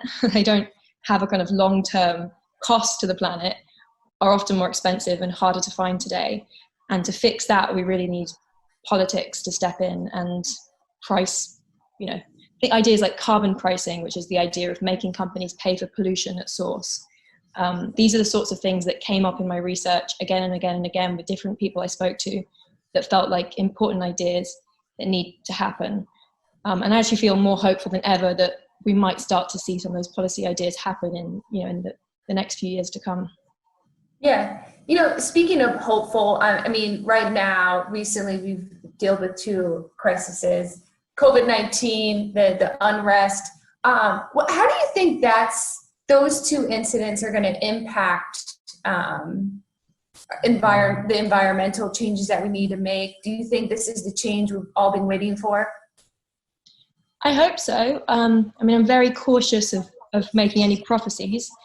I feel like in this moment, anything could happen, and the reality is changing so quickly and the news cycle is changing so quickly that I think the kind of possibilities are wide open and they can go both in positive or negative directions, and we have to all try and make sure we use this opportunity. Don't take a crisis for granted, I think, or don't waste a crisis, I think was the 2008 quote someone gave. You know, we have to think about how we can use this moment to see things go in a better direction, but I don't think that's definite that will happen. In terms of the crises, I mean, in some ways, I think what my book hopes to look at is actually the intersectional nature of so many of our challenges. So yes, it's a book about the environment, but a lot of it's also talking about social issues and talking about systemic imbalances and economic inequality, and even kind of historic racism and colonialism, and how all of these factors have worked together to create the reality we're in today. And I don't think you can really fix one problem without fixing all of them. You can't pick and choose. And I hope that we're entering a moment where people are starting to wake up to how interconnected these issues are. Like, for example, environmental problems disproportionately do affect minority communities, developing world countries. And so there are kind of the conversations about race and inequality are inextricably linked up to conversations about the environment. Yeah. Any simple things you've learned that people can do, like simple things? I read you said you can switch your banking to help the environment. What are other simple things anybody can do that can help to be part of this fight? I'd say the biggest thing is reduce animal product consumption, and I think that's the simplest thing everyone could do tomorrow. It's not hard. Like, changing your bank is a really powerful thing to do. It's also quite challenging, right? It's not easy. But the choice to just eat less animal products and to be more mindful of where they come from, when you look at the data, would have a huge effect as more and more people do that. And so that's a very simple one. I'd say buying less generally. If you're in a Western consumer society, being much more mindful of what you buy and trying to support whether it's vintage or more sustainable brands, but just buying less and loving the things you have and kind of changing our relationship to the material world.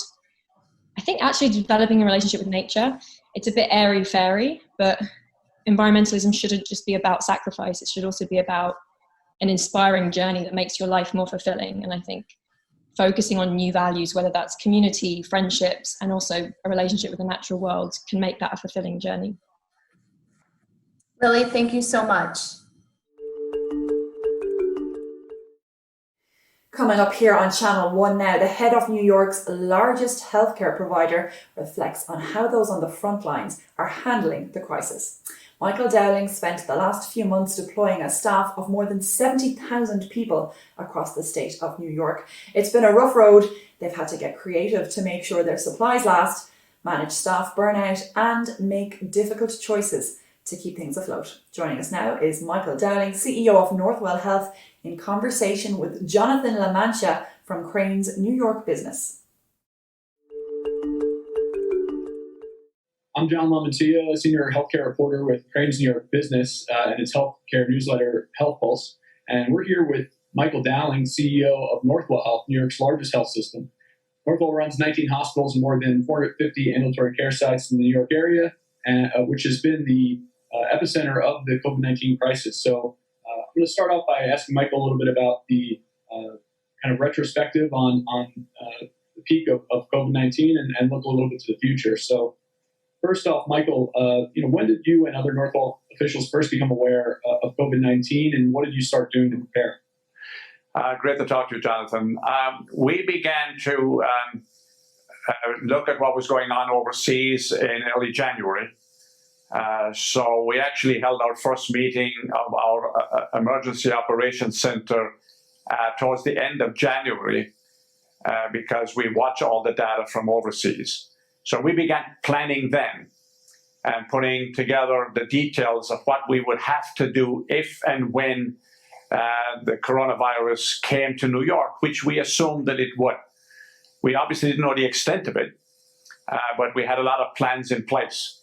But we didn't get our first COVID patient in our hospitals until, I believe it was March 5th. So we had a good month, 6 weeks of planning beforehand, which of course in a case like this makes all the difference in the world.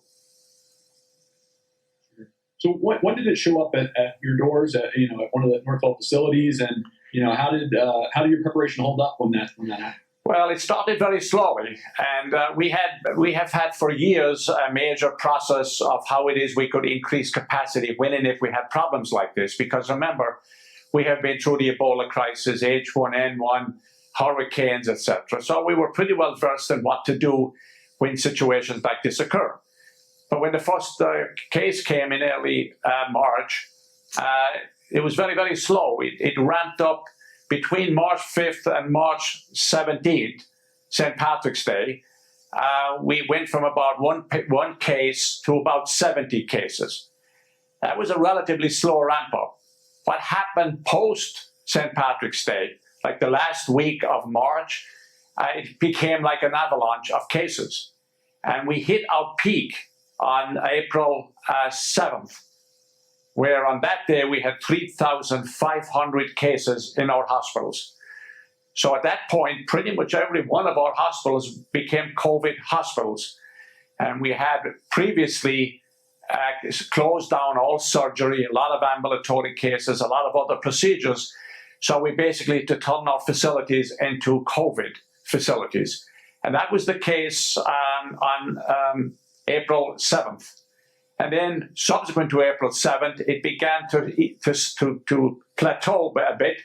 And then towards the end of April, the numbers started to come down. And today, the beginning of June, we have about 575 cases spread across all of our facilities, which is very, very manageable, of course, compared to what we had before. So it was an interesting process, but we handled it quite well. I don't think we've ever seen anything like this. And a lot has been talked about this pandemic, but I don't think anybody in healthcare had seen the numbers of cases that we have seen. We saw, in fact, over 20% of all cases in the state of New York. We were at the epicenter of this pandemic. Mm-hmm. And so what did you learn about, your organization, where some of its strengths and weaknesses lie?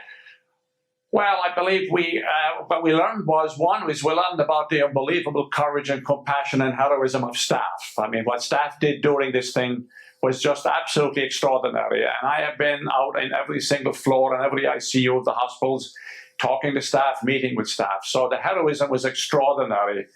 Their true character shone through during this. That was something that we always knew, but we only really realize it when you're in the midst of a crisis like this. We also demonstrated that we were able to create 2,000 extra beds in our facilities, above and beyond which nobody ever thought we could create that many new beds in the midst of a crisis. We at one point were creating 200 beds a day, 200 new beds a day. We also learned that you can be very innovative during a crisis, that you can do things in a day that prior to the crisis, it took you 2 months to do. So we converted breathing machines to vents, etc. So the innovation was extraordinary. We did not have a major problem with availability of PPE. We came close a few times, but we have a very strong infrastructure and a major single supply distribution center. So we were able to make sure that all of our employees all the time had the proper PPE. So I think we came through it quite well. We learned, for example, that telemedicine was used an awful lot more during crisis, which of course is positive going forward. I believe that telemedicine will accelerate big time now going forward. We also learned that we had about 30,000 staff work at home and work very effectively from home. So going forward, we will have more of those staff working from home permanently. So our organization is going to change. We've come through something that is spectacular. We will be different because of it. And I believe, quite frankly, and I've said this many, many times to staff and others, that this has changed our perspective on a lot of things that we think about. And we will be a better organization. And hopefully, because of the nature of this disease, we will be better people because of it. So I think going forward, we're going to see a lot of improvements that we always talked about. But a crisis like this accelerates those things that you wish you could always do, but now you have to do. So despite the difficulty and despite the illness and the death, when you look at it from the other side, I think it's going to improve us all. So, what would you maybe do differently to prepare for this if you had, a chance to do it all again? And, not a complete hypothetical, considering that, the U.S. and New York might have to prepare for a second wave of COVID-19 cases. Yeah, we have put plans right now in place in case there is a second wave in the fall. I mean, people are anticipating that might happen, so we have put our plans in place. The thing that we would work on, probably the most difficult and the most challenging, is the availability of staff. One of the things that we found out during this crisis is that we knew we had lots of qualified staff all over the health system with 72,000 employees. We didn't have enough information on each one of them as to what exactly their experience was. That's just not only physicians, by the way, that's nursing, respiratory therapists, social workers, etc. So developing that database so you have at your disposal information about the attributes of every single one of your staff. So when you need to deploy, you don't have to go searching for that information first. You have it on hand. That we will have the next time. We also learned that when you create alternate sites, locations of care outside your hospital, that when you put these in place, the medical staff have to be involved in the creation of those facilities from day one. We had some experience here in New York where other entities set up facilities that were then incapable of taking the sick patients that we had until we got involved and actually changed the criteria, changed the standard of care, and were able to do it consistent with good medical practice. So those are the kinds of things you learn. We have a good infrastructure at Northwell. We've been around before, as I had mentioned. So we have the good foundation here. But every piece of it needs to be tweaked and improved. And that's what we're doing now in anticipation of maybe something happen again in the fall, which of course we hope never happens. Michael, you've been involved in health planning in New York for a long time, for several decades. And so, one of the questions people had as this was going on and cresting was, why aren't there more hospital beds out there? Why are we scrambling to create hospital beds? Why aren't there more ventilators out there? And so can you explain a little bit, if you've reconsidered any of that, why, and the allocation of supplies and resources? Sure. Well, if you look at the system overall, outside of just Northwell, and you look at healthcare in general, in terms of vents and masks and PPE supplies overall, we were basically cut napping as a country, quite frankly. Our stockpiles did not have enough supplies in them, both at the federal level and the state level, and that is something hopefully is being fixed right now. We were very dependent upon manufacturing facilities overseas, especially in China. And one of the lessons for the future is to make sure that we have those manufacturing centers here in the US, so we're not dependent completely on overseas. That's a dangerous place to be. The other thing is with beds, your question about beds, there has been a major focus of public policy over the last quite a number of years, over a decade now, to reduce the utilization of beds. And we've done that very successfully. We have actually closed about 15 to 20 hospitals in the New York area. The number of beds have been decreasing, and everybody wanted that to happen. And it all sounds great until you have a pandemic like this, when you need to create more beds. So one of the lessons is to always have at your disposal what we call surge beds. These are beds that you don't need under normal circumstances, but that are available when you have a situation like this. So that's an issue that is going to have to be addressed now. It's no surprise that there was there wasn't a shortage of beds because we created them, but it was an element of concern for a period of time. So public policy took us one way. Now I believe public policy has to balance it a little bit more going forward. We don't need beds that are completely unnecessary for the normal course of events, but we do need beds that will be necessary during a pandemic, which surely will happen again sometime in the future. These things in the global world that we live in, we have to anticipate that we're going to have problems like this periodically, and we have to be ready for it. Northwell is a large organization, more than 10, 11 billion in revenue annually. Are there certain functions that you typically rely on the supply chain to provide the health system that you might now kind of insource and create yourself for the health system to prevent shortages that we saw? Well, we haven't, as an organization, we haven't outsourced a lot. Well, let me correct that. We did outsource a lot of our functions years ago, some of our functions, and then we brought most of them back in-house. Because I have found that when you outsource very core functions like technology, etc., unless you have a very, very unique partnerships, that work extraordinarily well is very, very dangerous. So we have brought most of the stuff in-house. And we are very, very fortunate in Northwell because I have not only the hospital business, I have the ambulatory business with about 800 locations. I have home care, I have post-acute care, I have nursing home care, I have primary care.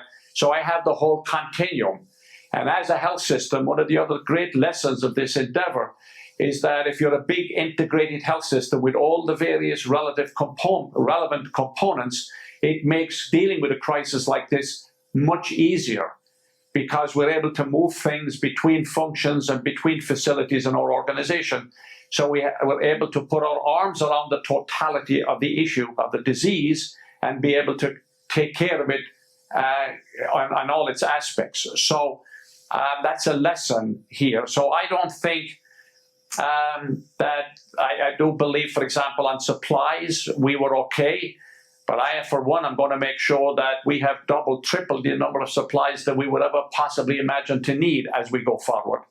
And since we have the capability to store those in our distribution and warehouse center, we will be doing more of that. In a situation like this, you never, ever have enough. And staff who are on the front lines, one of the things that keep staff morale high and enhance their safety and make sure that they're secure is to have them know that you have all of the supplies easily available, irrespective of increases and decreases in usage. We were using, 150,000 masks a day during the height of the crisis, that using N95s as well as surgical masks. So you need a very, very big inventory to be able to deal with that. And that's something that we had, and we're going to make sure going forward we want to have more of it. Sure.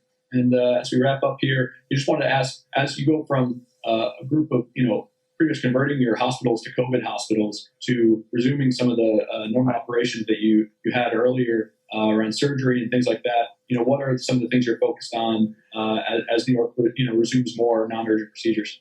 Well, coming back, recovery, as people call it, is in many ways more difficult than managing the crisis itself, because we have to come back in a different way. We have to make sure, as we bring surgery back and other procedures and services back, that we do it safely, that staff are, and facilities accommodate social distancing and masking, and that the patients themselves have to be tested and have to be tested prior to surgery, and visitors have to be masked and controlled. So the world is going to be quite different in every single medical facility going forward. So it is more complicated coming back. Shutting down is easy. Opening up is more difficult. But we will do it, and the basic thing we have to worry about is to make sure we do it right, we do it carefully, and we do it safely, protecting employees, protecting the public, and protecting the patients. That is the major, major concern. And I know, knowing all of the healthcare facilities in the region, that we will be able to do this successfully going forward. All right. Thank you, Michael, and thanks for joining me for Collision at Home. Thank you, Jonathan. Always a pleasure. Thank you. What advice would you give your teenage self? I tell my younger self to work hard because it pays off, but also to try and have some fun. There probably could have been more of that in the earlier years. Focus more in the room, in the conversation, on being the person who says the most impactful thing versus being the person who says the most words. And as I wrote that down, I laughed because I realized I could still benefit from that advice. So I reapplied that advice to myself yesterday, and I'm working on it. Advice I would give my younger self was actually the advice that I took. Never, ever, ever give up. Now, time for the second semifinal in our highly anticipated pitch competition here at Collision from Home, where all week startups have been pitching to our superstar judges to earn their place in our pitch final. We're going to check back in now with Casey Lau, who's with our semifinalists from Bright Lobe, Glucoactive, and Hour One. It's happening here on Channel 1. Hey guys, welcome back to part 2 of our semifinals. This is part 2 of our 3-part semifinals pitch. So let's get into the pitching action with a family-focused mobile games and toy design studio that wants to improve long-term educational outcomes in children across the world. Please welcome from London, England, Shivani Lambda from Bright Lobe. For every parent, fostering development has never been more important. That's why the global smart toy market is growing by 28% year on year. Accessing personalized content that caters to a child's specific needs is key, but the cost and confusion of generic milestone apps, non-targeted resources, and expensive clinical assessments is astronomical. Consider that 1 in 10 families have a child with a developmental delay or disability or chronic illness. Early detection and intervention is expensive, nearly $5,000 per child every year, and difficult to access. For healthcare systems, the challenge of early intervention can cost up to $45,000 per year for a single child. So what's the problem? There's no single solution that empowers parents to detect and act on possible developmental delays early, helps them introduce personalized and data-driven interventions, and ensures that a child can actually reach their potential. Across key regions, there's a total serviceable market of 200 million families. 10% of them are actively looking for a better solution. And that's where we come in. Bright Lobe has invented patent-pending technology that can both assess and support a child's brain development using clinically validated mobile games and toys. We make assessment and intervention cheap and accessible. Children are immersed in a virtual world, and as they play, the game collects data that caregivers need to support development. Over time, the game learns what's considered normal for specific populations of children, and our training games get smarter at supporting kids too. Subscriptions are only $9.99 per month for the game and its insights, and we also have an enterprise-only version available for use in clinical trials. We're working alongside our collaborators at Stanford in order to potentially use the system in a nationwide clinical trial in partnership with 14 pediatric hospitals across the US. We've established relationships with clinical centers for similar studies across the UK. We've assembled a team from the most elite game and animation studios in the industry, and our advisors are leading lights in their field, from a medical director at Stanford's Lucille Packard Children's Hospital to a former VP at Disney Interactive EMEA. I'm Shivani. I founded Bright Lobe, a VC-backed startup that raised its first £500,000 round in 2019. I've spent over 6 years as a senior software engineer and over 5 years as a neuroscience researcher for the US government and for the UCL Institute of Child Health. So what's our vision? Our base case promises us a market cap of between $1 to $10 billion, and we're looking to grow Bright Lobe into an ambitious, pioneering, and global healthcare company. Thank you. That's a great pitch from Bright Lobe. Andreas, what do you think about that? Yeah, I loved it. I think, it's a big topic. Child health, child development is very important. I think it sounded like it's a very unique product that they are going to market with. I know, being the father of a 5-year-old, that children like screens and games. So kind of trying to help them, trying to understand them through the medium, I think it's a great idea. So I think I like it overall. I think in terms of the pitch, I would have loved to perhaps make it a little bit more alive, kind of what does the game look like, what are kind of the outcomes, but it's difficult in such a short time. But I think she did a great job. Great, thank you. And if I may jump in too here, sometimes in consumer, you see amazing products, but a really defining factor is distribution and how are you really going to get the eyeballs. Things that are marketed to kids and parents are abundant. So I think she could also focus a little bit more on the ideas around go-to-market and marketing and messaging, because sometimes it can be amazing and you can have amazing outcomes, but if people don't know you exist, you don't have the impact that you wish you had. Great, thank you. MedTech is something we are all very interested in these days, and our next startup, GlucoActive, is doing non-invasive glucose monitoring to help diabetics. All the way from his kitchen in Poland, Please welcome Robert Stachersky to the virtual stage. My name is Robert Stachersky. I'm the CEO of GlucoActive Company. According to World Health Organization, 10% of global population is suffering from diabetes, which gives us 422 million patients globally. From the other side, up to 20% of population is undiagnosed, which gives us almost 3.7 million deaths yearly. There are two main reasons behind the problems of blood glucose monitoring. It is painful when you need to prick yourself even 20 times a day. And secondly, people feel fear of diagnostics. This leads to poor quality of life and even premature deaths. In contrast to traditional glucometers, which causes pain, our solution is a pure gain because we use completely non-invasive laser light, which penetrates the skin and reacts only directly with the glucose molecules. Thanks to this, we can determine what is the blood glucose level. We have three versions of the devices: the stationary device for the professional use and the two wearable devices for the sports enthusiasts and patients with diabetes. We have secured our technology with 2 global PCT patents. We have already operational devices which passed the first stage of the clinical trials, and now we started the medical certification process. GlucoActive allows patients to measure glucose concentration with similar relative error as traditional glucometers. However, in the future, we will achieve accuracy even better than laboratory tests. Currently, we have a long list of deals in pipeline. Some of them are already signed, including licensing of the technology, in example, to global corporations, or sales to pharmacies and cooperation with the governmental institutions.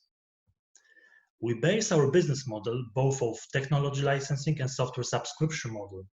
In 2020, we are closing trade partnerships and finishing our R&D process. In the middle of 2021, we'll get FDA and CE medical certification and start sales. In 2022, we'll build new types of non-invasive devices for the measurement of other blood parameters.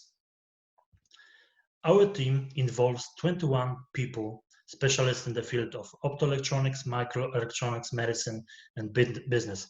Currently, we are doing a pilot program with Nationale-Nederlanden.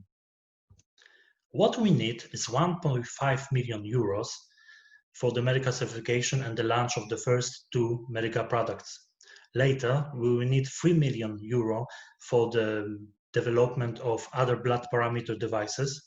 In 2022, we will also achieve break-even point, and in 2024, we will decide, depends on the results, if to do partial or complete exit. Thank you. All right, that's very interesting. Jules, what do you think about GlucoActive?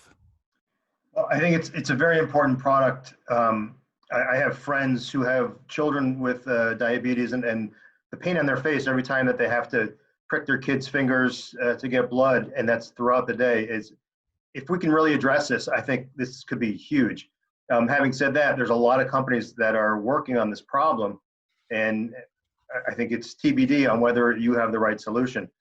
Sounds like you're doing the right things as far as you're in the pipeline for FDA approval. Sounds like you're talking to the right people. It's probably a licensing play versus a go-to-market for yourself play, but yet to be seen. But ultimately, it's an important area. It's great to hear that you're addressing it. Sounds like, especially with the wearable and the non-invasive methodology you have, it could be the one. So nice job. Great. The lines are blurring between reality and virtual reality, and soon you won't be able to tell the difference if your next customer service rep is real or virtual. To pitch what they are doing in the world of artificial intelligence characters, please welcome Natalie Monbiot from Hour One. People simply can't get enough of video. Video is just so fun, useful, and entertaining. But making video is a hassle. It requires a camera, actor, and crew, which is hard, time-consuming, and expensive. Now, through artificial intelligence, it's possible to I'm create... terribly sorry. It looks like one of our synthetic characters hijacked the pitch and stole my voice and is presenting an old pitch. I'm sorry for the disruption. We're going to have to start again. I can confirm that my name is Natalie. That was my voice. This is my face. And I am the business strategy lead for Hour One, and I'm delighted to present the company to you today. Hour One is the world's first synthetic character platform. We create videos featuring real people at speed and at scale. And our characters are very lifelike, and they already passed the Turing test. As you can see in these videos of Nikki, now back in her box, half of the videos are real and half of them are synthetic, and it's very difficult to tell which are which. Now, this is important because of the problem that we are solving for customers, which is that they find themselves in an all-digital landscape and are craving new, scalable, and more human ways to connect with their clients. We make that super easy by enabling studio quality content creation without the need to step into a studio or gather on location. We replace the whole process using AI. We also make it personal and professional. Our characters are normally very disciplined. They're always available, they're always on brand, and they speak many languages. So how does it work? Our customers submit batches of text in the order of hundreds or even thousands at a time, and we convert that text into individual videos. And we do that on a weekly or daily basis, and that window is shrinking all the time. So who do we work with? A number of verticals, including e-commerce. And for a used car marketplace client of ours, we've seen that when they use our videos in their listings, they see a 2.5x ROI increase. So what's next for Hour One? You can expect thousands of characters, more synthetic character development so they're becoming more lifelike all the time, and enormous speed and scale. The team behind this all is fantastic, smart, humble, and from all of us, I'd like to say thank you. We look forward to meeting you. Mercedes, am I going to be looking for a new job next week? That was a really great pitched presentation. I think, we constantly talk about show, don't tell, and they definitely showed. I was completely faked and I thought the first person was a real person. So I think this also goes along a lot of trends that we're seeing in synthetic video, and a lot of times we hear it spoken about in a negative way in terms of deep fakes and how that's going to make news more difficult to parse out truth. But I do agree there's a huge use case in social, as we've seen with everything from avatars to, if you think about even Giphy, or kind of, GIFs are another way to express yourself in a character kind of emoticon form. So I think that this trend will only continue. Okay, that wraps up part 2 of the semifinals. Come back for part 3 to see our last batch of semifinalists pitch. How can you shape your company narrative at a time when the world and your business are facing challenges? 2 experts share firsthand stories from the storytelling front lines. Joining us now are Greg Lutz from Visco and Rosemarie Ryan from Co-Collective. Hi, Rosemarie. Welcome to Collision from Home. How are you doing?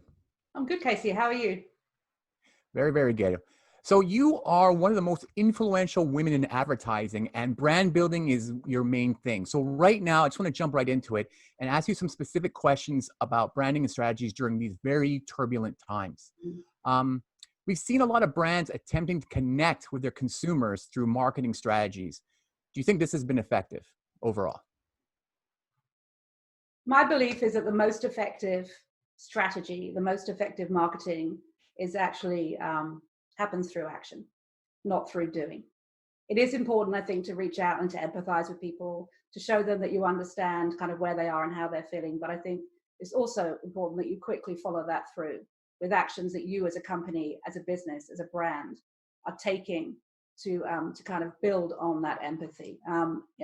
Personally, when COVID first happened, we saw lots of videos of empty streets in New York and California in the middle of the country, and then the kind of celebration at 7 p.m. when everyone's clapping to thank all of the workers who were kind of on the front lines. And a message of we're in this together. And that's a great message, and I think one that everyone can get behind. The question is, if we're in this together, what exactly are you doing to kind of help move everything and everyone forward, right?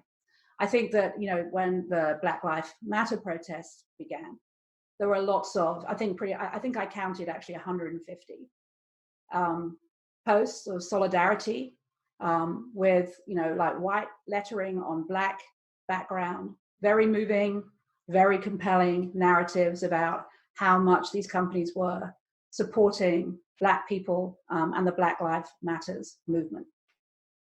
But as I said, there were 150 of them. So it was really hard to like sort one from another. I think what happened right after that is people were questioning exactly what are you doing then? If you're standing in solidarity, words are not enough. You need to do far more. Just before this happened, Edelman came out with a trust barometer. So they look at the relationship between trusts and brands. And 65% of people in that survey said, they're going to basically vote with their wallet. They're going to support the brands that turn up well at this moment. That was pre the Black Lives Matter movement. And I think, in fact, I know that the tenor has moved from, it would be nice for you to do something, to you absolutely have to. And we're going to be holding you accountable for that. So looking at both COVID and Black Lives Matter, what do you see as some of the similarities and differences in messaging at this time? I think with COVID, the imperative was for brands to come up with some solutions to help people through those kind of difficult times, and also to make sure that they were taking care of their employees. So that was really the kind of focus and the lens I think that people were looking at these companies on and evaluating their performance on.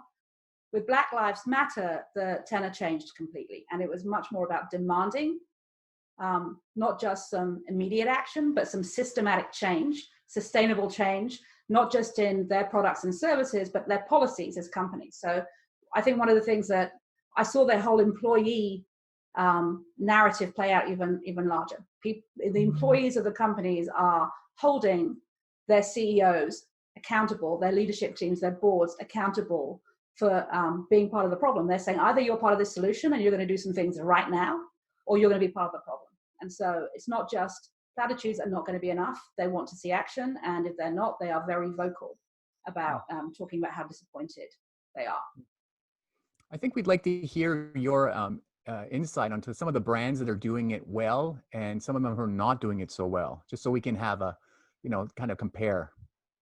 So, I think when COVID first happened, Airbnb came out connecting COVID, collecting first responders with houses, places to stay, as they were kind of navigating their way around the country and being there for people in need, which I thought was brilliant use of their platform and kind of fits with their whole belief system that, that kind of everywhere is home.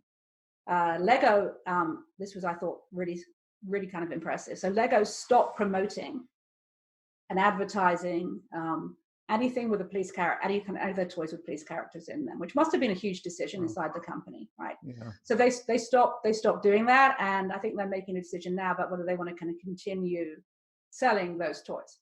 But the first step was to stop promoting them. They also donated $4 million to help educate Black children and all children on kind of anti-racist stuff. Again, it fits totally with who they are as a company and the business they're in. And Glossier gave, I think it was $500K to Black-owned beauty businesses. So again, putting their kind of money where their mouth is. And so those are some examples of people I think who are doing a really good job right now. People who are not doing such a good job. Okay, so first of all, I think, going back to the actions that you take matter. If you say one thing and you don't do anything, that's not so good. You're going to get called out for doing that. But if you say one thing and do another thing, if you're a hypocrite, then you're in big trouble. So, I think that the kind of reaction to Facebook, even though they've donated, they've had a beautiful statement, they donated a lot of money to racial justice. The fact that they didn't act on, or decided not to act on the looting, shooting post by Donald Trump, people are just don't think they actually are going to do anything, because they're not building it into their product. Like, you have to build the solution into your product, not just into your communications, or not even just voting with your wallet. And I think there's been a slew of CEOs who are now being held accountable for the fact that, they say one thing and do another. I think Anthropology, they've been called out because they came out in solidarity, and then it turned out they do a lot of racial profiling in their stores. They even have a name for the people they're profiling. And I think we're going to, you can see more and more of those stories as the weeks go on. So then by that, all that information, what kind of advice would you give to your clients or CEOs or people that are listening to this to continue to navigate this kind of changing landscape? Yeah, I think be clear about what your role is. Make sure it's an authentic one, that it doesn't look opportunistic or that you're taking advantage of a news moment. Be clear about what your role is, and then be part of the solution. And I mean that in a kind of holistic way. So the way that I talk about it with my clients is you need to marry your purpose with action. So LinkedIn is one of our clients. Their purpose is to create economic opportunity for everything and everyone, sorry. And one of the things they've done recently is they've opened the code to everyone. So taking it from their platform, open it up to everyone so people can start to eliminate bias in resumes, etc. So they're really kind of taking that idea of everyone, economic opportunity for everyone, putting it into action. So that, that's it. I think understand that this is not a job for marketing, but the whole company as a result of that. Make sure you have your own house in order, because you will get called on it if you don't. And that this is a marathon. It's not a sprint. This has got to be long-term sustainable change, not a one-off action. Yeah. I think a lot of startups are smaller organizations, so they're able to respond really quickly. But what do you think is the best? Should they wait and see what happens? Should they try to get their house in order properly before releasing any kind of statement about anything that's happening right now? What do you think is the best? So I think again, first of all, they need to get clear about what change they're trying to see in the world, and it's got to be bigger than being the next startup that was sold for $1 billion, right? What is it that you're really trying to get done in the world? And then make sure that all the actions that fall out of that are aligned with it. When you make a statement, if you're not, you're on a journey. We're all on a journey, right? So just again, have some concrete actions that you are going to take, and be clear about what those look like and how you're going to measure them and when. And then just keep communicating. I think waiting and not saying anything is dangerous. I think but if you're clear about who you are and what you're about, it's easy to say. I think it's easier for you to kind of focus on what you need to get done, and then point out how you're going to make it happen. Great. Thank you very much, Rosemary. That was very insightful, and I'm glad we had a chance to talk. Thank you, Casey. Okay, great. Well, you're watching Collision from Home. Ever since she first burst into the scene with the hit series Pretty Little Liars as Emily Shields, Shay Mitchell has been building her legacy as an entrepreneur. Here is a sneak peek of what is happening on Channel 3, where we're hearing from the star of Pretty Little Liars, Shay Mitchell, about building her fashion empire, Base. Shay, thank you so much for joining us. First of all, I want to start off with what's happening in the world around us. There's so much conversation around systemic racism here in the US. There's been protests all over the world. You've been a very vocal supporter of Black Lives Matters. Why is that important to you? It's important to me because it's something that we need to speak about, and it's something that I think sharing this information is the only way we're going to get change. And I've been extremely vocal about it on all my social platforms. I post about things that either inspire me or that I feel passionate about, and this is definitely one of them. I think without it and without speaking about it, we won't get change, and that's something that we definitely need right now. I also think that there are many ways that we can obtain this, whether you want to protest, whether you want to make silent donations, or, speak about it, share other, ways of information, of learning about different things. There's so many different things you can do using platforms and using different social media. And what would you say for anybody that's listening that's kind of reluctant to say anything in case they get it wrong? What's your message to them? Educate yourself. Take this time right now to research, watch. There's so many incredible movies, there's documentaries, there's, books out. You talk to people, have the conversation. I think first and foremost, that's the most important thing that you can do, is just to take this time right now to educate yourself. And nobody else, owes it to you than yourself to really just take this and learn as much as you can right now and be informed. So we know you from lots of different series, from Pretty Little Liars and You, and most recently Dollface on Hulu. How did you get into acting? Let's talk about that for a little while. Yeah, I started when I was, after high school. And it wasn't something that I'd wanted to do when I was, in school. I wasn't a part of a drama class or anything like that. It really hit me after I was traveling abroad. And I came back to Toronto and I was like, you know what, I really want to try my hand at acting. I enlisted myself in a couple classes. And from there, you know, I was able to land a few jobs. In Canada, the first one was Degrassi, which if you're Canadian, it's kind of like a must-have on your resume. Right. And then, you know, from there, I booked Pretty Little Liars. So it was just sort of a snowball effect after that. But yeah, it was definitely an interesting journey. So Shay, moving away from acting into business, Base, the travel company that you started. Talk to me about that for people that aren't familiar with it. What is it, and how can they find out about it? Yes. So Base is my travel luggage and accessory brand. It started from my love of travel and my desire to want to make other people's travels easier. I noticed that there was a white space in the market for, you know, travel accessories and luggage that weren't, you know, necessarily that cute, that were affordable or functional.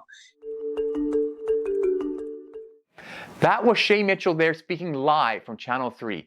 Head over to collisionconf.com for more details on how you can watch hundreds of talks, connect with our speakers, attendees, hear exclusive interviews and stories, as well as attend mentor hours every 45 minutes by Amazon Web Services, and investor meetings brought to you by PitchBook, happening every 15 minutes here at Collision from Home.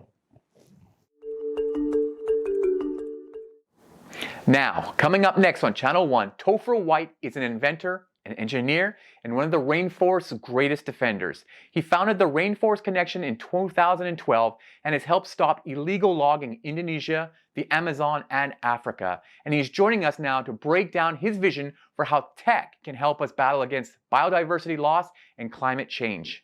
Joining us now is founder and CEO of the Rainforest Connection, Topher White. In the summer of 2011, I visited the rainforests of Borneo. And as you can kind of tell, it was this overwhelming sound of the forest that struck me the most. But there's some things that stick out. For example, this is a hornbill, a big bird. This is a cicada.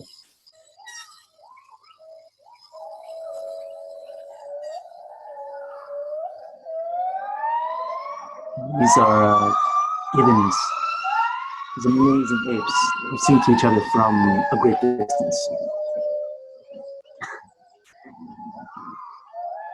And this place we're actually listening was a gibbon reserve, a place where they would rehabilitate gibbons from captivity and release them into the wild. They actually had about a 200-hectare reserve for this purpose, where they keep the gibbons and allow them to get out into the forest. But I didn't realize at the time that they were actually spending a lot of their resources trying to protect this small reserve from illegal logging on the outskirts. And even behind the sound of that forest you've been listening to the whole time was the sound of chainsaws. It's a constant threat in these areas. This really struck me when I was there, because here they were, these sincere people who would stop logging if they could, but they just weren't quite sure where it was or didn't have the resources to get there in time to stop it. So here's my idea. How do we actually stop illegal logging? I mean, in this case, we saw that there were people who would stop it. And in my case, I would like to build a tool that can. So here's the idea for it. The moment that a chainsaw goes off in the forest, the sound is picked up by a device up in the trees, which is able to send a signal through the cloud to rangers on the ground, and they get the alert and they're like, what? And they jump on their motorcycles and they get out there and they stop the loggers on the spot in this super realistic rendition of exactly how it would happen in the forest. But you know, at the end of the day, we're still reliant on this device that's going to go off in the forest. So, hey, why not use an old smartphone? Phones are everywhere. There's cell phone networks throughout the world, even in the forest.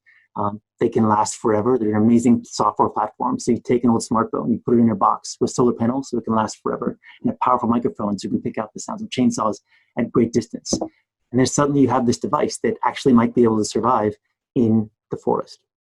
So this is me putting one together in the garage. So you can imagine it's necessary, cliche for any sort of process. And here's one up on a tree. But again, I'm from San Francisco, Silicon Valley. You build something there. What good is that? How is that going to really benefit? And how is that going to be proven that it works in the forest? So I took it back out to Indonesia, in this case, Sumatra, to another given reserve by the same organization. And on the second day, put one up in a tree. And on the second day, I actually picked out the sounds of chainsaws in their area. I remember this guy climbed the tree. He put it up there climb back down, everyone's smoking cigarettes, and I get this email on my phone that says the device we just put up is hearing a chainsaw.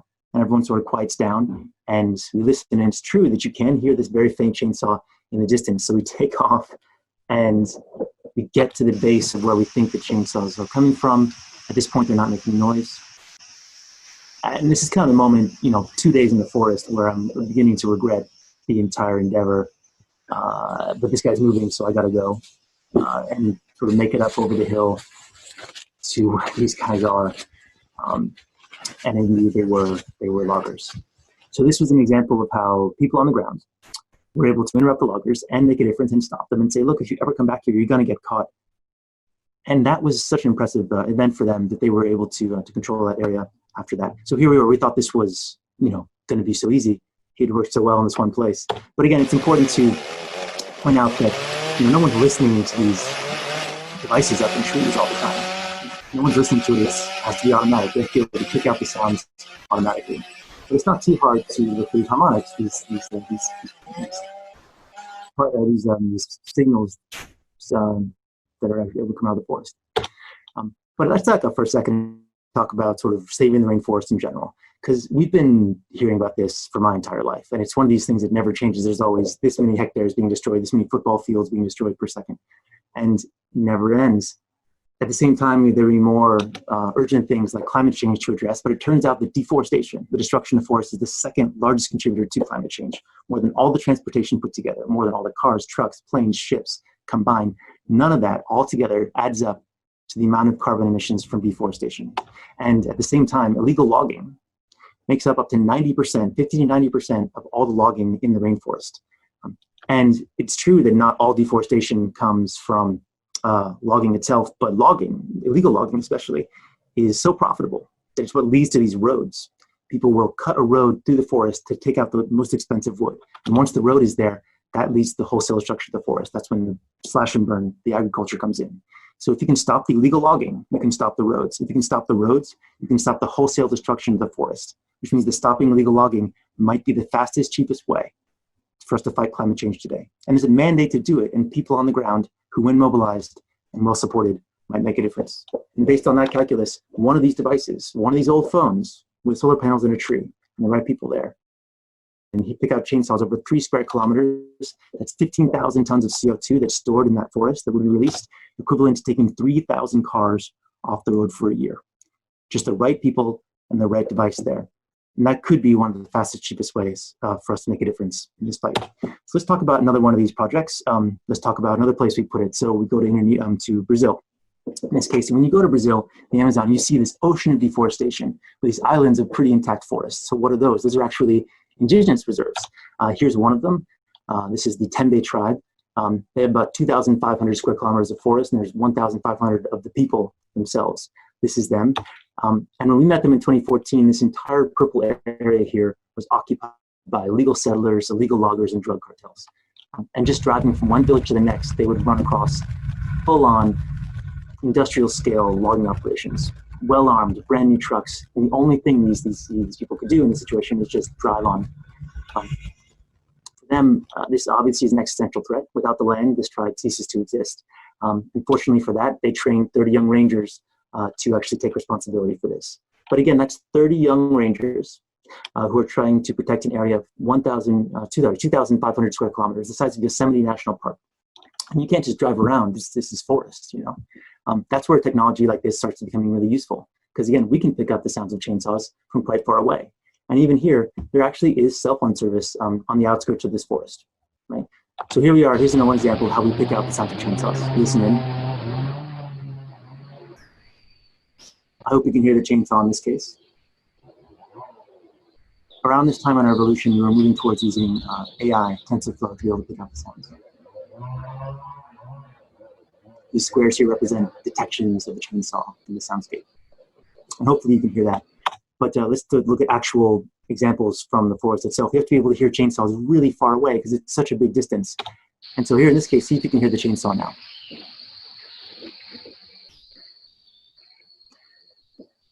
It is in there, but it's very, very faint. But with AI, with TensorFlow, you can pick this out, even from the cacophony of the forest. And based on this, We were able to scramble the Tembe to the end of the road. They were able to get there on their own, to be able to intercept on the way up. Waiting at the end of the road, here are the Tembe Rangers, way more than 30 of them in this case. They seized the equipment, they burned it, they burned the trucks, they stopped the wood, they kicked the loggers out, and they took justice in their own hands because in this case, they're the only ones there to protect it. And just start backing up like this guy, these guys, each one of these guys can have such an impact on fighting climate change. You know, they're not doing it for climate change, they're doing it to protect their own backyard. But if you can build tech tools, if you can build any tools to help them and resources, these are the guys who can have the biggest difference in fighting climate change. More than a dozen engineers working on energy solutions. This is where we think we can make a difference, is helping these guys do what they're trying to do. Again, we've not just done this in Brazil or Indonesia, we've done this all over the world. 3,300 square kilometers of forest. Some more examples of us being able to help people catch loggers and helping them take responsibility for following up. And again, it's not just about stopping loggers in the forest. Every single one of these devices, we call them guardians up in trees. They're streaming audio out. We can listen in. Anyone can listen in to our app, and we can listen in live to any of these places from around the world. And most of the time, there's not logging. Most of the time, it's a beautiful forest soundscape. But not just about listening either. So here's an example of what else we can do with sound and AI put together.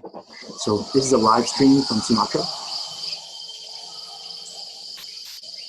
There's so much happening in here. This is the spectrogram, how you visualize it. And again, not just listening. We can begin to use AI to pick out all the species and how they interact and overlap with each other. And not just over a few seconds, but over minutes, hours, days, weeks, months, years. Suddenly you're able to take ecology, the way species interact, and have very detailed, precise information about how they, it's really a big data problem. You can take ecology and turn it into a big data problem. So please join us at Rainforest Connection, and we hope we have a long future ahead of us. With over 100 million devices sold, Amazon's Alexa was already omnipresent in many homes across the globe. Now, with people spending more time at home than ever before, what new things has Alexa learned? Amazon's SVP of Alexa, Tom Taylor, is in conversation with Fast Company's Harry McCracken over on Channel 2, so check it out. Tom, first of all, I understand that Alexa has found a new use in hospitals during the pandemic. Can you talk a little bit about that? Well, sure, Harry. But first, I just say we all recognize this has been a huge time of change and crisis. And while we have done things in the hospital that I'll talk about, I still want to thank all the people that are on the front line, including our fulfillment center employees and in the stores and even employees throughout the world. It's been very interesting working with hospitals. It's something I think in this example I'm very proud of, that Amazon had to respond very quickly. And I love that as part of our company being, we like to think of ourselves as the biggest startup in the world. And we were listening to what was going on, and we said within our own device organization, how could we help? And one of the big issues, if you remember early on in this COVID crisis, was the lack of personal protective equipment. And so we, within a week, we donated over 10,000 devices with screens to the hospitals. And what this did was allow to put in the patient's room so that the patients could talk to nurses and doctors and vice versa, without those nurses and doctors having to go in the room, put on PPE, and then take it back off again. Now, this is actually just an extension of what's going on in the home. We have a drop-in feature, and people use that either for audio or in our devices that have displays would say, yeah, I just want to drop in on, Harry, in the other room. Or we were also seeing a lot of people saying, I want to drop in on my parents or my grandchildren that are very far away when suddenly travel was restricted. So we took a use case that was in the home. We made some modifications very quickly, and we're able to help the hospitals. It was very rewarding for the teams. And we did this with a number of hospitals, Sloan Kettering, some others in New York, but throughout the country. That's great. In normal times, the home is Alexa's turf. You mentioned that video calls have been exploding. What are some of the other ways that the service has changed or proved especially useful as people have been spending so much time at home? Yeah, it's interesting. I would say a couple things. We talked a little bit about connection. I also think the type of questions and also just plain entertainment and people's health questions. But let me give you a little more detail on each of those. I think on the connected side, there were these examples of people saying, how do I stay in touch with others? Even reminders, people were setting reminders. Hey, at 7 o'clock, I want to walk out on the balcony and remind me to clap my hands for the benefit of healthcare workers. There was a great story of, again, parents that have children, suddenly they're not in school, they're trying to manage their work. That was Tom Taylor talking all things Alexa on Channel 2. You can head over to collisionconf.com to check out the rest of those talks, or you can also attend Mentor Hours brought to you by AWS every 45 minutes. Mental health and well-being are often tragically overlooked. What does the mental toll of COVID-19 look like?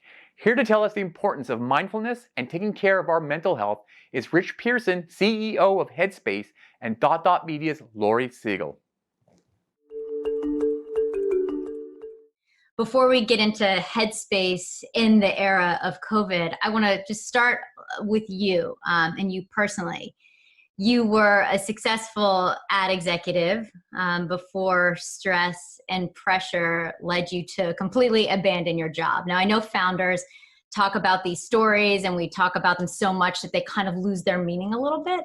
So with that in mind, can you just like paint the picture? Like you were this successful ad executive. You were like marketing Axe deodorant or something, like all sorts of things.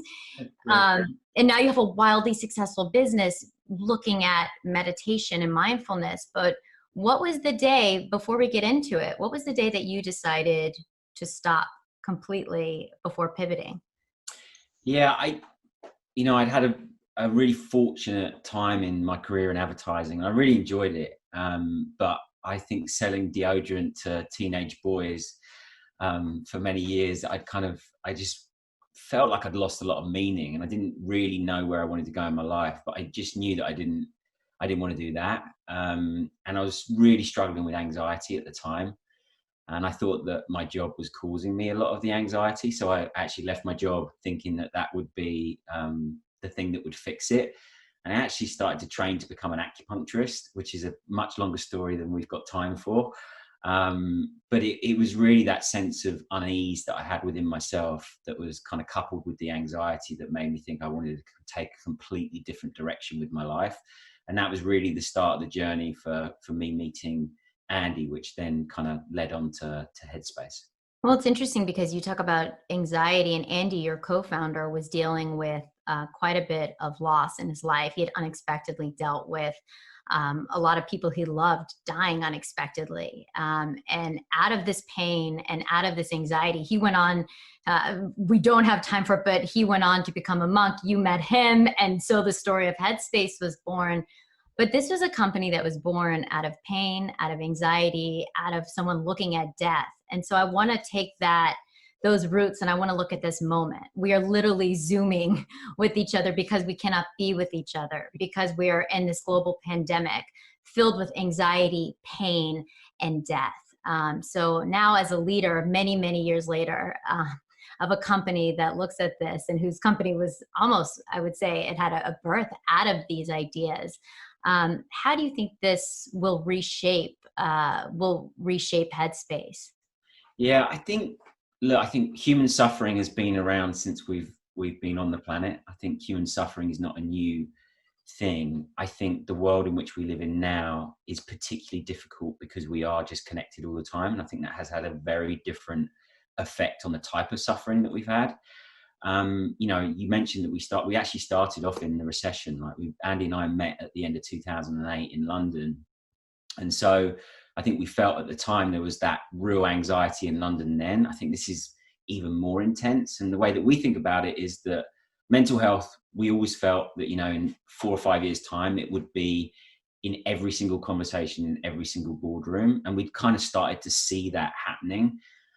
We thought that it would be in every school. We thought that it would be part of healthcare systems.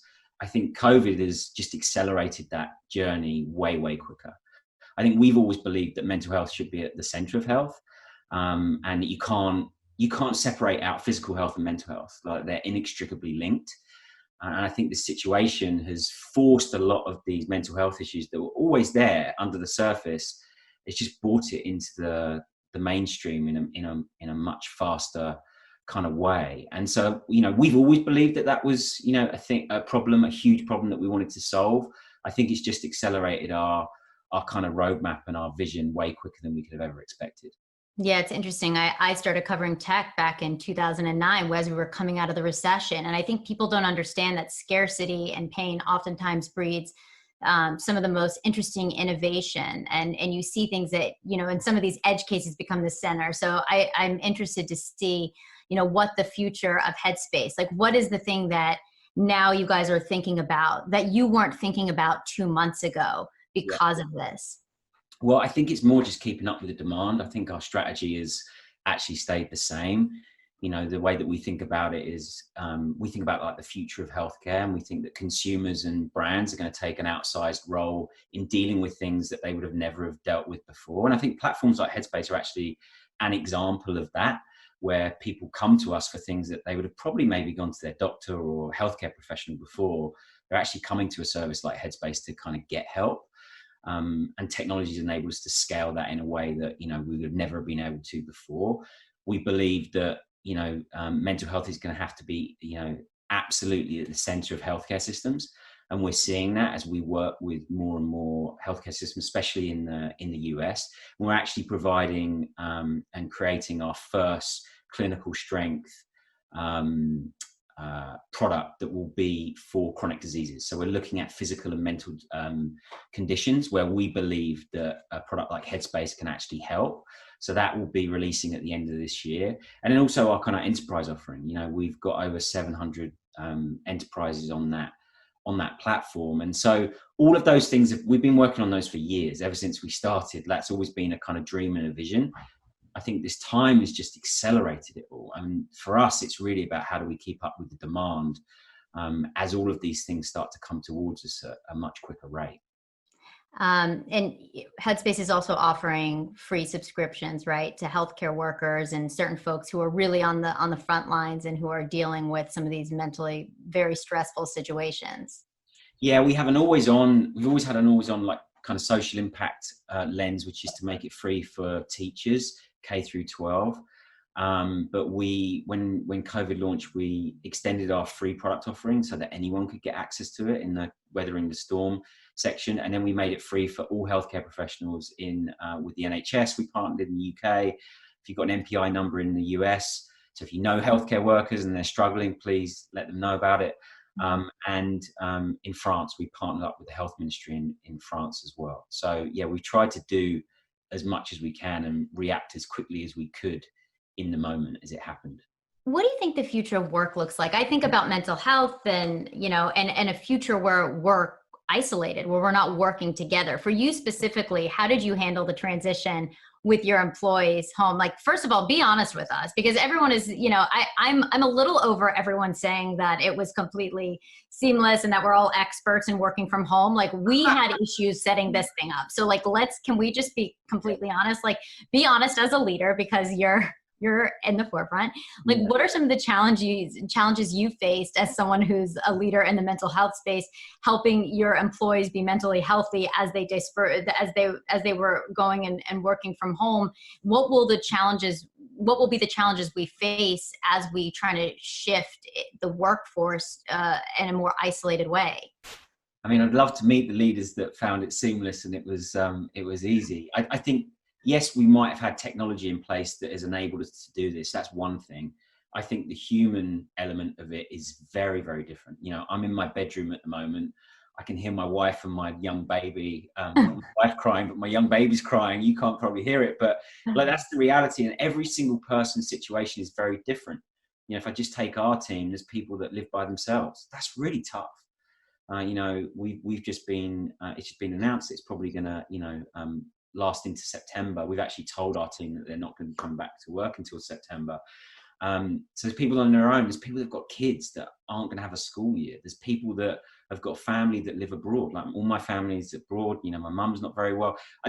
There's so many stories of that. And so for us, it's been, how do we be as flexible as possible? So there's a few things that we've done. One, we have more regular communication on Zoom with the whole company.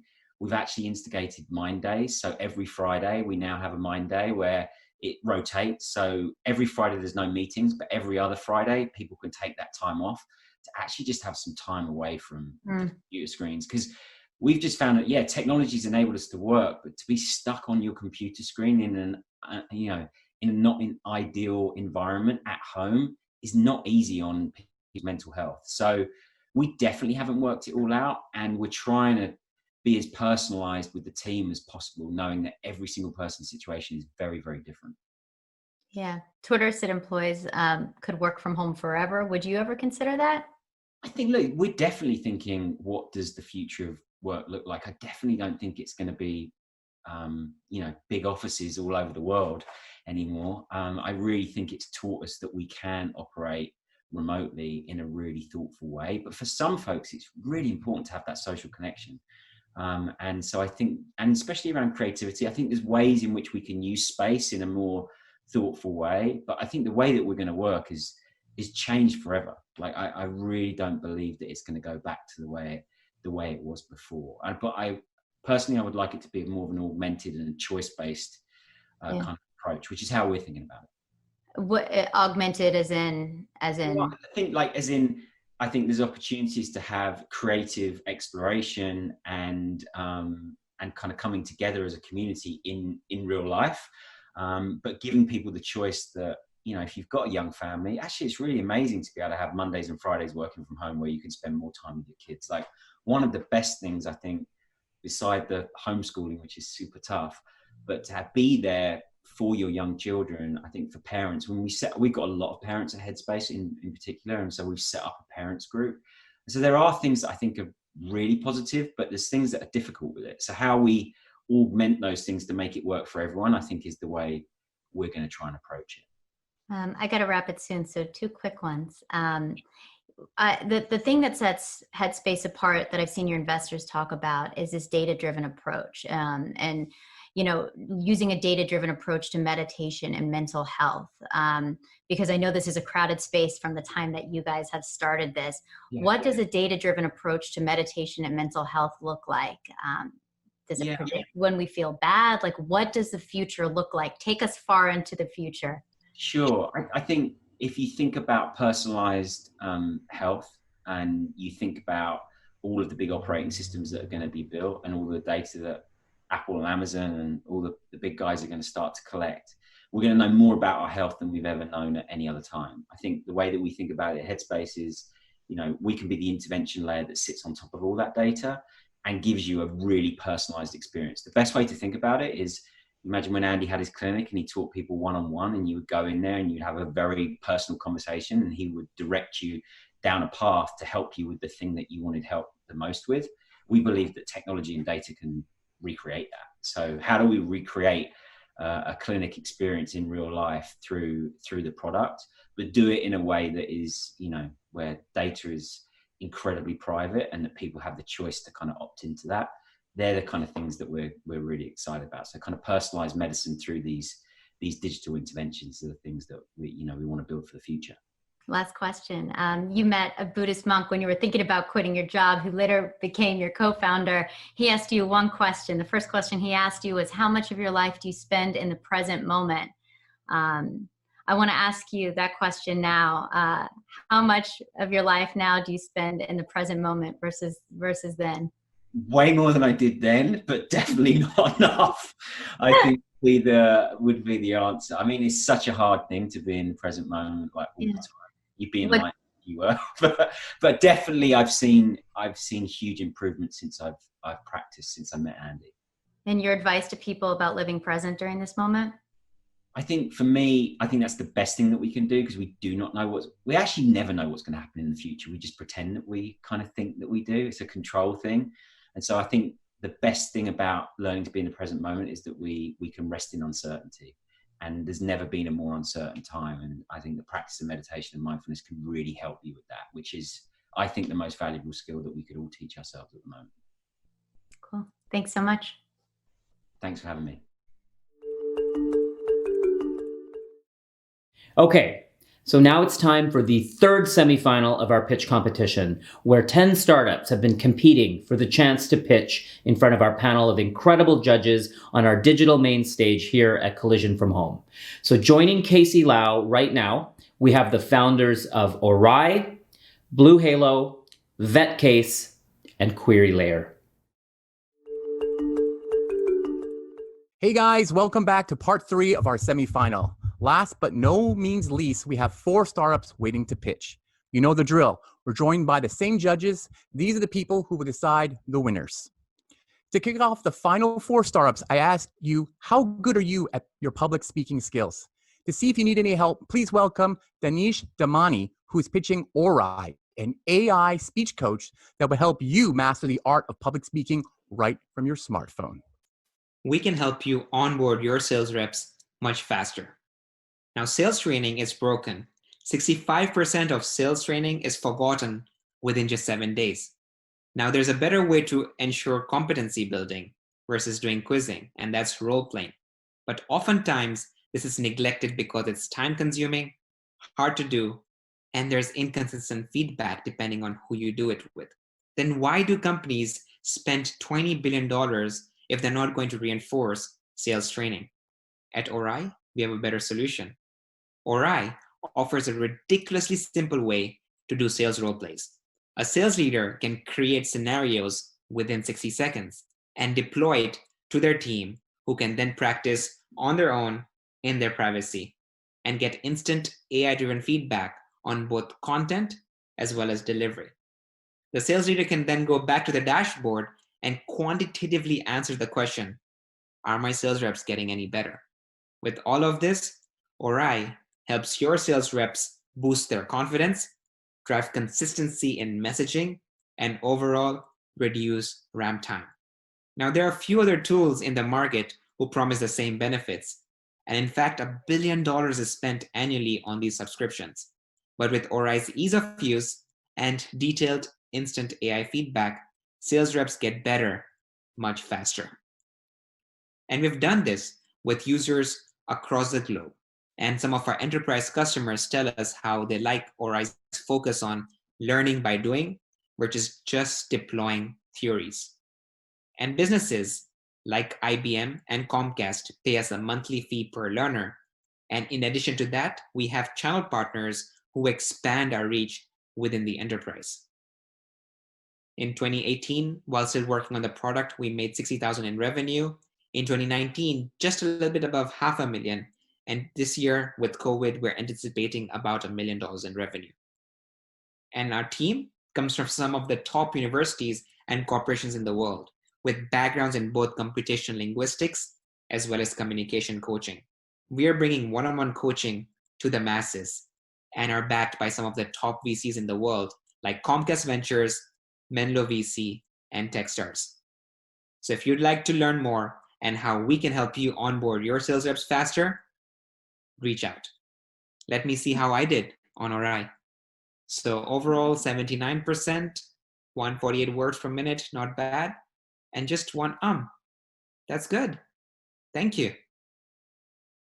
All right, Renata, you know that this guy built this product for himself, and also he's very good at the box presenting. So you tell me what you think of Orai.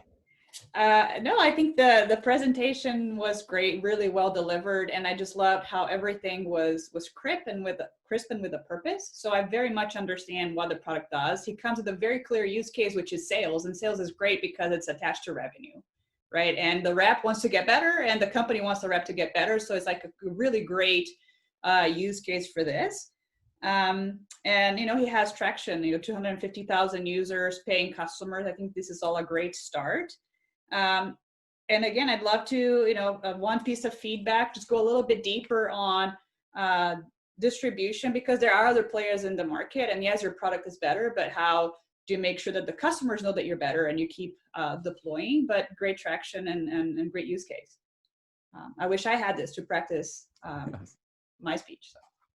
I quote directly from our next startup's website: better flow, better outcome, better lives. Taking urology into the 21st century with their proprietary device, please welcome Tony Rubin from Blue Halo. For me, being an entrepreneur is about solving a real problem, doing things the right way, creating a business plan that minimizes risk, and having your shareholders say, wow.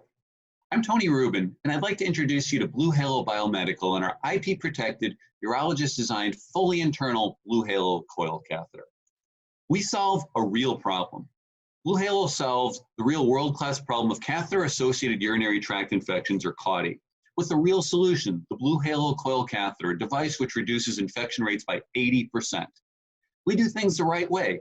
Blue Halo's culture is built around creating long-term win-win relationships with our urologist customers, with our patients, with our contract manufacturing stakeholders, with the healthcare system, and of course, with our shareholders. We have a risk-minimizing business plan. Blue Halo is focused on doing one thing: commercializing the Blue Halo coil catheter. To that end, we're focused on 4 tasks: confirming our 80% reduction in infection rate in an independent clinical study, receiving FDA clearance to commercialize our device, securing our IP with the appropriate patent filings, and lastly, selling the company once commercialization is confirmed. One product, one goal, and as there hasn't been a truly disruptive change in the urinary catheter market in over 80 years, one objective: to change as many lives as possible, all while creating incredible shareholder value. Having your stakeholders say wow is so gratifying. Blue Halo's clinical users are already saying wow after urinating on their own for the first time in years. Urologists, after learning about how our product slashes infection rates by 80%, are saying wow. And our goal is for our shareholders to say wow when, after proving commercialization, we sell to a firm that can distribute the Blue Halo coil catheter globally. And by the way, the first phase of our independent clinical study is complete. The observations include no new infections, a really big deal. All patients fully draining their bladder, something our urologists are over the moon about. And lastly, no trauma, bleeding, or pain from the removal of our 28-day insertable Blue Halo coil catheter. Again, a game changer. Blue Halo's best practices include surrounding ourselves with great high-energy people who are complementary and team appropriate. For example, at Blue Halo, Drs. Gaines Hammond and Byron Hodge, both board-certified urologists, provide expertise with respect to clinical trials, medical technology, regulatory affairs, and customer outreach. Serial entrepreneur Rogers Curvin provides expertise at marketing and distribution. Our partners balance business acumen with medical experience, expertise, and credibility. Critically important when our urologist founders detail the 25 largest urological practices as one channel of our 4+1 distribution strategy.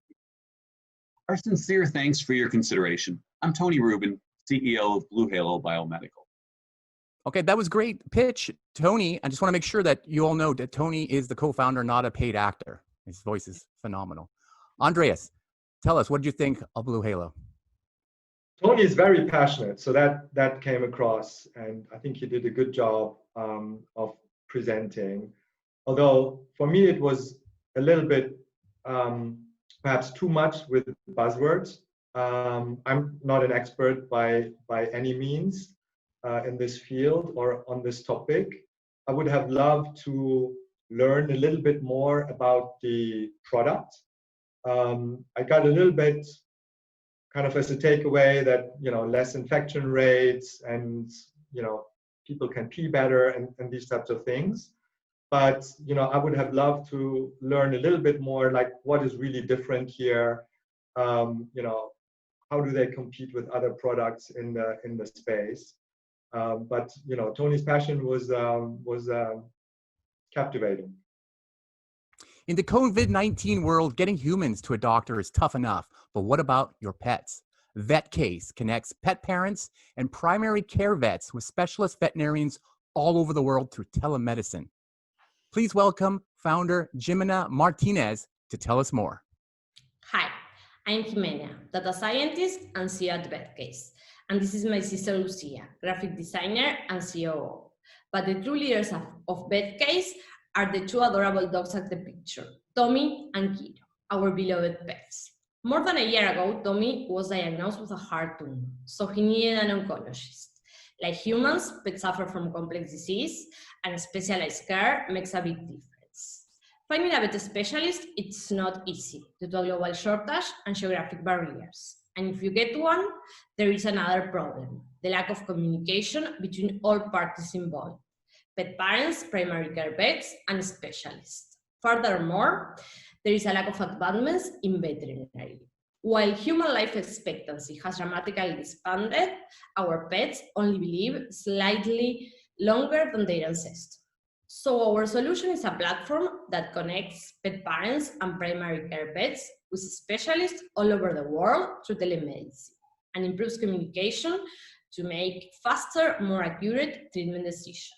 Besides, we collect a standardized medical record to find data-driven insights and to use artificial intelligence to create tools that improve diagnostic and enable more effective treatments. There are some tools for telemedicine with specialists, but they only offer teleconsultation between vets. We offer a lot more: collaboration between all parties involved, including pet parents, and proactive, interactive, and extended care to improve health outcomes.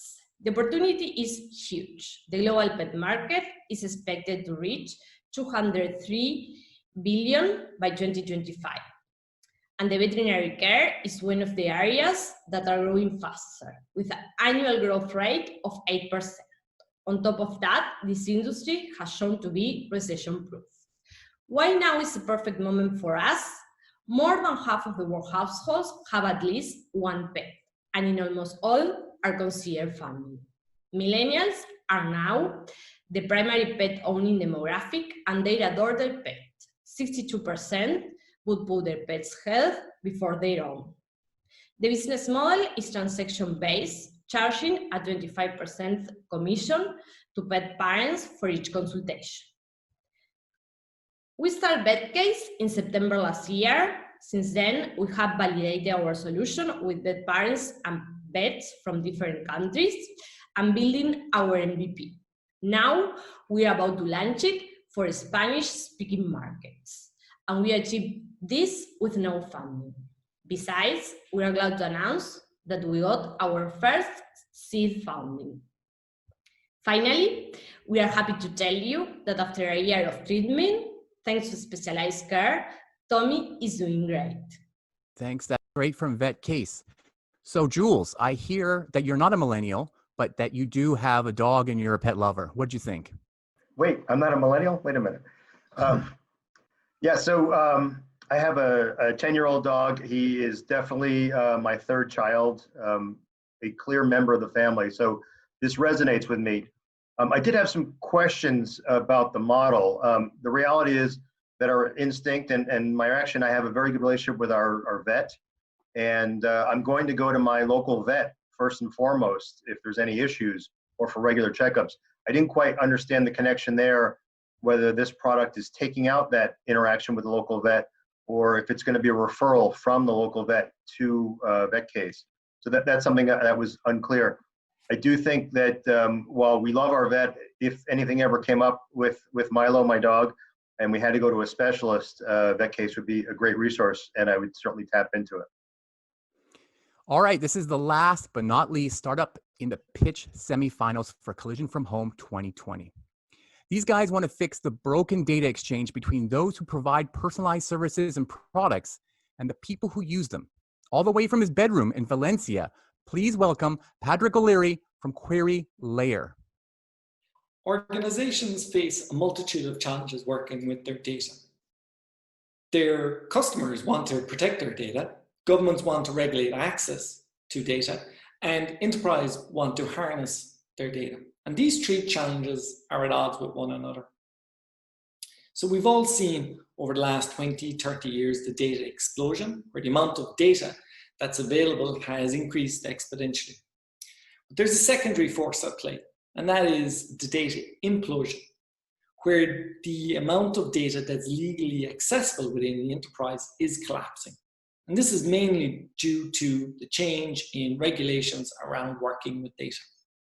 So what organizations want is that they can open up access to a data set, and that access will vary according to the role and purpose by which the user is accessing the data. And what Query Layer provides is that dynamic control of who accesses your data, what they see, and why they access it. And it does this without copying data or writing a single line of code. So our enterprise no-code data sharing platform allows a user to register a workspace and get out-of-the-box data access policies tailored to that industry. Data owners register a data source to be shared and alter data privacy policies in a natural language. And the result is instant self-service data access. And this is enabled by state-of-the-art data anonymization techniques. So we've built an experienced team in this area. I have founded and led a motion reader machine learning platform to acquisition in 2018. I have a PhD and I'm a former academic in data engineering. And I'm joined by a team of experienced data engineers. And we're scratching our own itch here. Safe provision of data is a problem that we all struggled with and observed in previous roles. We're only 6 months in existence, but already we have Seedcamp on board as investors. FinTech, an analytics platform, are using us as an access layer. And Bankia, the 4th largest bank in Spain, are piloting us to open up access to data within the bank. There is a data access crisis in the enterprise today. There's an opportunity for a no-code solution that empowers the enterprise to provision access. We refer to this layer as the query layer. Thank you. All right, that was really good. Renato, what did you think of query layer? Yeah, I think the founder really identified an interesting trend. And the part that I was really impressed by is the fact that he has even financial institutions willing to pilot the technology that, you know, it's a good proxy for the quality of the team, the importance of the technology that they're developing, because financial institutions are usually, you know, risk averse and they carry very, very important data. I'd love to hear more about plans for expansion. You know, what's next?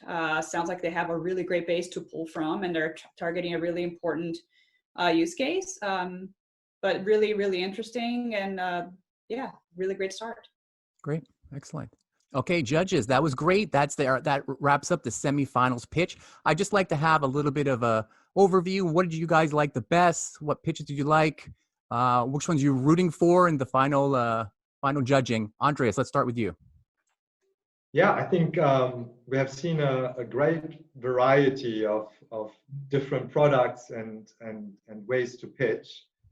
I think across the board, pretty good, very good, I would say. I think the ones that resonated the most with me were probably, I think it was SIM, compliance as a code. I kind of like that quite a bit, as well as the last one, query. That's kind of unlocking kind of all this data within enterprises, you know, safely, securely, and easily through a no-code kind of data sharing platform. So I think these two are the ones I would root for. Okay. Mercedes, what did you think? What's your overall impression of all the pitches?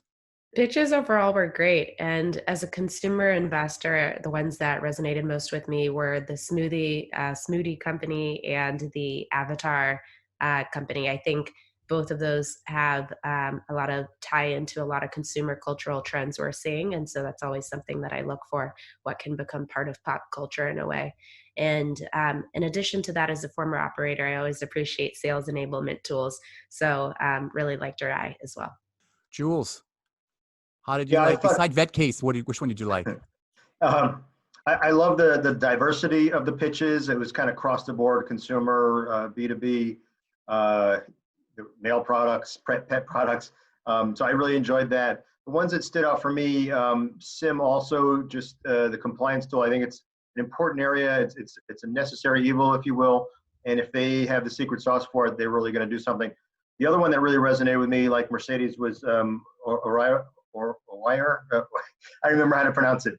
Maybe that's a problem on the name, but it's a sales enablement tool. Being a career sales guy, the thing I hate most is role playing, but I also know that it helps me the most. So if they figure that out, I think they really have something there. So great stuff.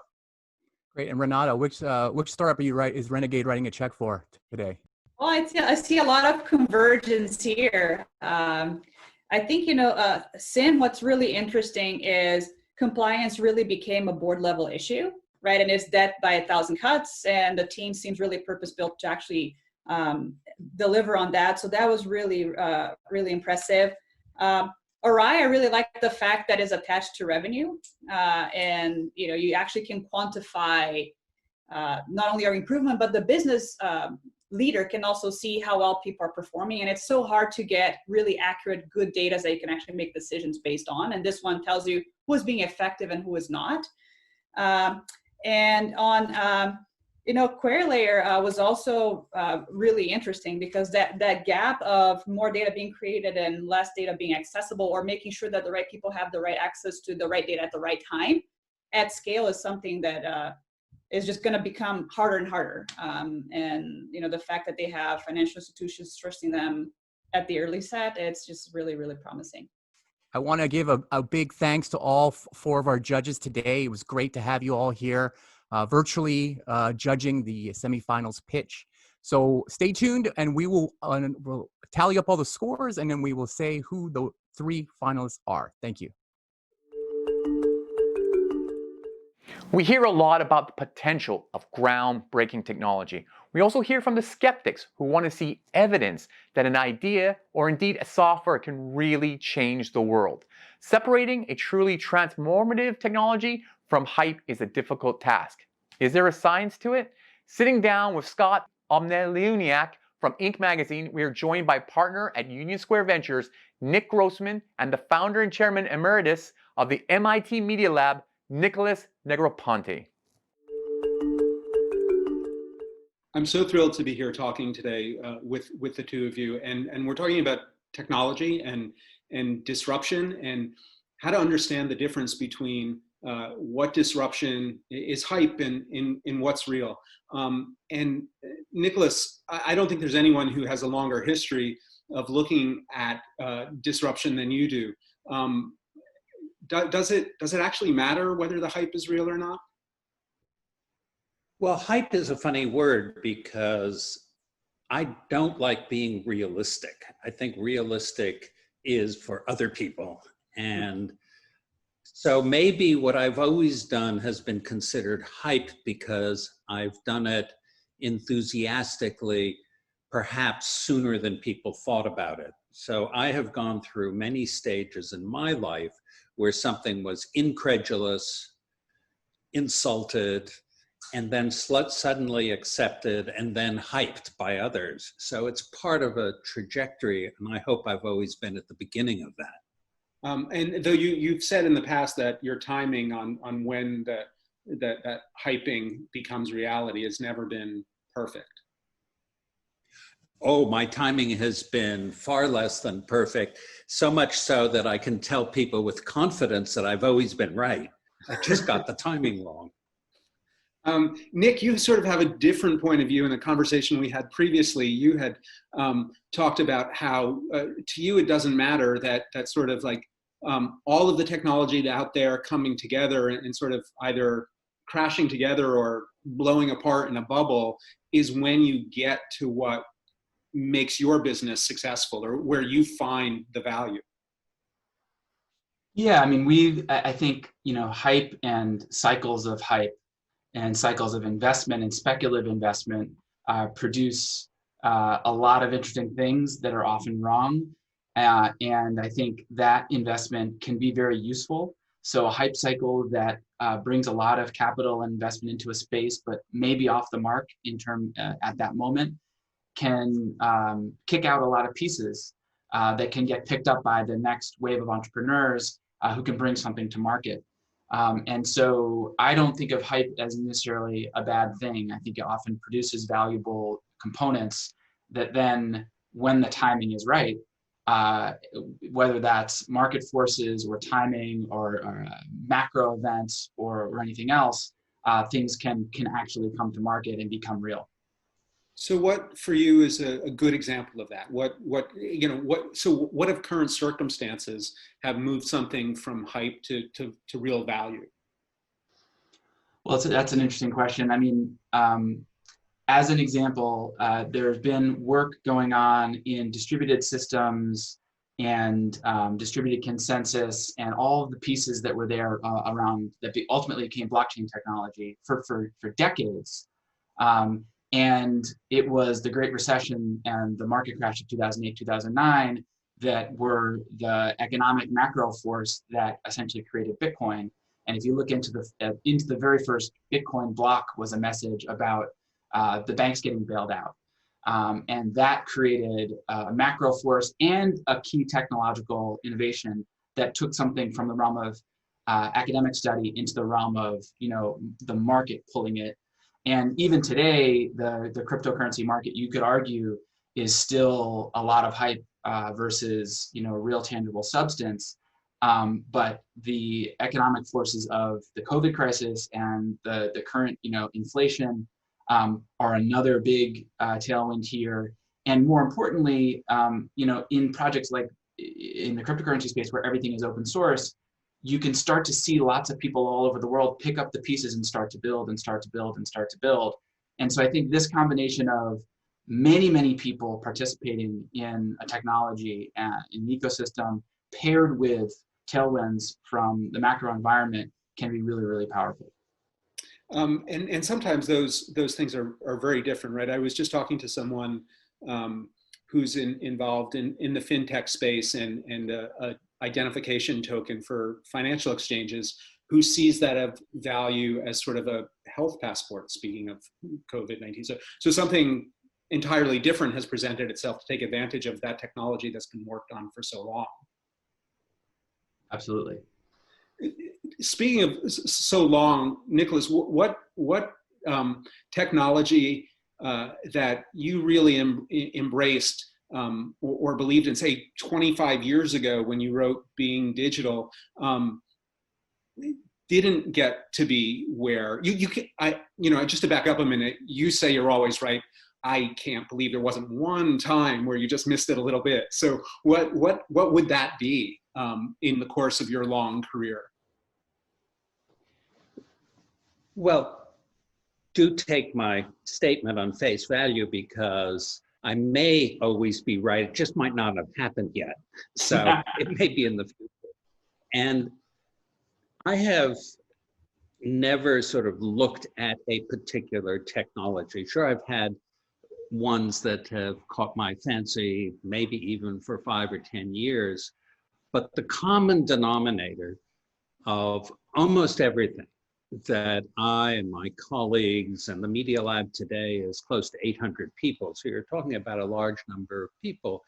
And what they're all doing is they're doing things that market forces don't do.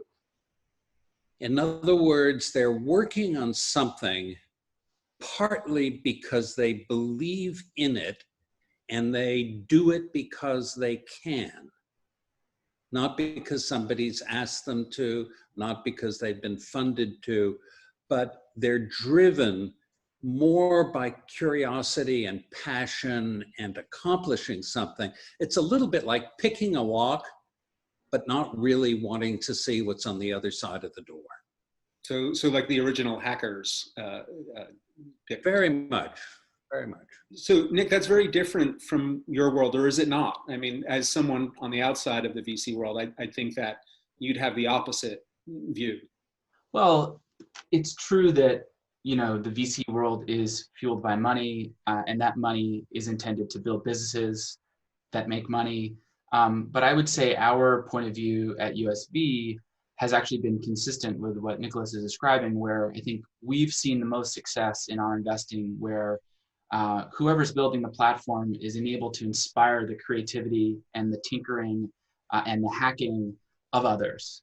And whether that's consumer products like Twitter, or marketplaces like Etsy or Kickstarter, or developer tools like Twilio, or crypto projects like Bitcoin and Ethereum, I think we're very much in the business of helping bring to market platforms that can unleash that kind of inherent, innate creative energy. That was some serious humble bragging you just did about the USB portfolio. But Nicholas, you have some issues with the fact that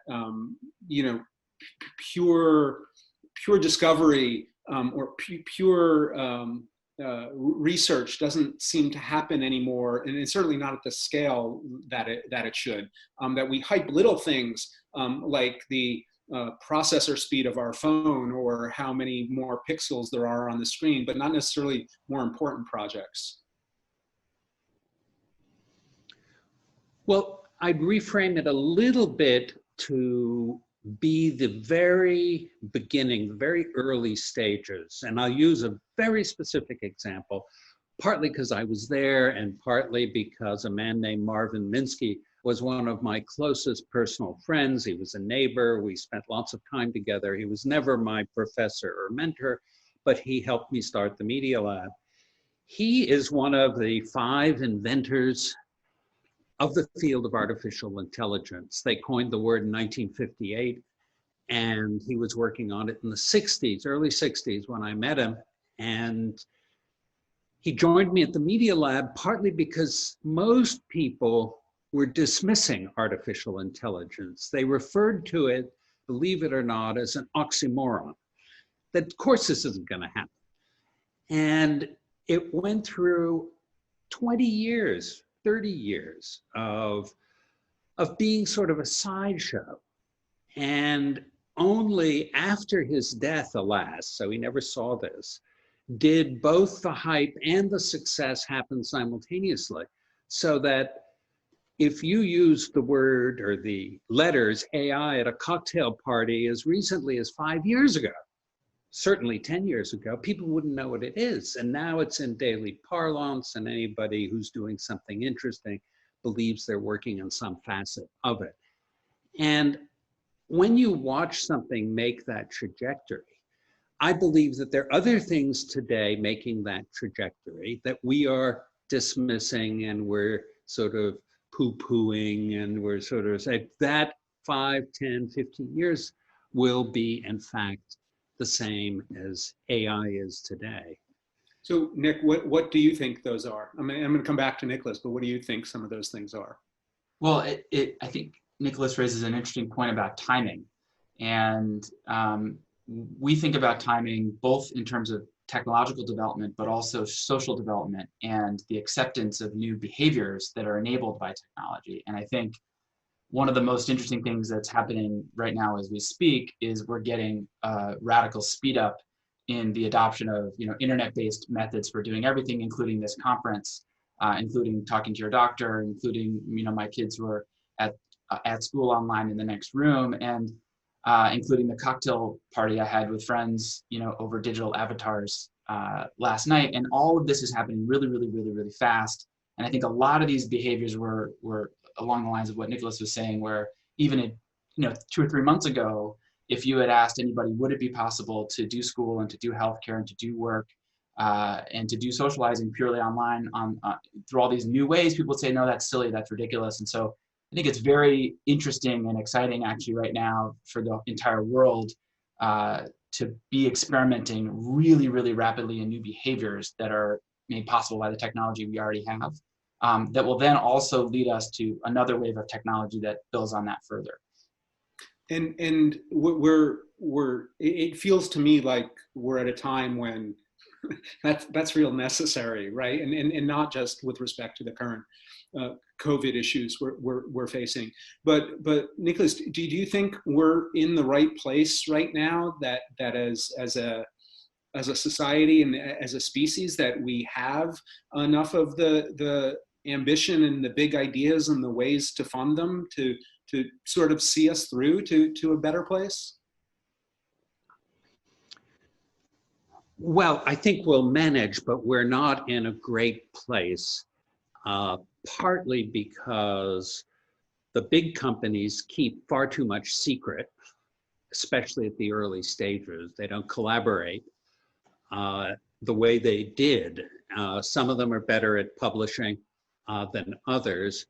And then I feel that we lose a lot of students and a lot of really good minds to very trivial startups. I'm not talking about things like blockchain and sort of, but when a boyfriend and a girlfriend start a laundry delivery system who've just both gotten their PhDs at MIT, I figured that that's almost worse than working for Goldman Sachs, where we lose them completely. But it's just, there's a drain now, and the startup is a drain, and the big companies not sharing has become a bit of a drain. And that doesn't sound like hype. And unfortunately, we're all already out of time, but I wanted to thank you both, Nicholas, Nick, for participating. Thank you very much. You're watching Collision from Home. When PayPal first hit the payment scene way back in 1998, it took the world by storm as a revolutionary, secure, and easy solution to one of retail's most complicated problems on digital. Today, how can the company continue to lead the fintech revolution?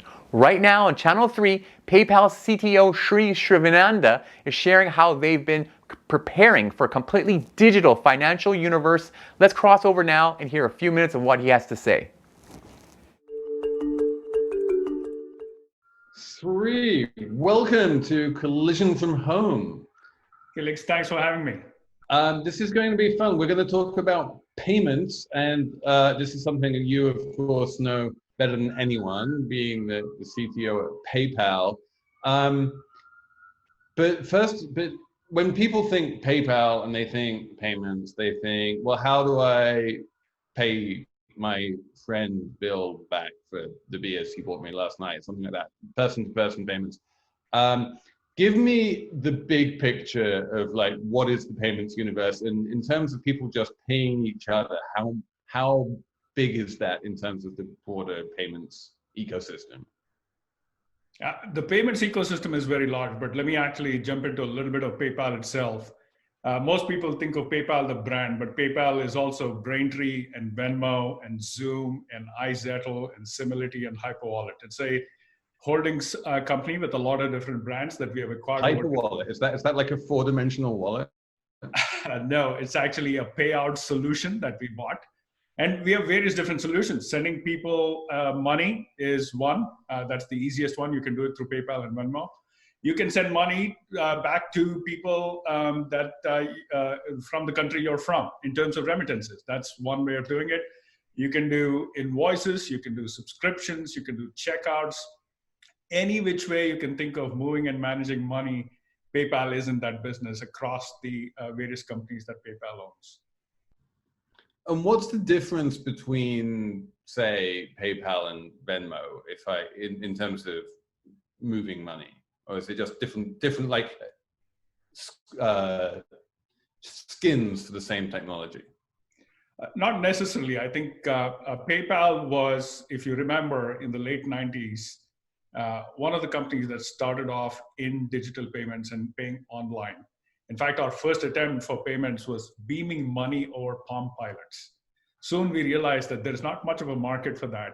And we got into sending payments over email and eventually becoming a provider of payments over eBay, which is how we grew and started to get into other areas of payments as well. When you think of Venmo, Venmo was found on a completely different paradigm. It is about sending money to each other, but it's about a social interaction when you're making a payment. It is about two friends who shared a dinner experience and one of them is sending money to another. Or it's people who might have gone out for a coffee and they're giving money back. Or it may be somebody who's paying their babysitter and so on. And what the main difference with Venmo is that it's got a social feed, it's got activity. That was Sri Srivananda speaking live on Channel 3 at Collision from Home. That talk continues along with hundreds of others, as well as mentor hours by tech giants like Amazon Web Services, investor meetings by PitchBook, and Q&A sessions, all on our exclusive platform that you can get access to over on our website, collisionconf.com.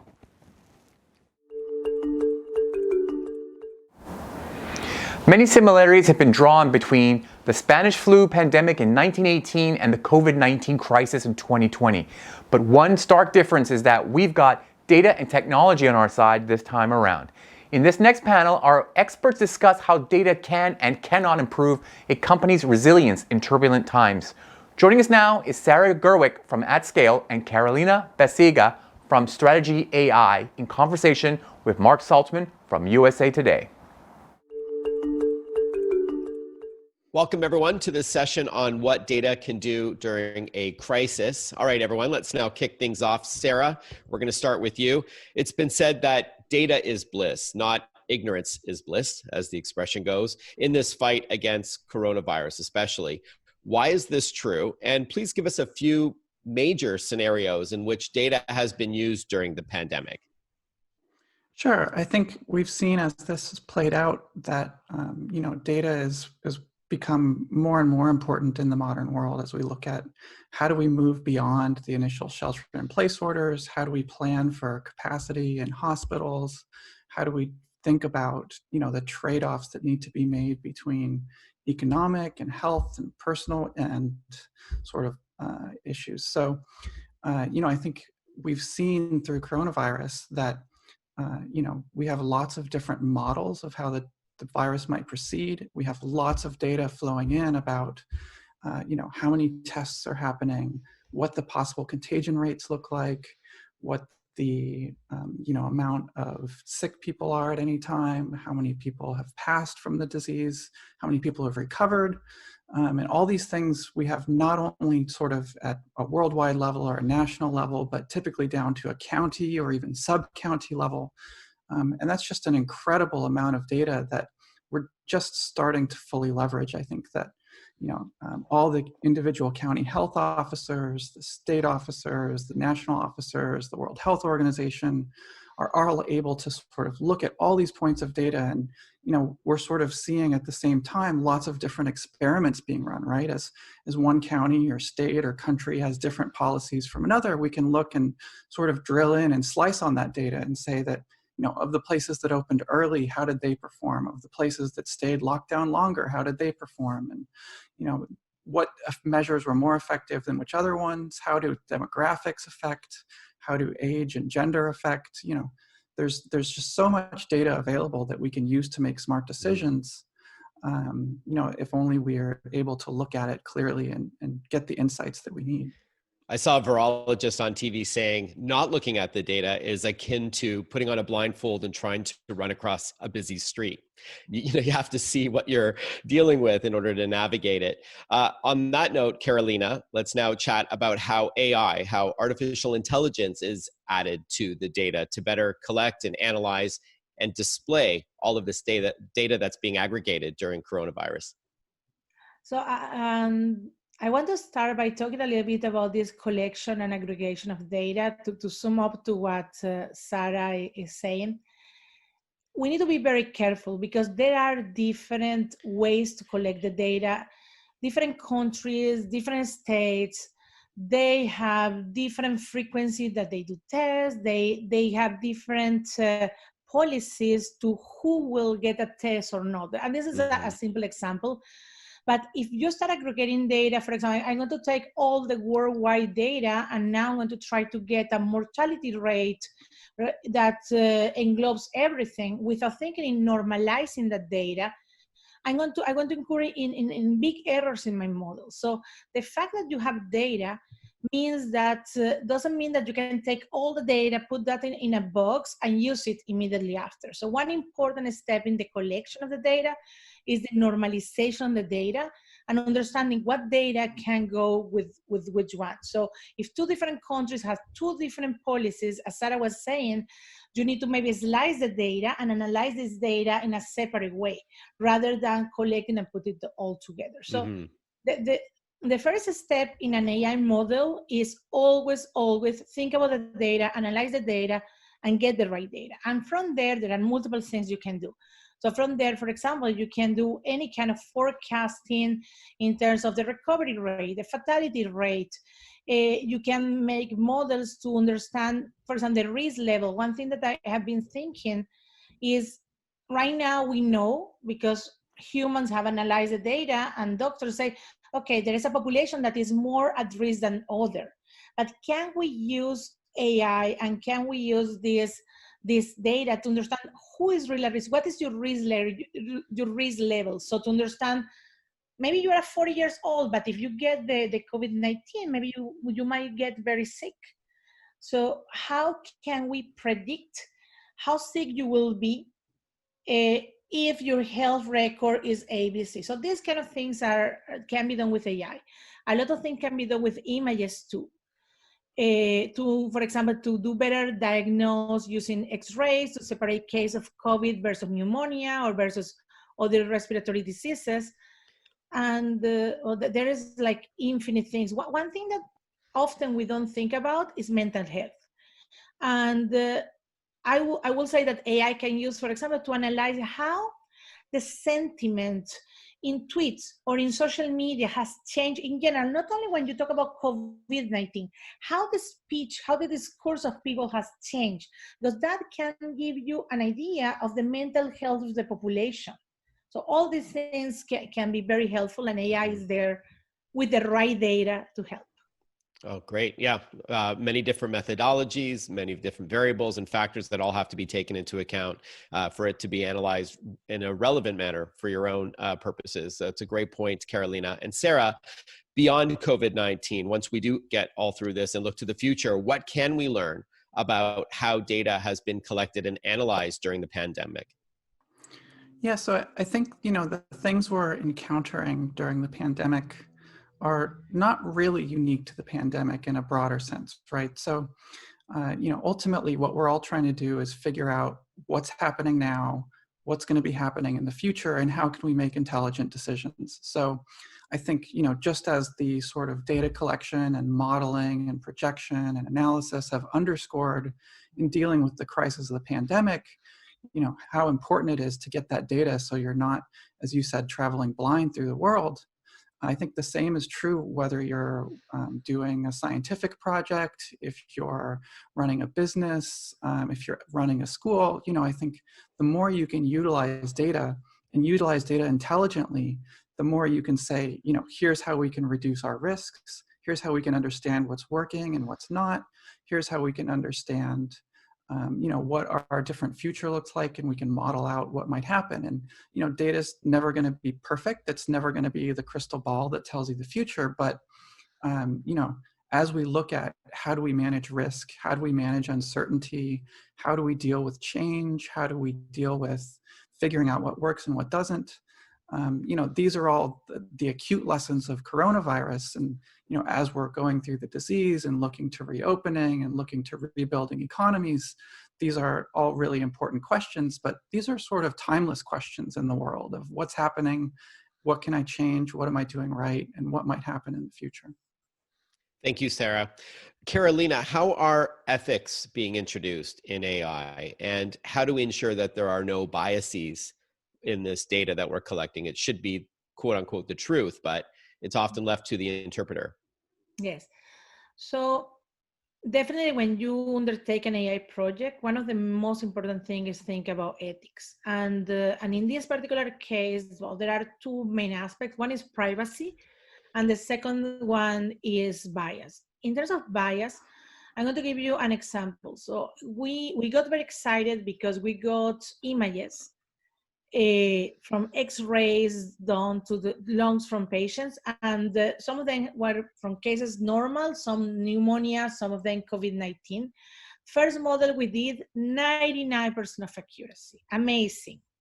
What happened was that the COVID-19 cases have a label on it that had some date or some numbers there. So the AI was, instead of being looking at the lung, was easier for the AI look at the label. So the model was absolutely biased by the data. For sure, we immediately realized this cannot be true. We analyzed, we modified the data, and we got anyway good results. But this is important. So people sometimes is trying to get results fast because people want to shine and bright, amazing blogs, or because you want to contribute faster, but you always need to think about the bias that might be introduced intentionally or unintentionally in the data. Mm-hmm. Great point. Sarah, we're going to end off on if I may, with the accuracy of this data. There's been obviously a huge push for timing because COVID-19 is killing many tens of thousands of people around the world, hundreds of thousands of people rather. So are we trading accuracy for timing as we're rushing to get a vaccine and we're rushing to figure out the course of this pandemic? You know, I don't think it's a binary question. You know, I think in some ways we're lucky that this is happening when it's happening, and that, you know, we have more technology and more data analysis to bring to bear with these problems than we ever have in the past, whether it's through artificial intelligence, whether it's through cloud data services, whether it's the ability to share data. You know, I think we can get data in the hands of people who can analyze that data and do smart things with it more quickly and efficiently than at any time in human history. And, you know, I think the technology is only getting better. You know, that said, I do think that you need to figure out how to make sure that there's a collaborative effort going on to figure out things like, you know, the deficiencies in AI that were mentioned, or, you know, some of the ways in which people might be misanalyzing the data. You know, ultimately, you know, I believe that getting data in the hands of smart people, and a lot of smart people, and sort of democratizing that process is the way forward. And, you know, like I said, I think the technology makes that possible, but it's also the collaboration, this sort of getting data up in clouds, getting data, you know, transmissible so that people can check models and see each other's work and share what they're doing, I think is the way that, you know, we move that needle the right direction, because I think it's a constant process, not a, you know, one side or the other question. Fantastic. Sarah, Carolina, thank you so much for your time and your expertise, and stay healthy, stay well. Thank you. Thank you. Thank you. Now, while there's no easy switch to turn the economy back on after a crisis, we do have technology, creativity, and ideas. Joining us in this fireside chat, we have the founder of Kabbage, Rob Frohing, and professor of economics at the Rotman School of Management, Joshua Gans, in conversation with Andrea Johnson from Denton's Ventures. Hi, and welcome to Collision from Home. So I'll get right into our questions. First for Rob.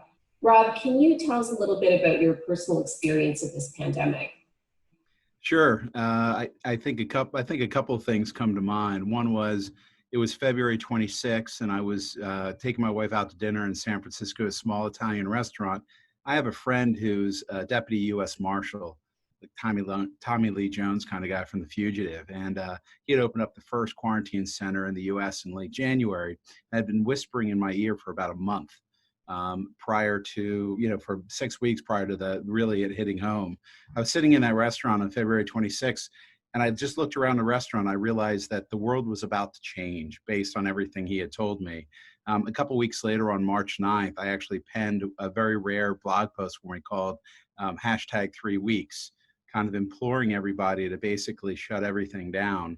I think Italy, literally the same day, had announced shutting everything down for just 3 weeks to basically help us get through this. I knew that would be economically impactful, but I was hopeful that if we could figure out a way to come through this and take a very strong approach to it, we could get through it a lot faster. But of course, that never happened, at least not in the U.S. And so thanks very much, Rob. And yeah, I'm sure we all look forward to getting back to the restaurants. A question for Joshua. So 5 years from now, way out in the long-term horizon, what will be the consensus on the big lesson or lessons that we should take away from the current situation from a public health or economic standpoint? And given that we didn't appear to learn very much from SARS, can we really be hopeful that we can or will execute on those learnings? Well, I think actually in 5 years' time, looking back, we will see this entire matter as something we could have avoided. And the reason for that is that pandemics are fundamentally an information problem. Gather enough information, you can isolate the infected and prevent the spread of it throughout your economy, throughout society, and avoid having to shut down. And we know this for several reasons. We know this because SARS was a more virulent disease with greater health consequences, and it was dealt with in a matter of months. And the countries that had experience with pandemics before, Taiwan, South Korea, Hong Kong, have all been able to manage this by testing and tracing, solving the information problem, and basically suppressing the virus. And that's the difference between having a mild recession and a Great Depression. What can we do in the future? What will we do to avoid it? Will we learn from these mistakes? We haven't got the greatest track record. The fact that some countries did at least gives me some hope. And Joshua, picking up on what you were saying, do we have a Great Depression or Great Recession? Rob, what are you seeing on the ground? You've got a really unique insight into what's happening with small and medium-sized businesses in the United States. We've encountered a lot of economic statistics. Do you feel like they're an accurate reflection? Are we seeing lagging indicators? Please describe for us what you're seeing from your unique perspective. So look, Cabbage serves a 250,000 small businesses in the U.S. prior to the pandemic. We've been very involved in the PPP program, the government lending program in the U.S., having put out capital to now close to 120,000 businesses.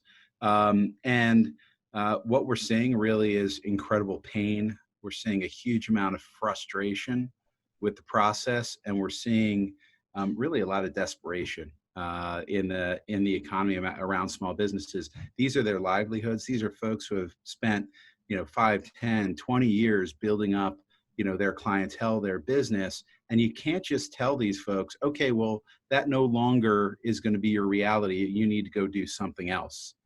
It's a very, very hard thing for them to be able to change everything that they've done. It's an altering of life that is almost beyond imagination for anybody that's got kind of a normal job. I'd say the other thing is that I think stimulus has to not just be to get people over what they believe to be the trough here. That trough is going to be much longer and much deeper, I think, than a lot of people realize, based on the reaction we've had to the pandemic, as the professor was saying. And so we're going to have to figure out how to not only help businesses get through this period of time, but actually get startup capital to basically restart their businesses.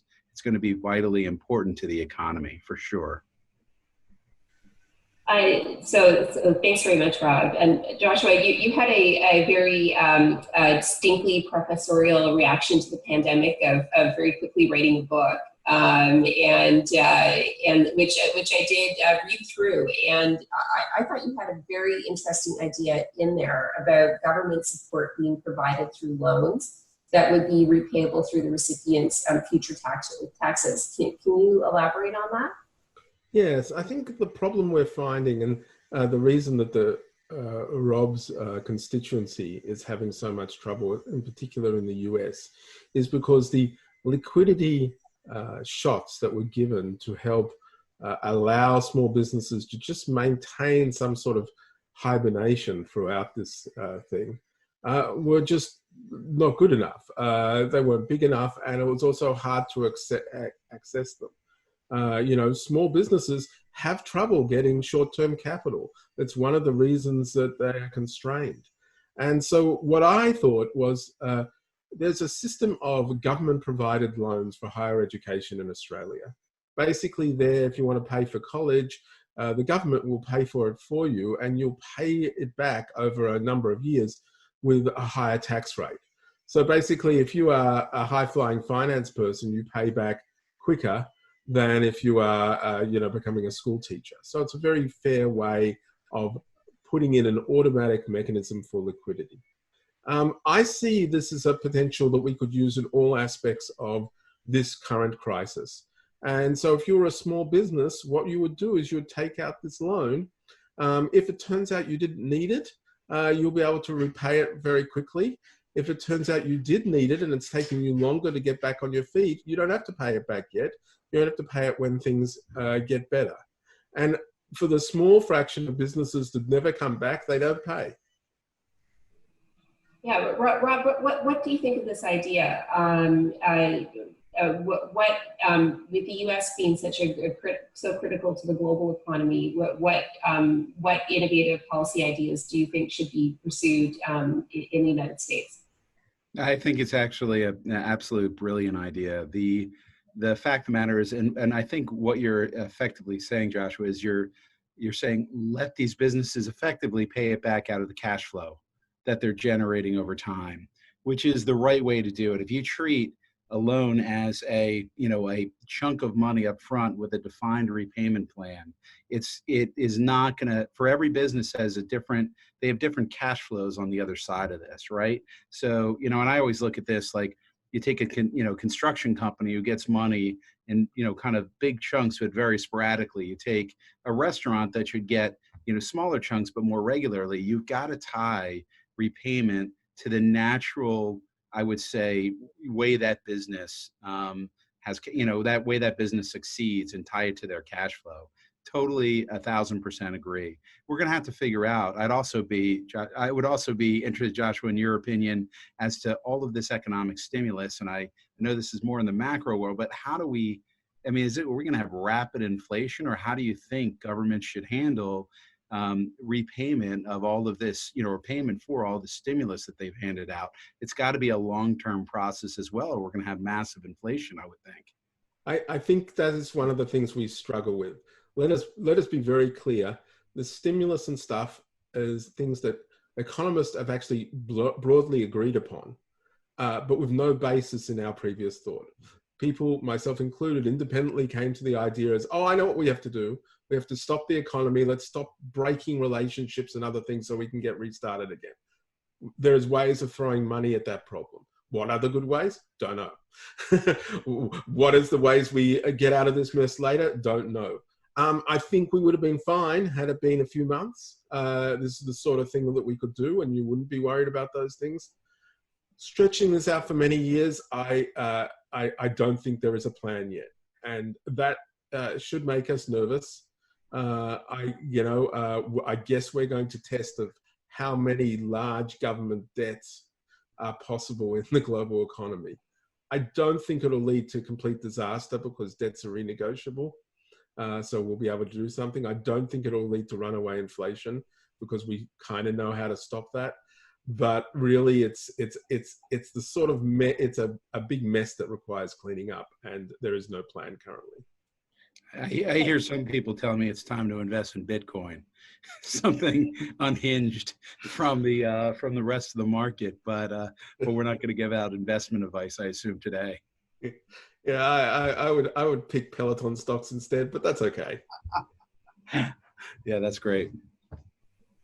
So Joshua, I'm going to ask you to take a minute or so to go over what you consider both a best case scenario and a worst case scenario over the medium to long term. And on the worst case scenario, just really indulge yourself and with your worst and most gruesome imaginings. Well, the best case scenario, given practicalities, is that most of the world manages this pandemic and can start to form little green zones where they can start to deal with each other. Australia and New Zealand are looking like opening up, becoming part of the same bubble because they've suppressed the virus, and that will expand throughout the world.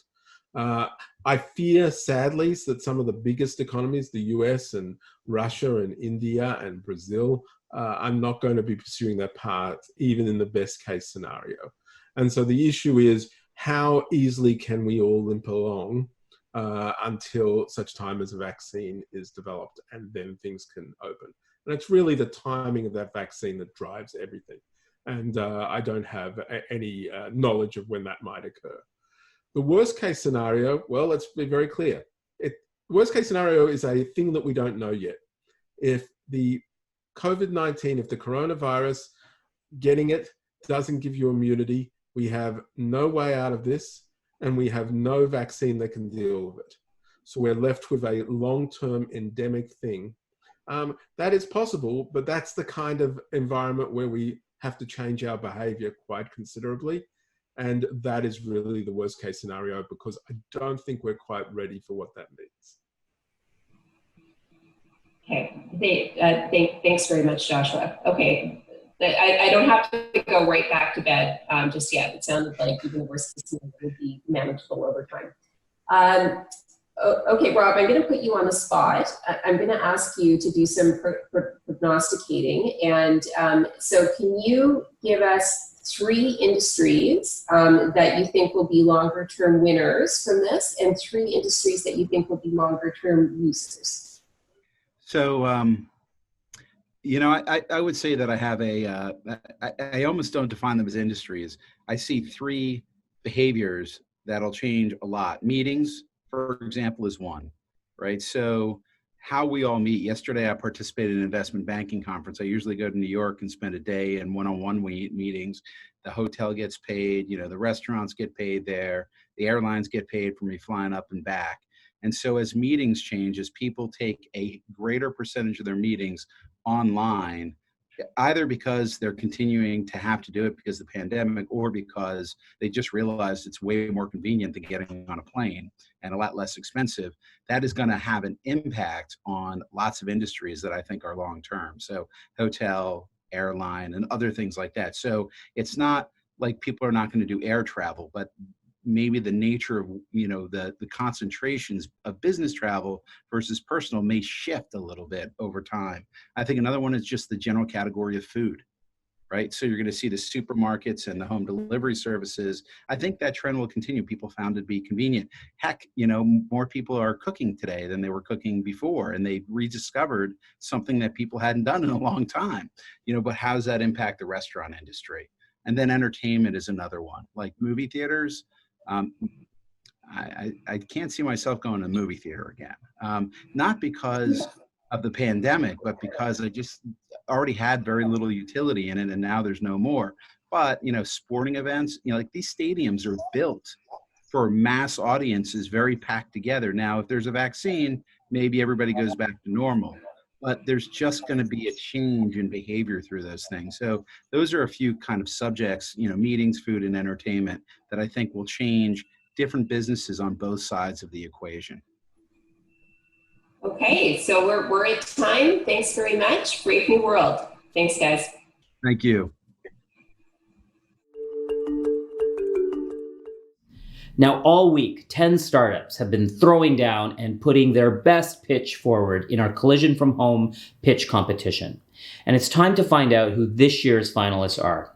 We're going to head back over to Casey Lau, and he's going to fill us in on which of our startups are headed through to the final round. You've seen our semifinalists. They were exciting and awesome. And now I'm going to announce the 3 finalists for pitch. But first, let's check out some of the highlights from the semifinals. Over the past few weeks, 50 of the best startups from the United States, Spain, Italy, Poland, Canada, Kazakhstan, the United Kingdom, to name a few countries, have virtually pitched their hearts out in the group rounds of the competition. Please welcome founder Daniel Panfilo, Yasif Mohammed Ali, Morgan Abraham, Shivani Lambda, Patrick O'Leary, Natalie Mombiot, Jimena Martinez, Robert Stakursky, Tony Rubin, Danish Damani. Our mission is to unleash the power of sensitive data. The trend that the startup is going after is really an important trend right now, because never has that much data been produced. What we've done is we've identified several workflows that correspond early with the compliance lifecycle of many companies, and we packaged them up so people can pull them down off the shelf. You can reach that standard. I think that this is really something big, and you have something there. We're leveraging the power of robotics and automation to make fresh on-demand smoothies. Think about the last time that you went to a convenience store. Do you remember any healthy food options? I think this touches on a lot of interesting trends around healthy food that the millennial and Gen Z generation are interested in. BrightLoop has invented patent-pending technology that can both assess and support a child's brain development using clinically validated mobile games and toys.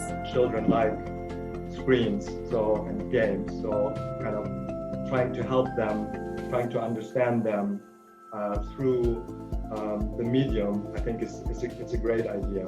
Our solution is a pure game because we use completely non-invasive laser light, which penetrates the skin and reacts only directly with the glucose molecules. I have friends who have children with diabetes, and the pain on their face every time that they have to prick their kids' fingers to get blood, and that's throughout the day. If we can really address this, I think this could be huge. Now, through artificial Oh my intelligence, goodness, it's possible to I'm create- terribly sorry. It looks like one of our synthetic characters hijacked the pitch and stole my voice and is presenting an old pitch. I'm sorry for the disruption. We're going to have to start again. Mercedes, am I going to be looking for a new job next week? That was a really great pitched presentation. I think, we constantly talk about show, don't tell, and they definitely showed. I was completely faked, and I thought the first person was a real person. At Ori, we have a better solution. Ori offers a ridiculously simple way to do sales role plays. I very much understand what the product does. It comes with a very clear use case, which is sales, and sales is great because it's attached to revenue. Blue Halo solves the real world-class problem of catheter-associated urinary tract infections, or CAUTI, with a real solution, the Blue Halo coil catheter, a device which reduces infection rates by 80%. Tony is very passionate, so that came across, and I think he did a good job of presenting. Our solution is a platform that connects pet parents and primary care vets with specialists all over the world through telemedicine. I have a 10-year-old dog. He is definitely my third child, a clear member of the family. So this resonates with me. And what Query Layer provides is that dynamic control of who accesses your data, what they see, and why they access it. The founder really identified an interesting trend, and the part that I was really impressed by is the fact that he has even financial institutions willing to pilot. The standard was high, but our judges can only select 3 for the pitch final. And so the finalists are Sim, Glucoactive, and Ori. All right, that's it for the semifinals. Tune in tomorrow to find out who is crowned winner of Pitch 2020 at Collision from Home. Up next, we'll shortly be joined by the CEO of a company synonymous with pharmaceutical development. 800 million people a year use a Novartis product, and over the last few months, everyone has watched closely as the world's best health companies work day and night to develop a COVID-19 vaccine. Joining us now on Channel 1 is CEO of Novartis, Vas Narasimhan, in conversation with Yahoo's Andy Serwer. I'm here with Vas Narasimhan, who is the CEO of Novartis. Vas, so nice to see you. Great to be here, Andy. So why don't we start off by you telling us a little bit about Novartis for people who aren't familiar with the company. You know, Novartis is one of the largest healthcare companies, one of the largest companies in the world. I like to think of us as a company that produces 72 billion doses of medicine a year, one of the largest volumes of any company. We reach about 800 to 900 million patients every year with our medicines, and we treat everything from malaria and cardiovascular disease to rare diseases, genetic diseases and rare diseases as well. And you're an American, but it's a Swiss company. What's your background and what's the history of the company a little bit? Yeah, I'm a physician scientist by background. I've been CEO for about 2.5 years. Novartis' legacy goes back 250 years along the Rhine Valley. It's gone through various iterations, but really started as a chemicals company, evolved into a medicines company, formed through the mergers of a number of companies here in Switzerland, and like I said today, one of the largest producers of medicines in the world. And in terms of the competitive set, Vas, I mean, who are your competitors? I mean, you compete directly against the pharma companies, or are you kind of a singular company? How does that play out? Yeah, we've tried to build a unique strategy for Novartis. We say we're here to reimagine medicine powered by advanced therapy platforms and data science. Our competitive set are other large pharmaceutical companies and healthcare companies. We're one of the 5 largest players in this space, and so we very much believe our future will be competing with those companies, but increasingly tech companies as well, as tech companies get more and more interested in healthcare. It's kind of unusual that an MD is a CEO, right? And what kind of perspective do you bring being a doctor into the C-suite? Yeah, my background started in public health, later worked in R&D for a number of years, developing vaccines for about a decade, and then later developing a number of medicines and leading our drug development efforts at Novartis. Take a very science-based, technology-based approach to leading. A big believer as well in culture. We have what we call our inspired, curious, unbossed culture at Novartis, trying to create a much more empowered culture. I think being a physician, of course, gives me a very patient-centered view, a very scientific-centered view in how we approach the future. And I think we should dive right in and talk about COVID-19 and the pandemic. Top of mind, of course. First of all, what is your take on what happened to the world with this pandemic, and where do things stand just generally? Well, first, it's worth taking a step back and reminding ourselves that we've had probably 14 pandemics that we know of in the last few hundred years. In the scope of things, this pandemic is not as big as some of the other pandemics so far that have hit the world over the last many hundreds of years, but of course has been devastating. I think with all of these outbreaks, they have an exponential ability to spread. We've seen that with global travel, very rapid spread around the world. And in that crisis phase, you understandably see public health systems under strain, economies under strain. This one has been quite dramatic, I think, because of the profile of this virus. Now, of course, we're getting past the crisis phase and we enter a next phase, which is really about, can we get the right response elements together to manage this pandemic for what will surely come, additional outbreaks, additional quote unquote waves. I kind of think of it, there's been an exponential increase in the virus that sort of is coming down. Now there's an exponential explosion in knowledge, something I've never seen before in this industry or in this in the scientific community, the amount of knowledge that's being generated right now about this virus and treatments for this virus. Well, let's talk about that a little bit. What excites you the most about therapeutics? What's the most important facet of that? And of course, the same, maybe even more important for vaccines. I think what we have to think about is going through various phases. One thing I've noted in the data sets is you're seeing hospitals, healthcare systems getting better and better at being able to manage COVID-19 infections. So first, medical practice is improving. Alongside that, I think the ability to repurpose existing medicines to manage this this virus is getting better and better. So I think over the course of the summer, there'll be close to 300 clinical trials reading out of existing medicines. And we're going to get a lot better at just managing the severity of COVID-19.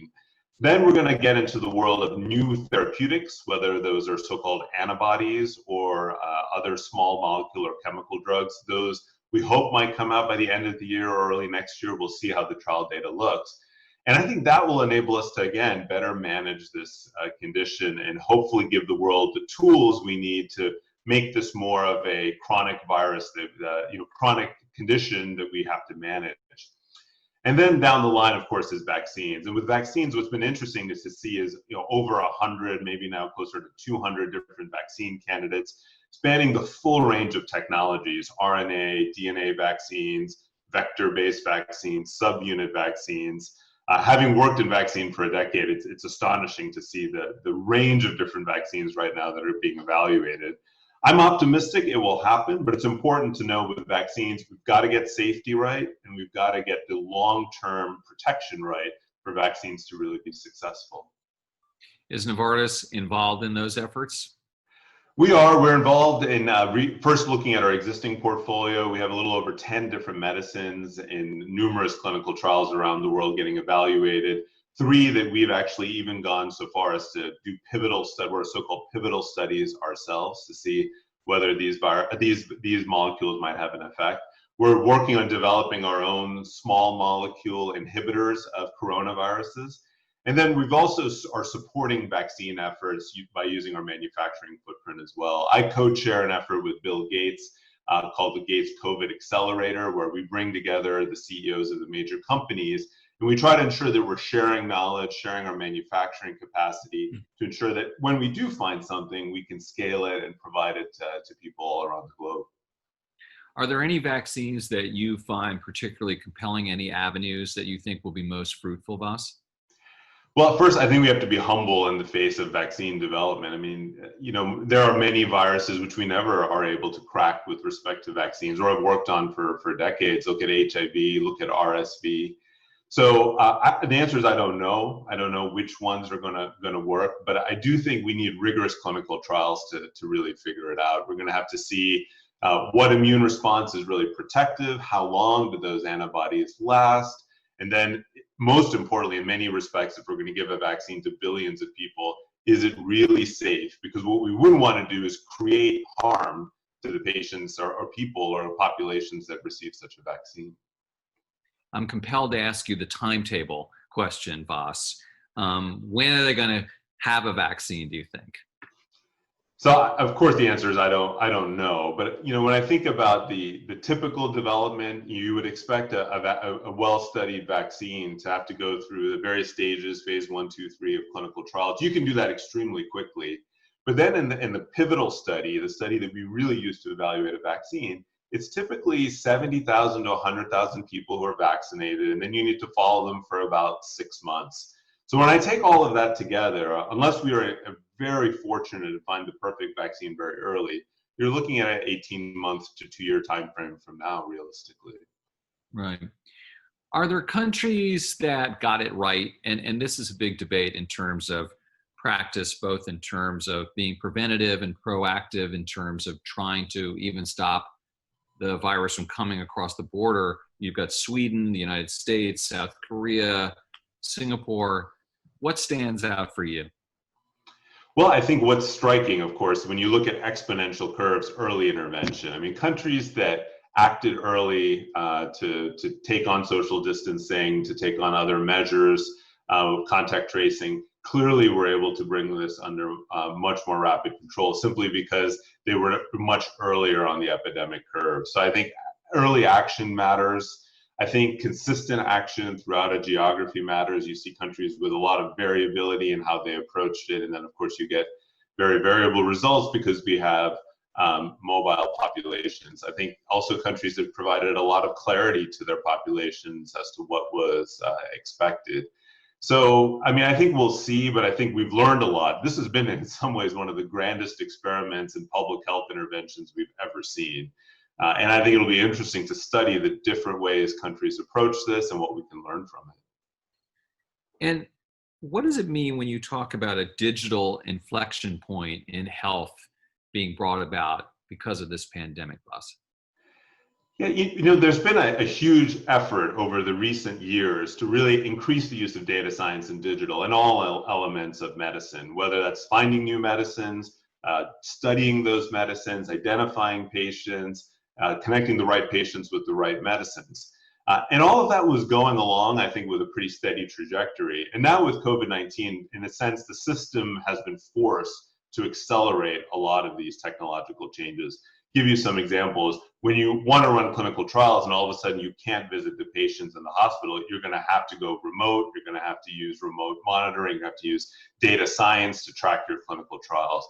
When you can no longer have patients visit their physicians, of course, you now have telemedicine exploding in terms of its utilization in Asia, but as well as the United States and Europe. And I think that's incredibly important because what we'll probably learn over time is that the impact of this pandemic is far greater because of all of the missed visits of patients with heart disease and cancer and lung disease and so many other diseases who now, of course, need better care. We also see that in communication and the fact that physicians now have suddenly taken on technology in a way just we hadn't seen before. In our business, it's been pretty astonishing. We had invested in what we call 12 digital lighthouses to transform Novartis. They went from pilots to now all going to scale because we had no choice in the sense that we were working from home, whether that's our supply chain, how our sales forces work, how our R&D operations work. So I think we've reached an inflection point. It'll be interesting to see if we can sustain that now in the coming months. You mentioned you work with the Bill and Melinda Gates Foundation. Can you talk a little bit more about that? That must be pretty exciting. Yeah, that's been fascinating to see the level of collaboration that's happening right now across the biopharmaceutical industry and in the research world. When you look at it, the number of publications on COVID, whether in the peer-reviewed press or in the or in the on the web has exceeded 10,000 publications, maybe close to 15,000. We have well over 750 clinical trials enrolling, and all of that information is being very openly shared amongst the companies. And so there were 3 big initiatives started, one of them the Gates COVID Accelerator, and the idea was to bring together the CEOs and to talk about how can we accelerate R&D, vaccine development, manufacturing, and diagnostics. And what I've been very impressed by is how open all of the companies are to just doing whatever is needed to accelerate the availability of these technologies and scale it up. So it's been pretty amazing, I think, to see overall. I think you're also concerned, Vas, about the fact that patients are not going to hospitals and deferring preventative medicine or even seeing healthcare experts for existing conditions. Is that something that is worrying you? I really believe this will be the long overhang of this pandemic. When you look at the numbers and you look at the missed visits in April and May of patients who needed care, so whether if you look at a hospital emergency room visits for heart attacks or strokes, when you look at visits for cancer screening down 80% in some geographies, so cancers are going to be detected later. You look at the amount of vaccines that are being given to children who, of course, need vaccines, but those are being missed. We see in ophthalmology patients who are going blind, missing their visits. So I think there's a lot we need to learn on how do you keep the healthcare system running, even when you're responding to a pandemic, because there is a lot of disease burden that does not get well managed over these months. When we shut down everything, people don't visit their doctors, hospitals are dedicated to the pandemic. And I think we're going to see a big impact from this in our health statistics in the coming year. Maybe adjacent to that future of healthcare issue is the future of work issue. You probably have thousands of people working from home. How are you managing that as the CEO? I have to say, this has been one of the true surprises, positive surprises. We're about 110,000 people working in 150 countries. We moved fully on to remote work on Microsoft Teams, in our case, over 100,000 people on the system. And the fact that we were able to maintain our operations, deliver our billions of doses of medicine, able to reach our customers and physicians, able to run our clinical trials with largely minimal disruption, I think is now opening up a whole new world for us. So we're quite interested in really taking on distributed work at Novartis. How to create a world where our associates are able to work at home or in the office. They're able to leverage technology. So we're really trying to push this now pretty aggressively in the company. We're hoping to put out some guidances later in the summer to really completely rethink work at Novartis. And of course, it'll call into question how much campus space do you need? How do you use that campus space?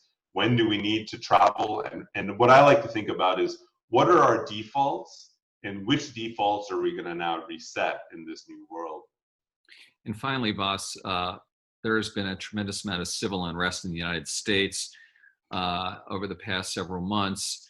And I wanted to get your take on diversity and inclusion and how that comes into play at Novartis. So Novartis, we're quite passionate about it.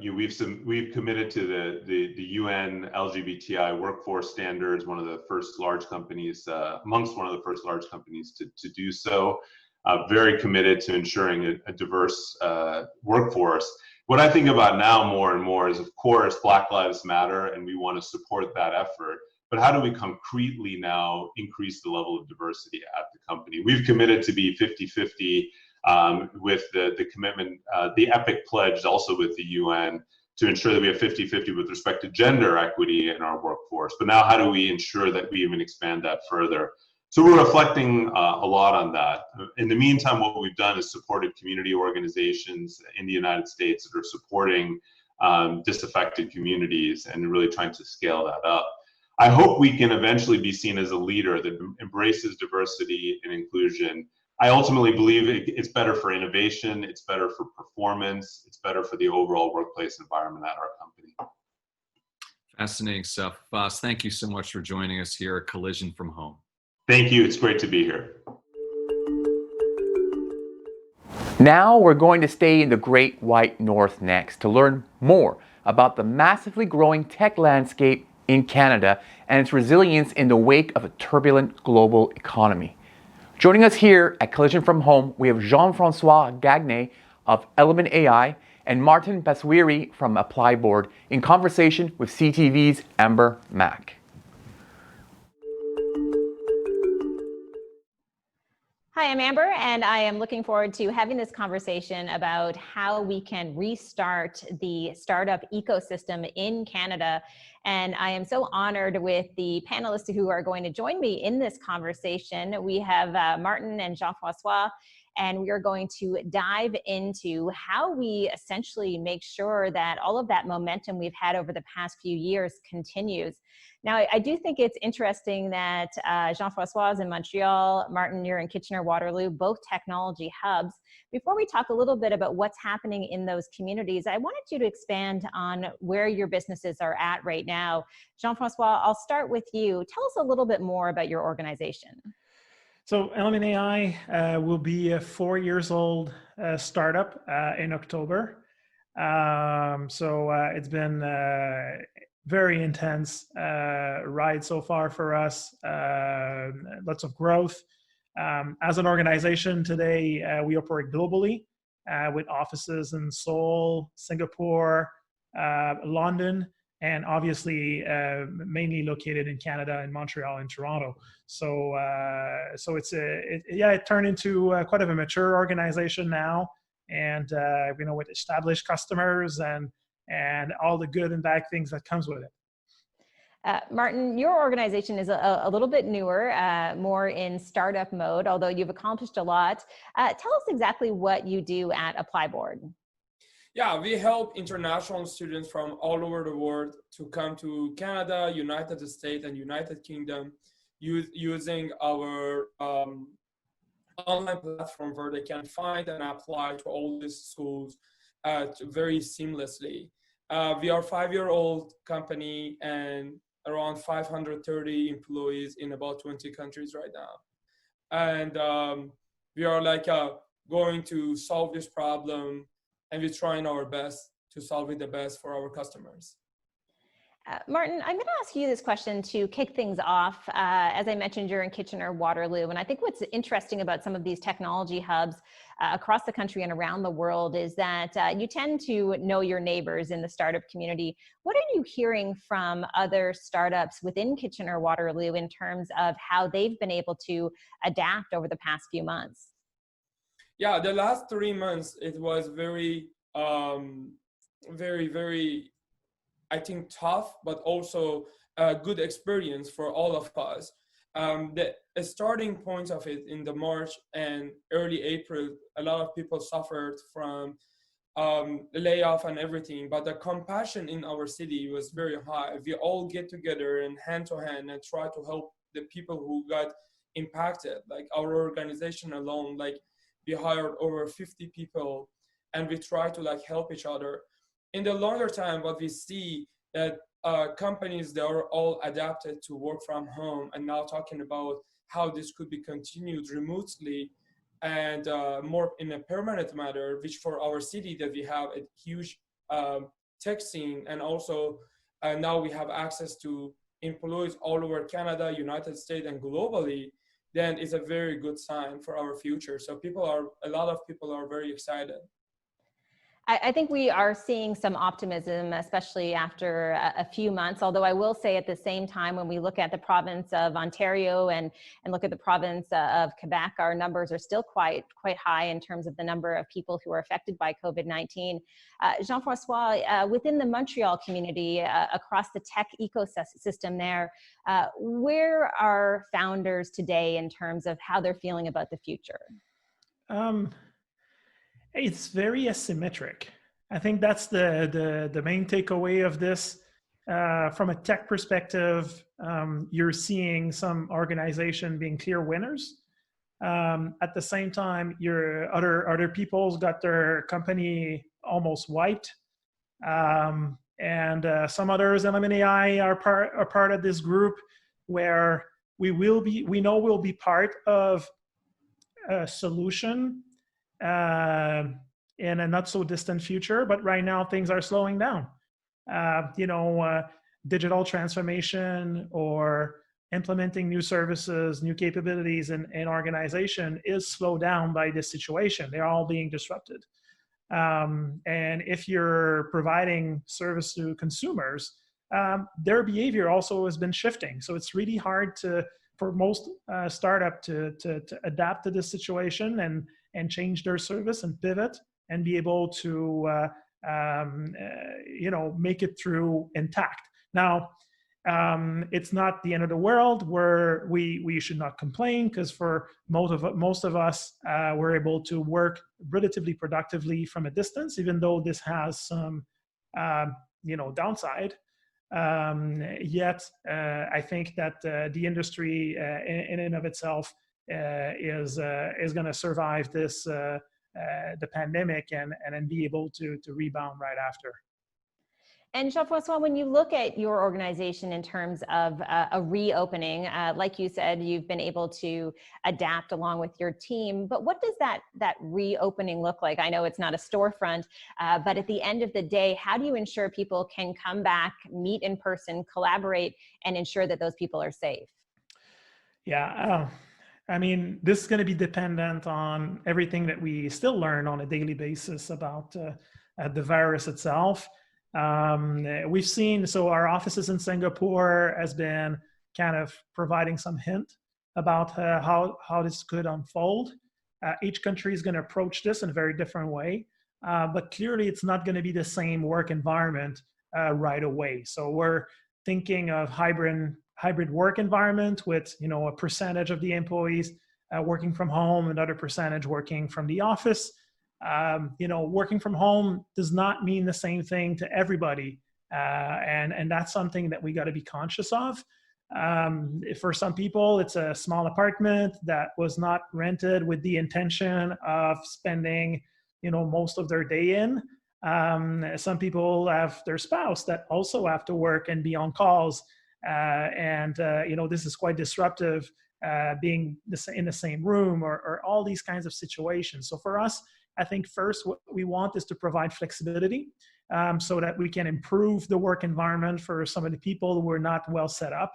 And then, think of a more permanent transition in terms of how we're designing our meetings and our work habits. So it's more friendly to this dynamic, because we're probably in this for, another year and a half or 2 years even. So, when people refer to the new normal, I think it's the right way to think about this. So there's we reopen and we do something, but then it's like, designing that new normal that is also important. That's what really we're thinking about right now.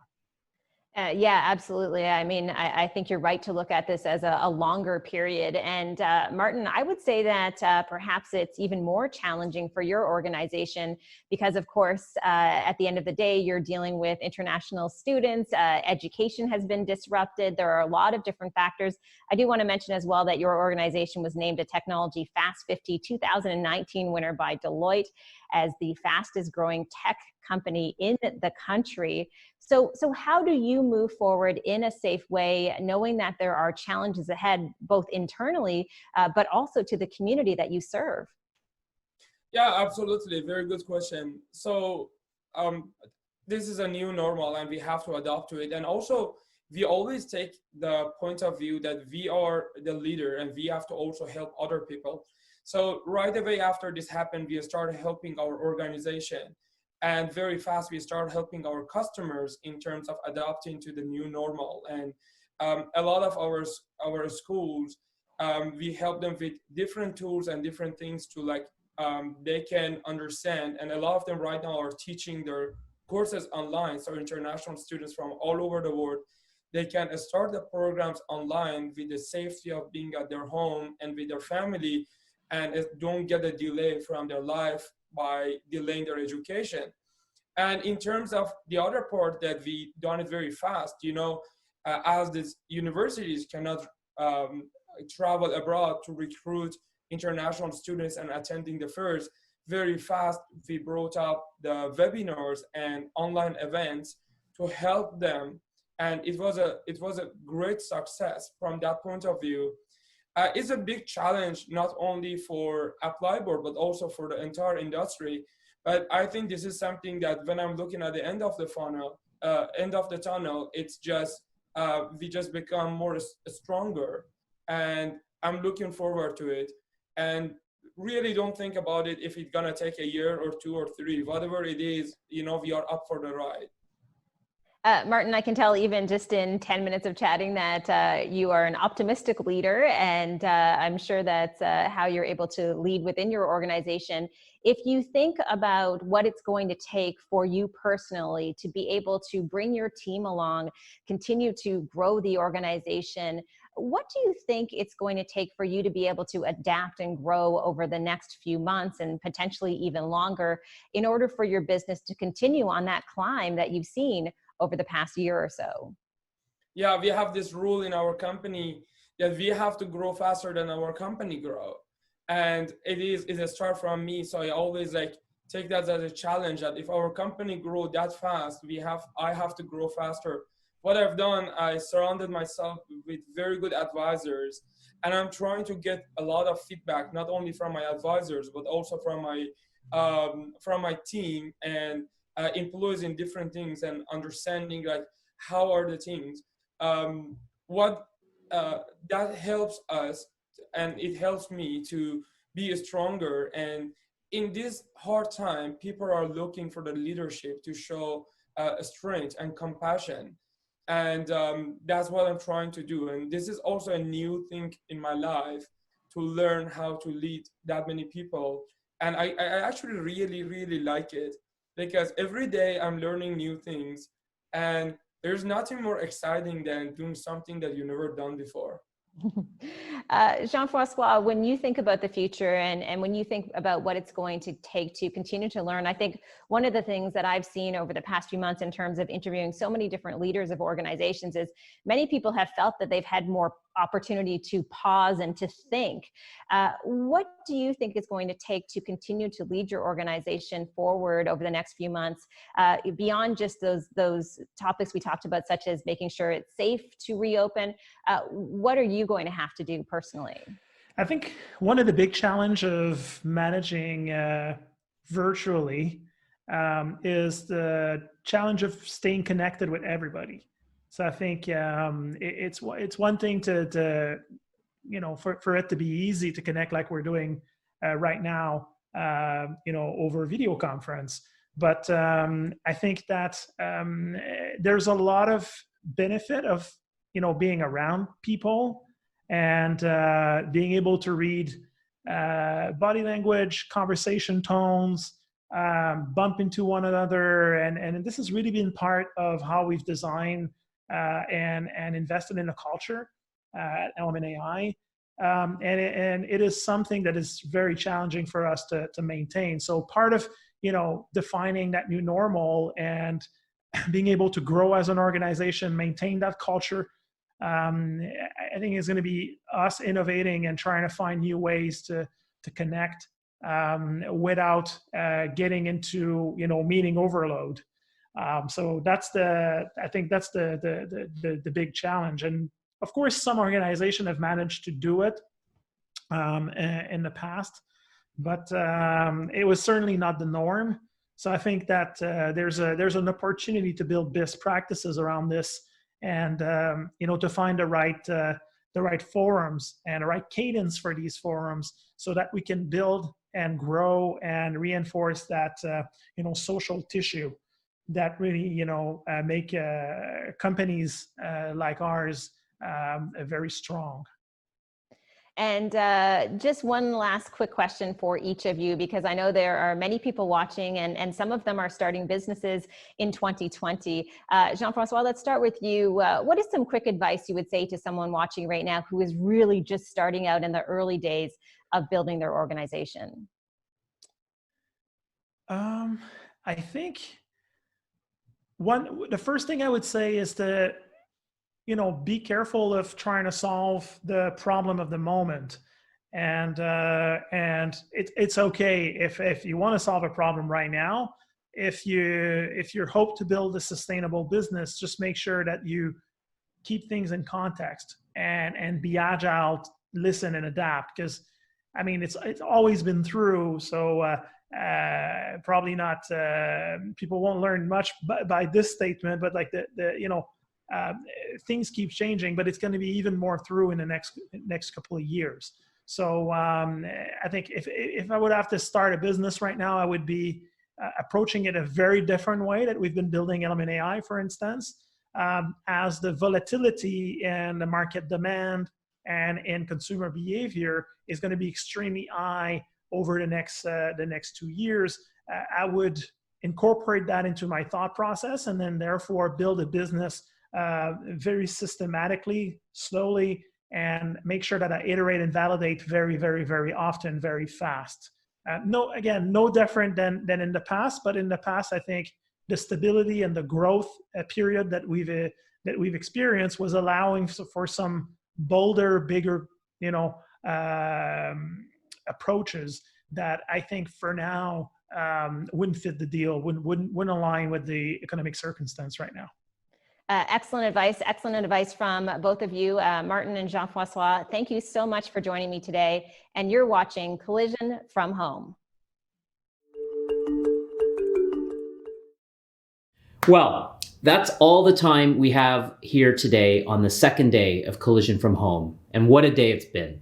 We hope that you've been enjoying the platform, making some meaningful connections, meeting interesting people, and taking something valuable from the talks that our speakers have been giving here today. Now join us tomorrow for our final day, where we'll be hearing from some of the biggest names in health, politics, sports, entertainment, and of course, technology. We look forward to seeing you all again at 10 a.m. Take care.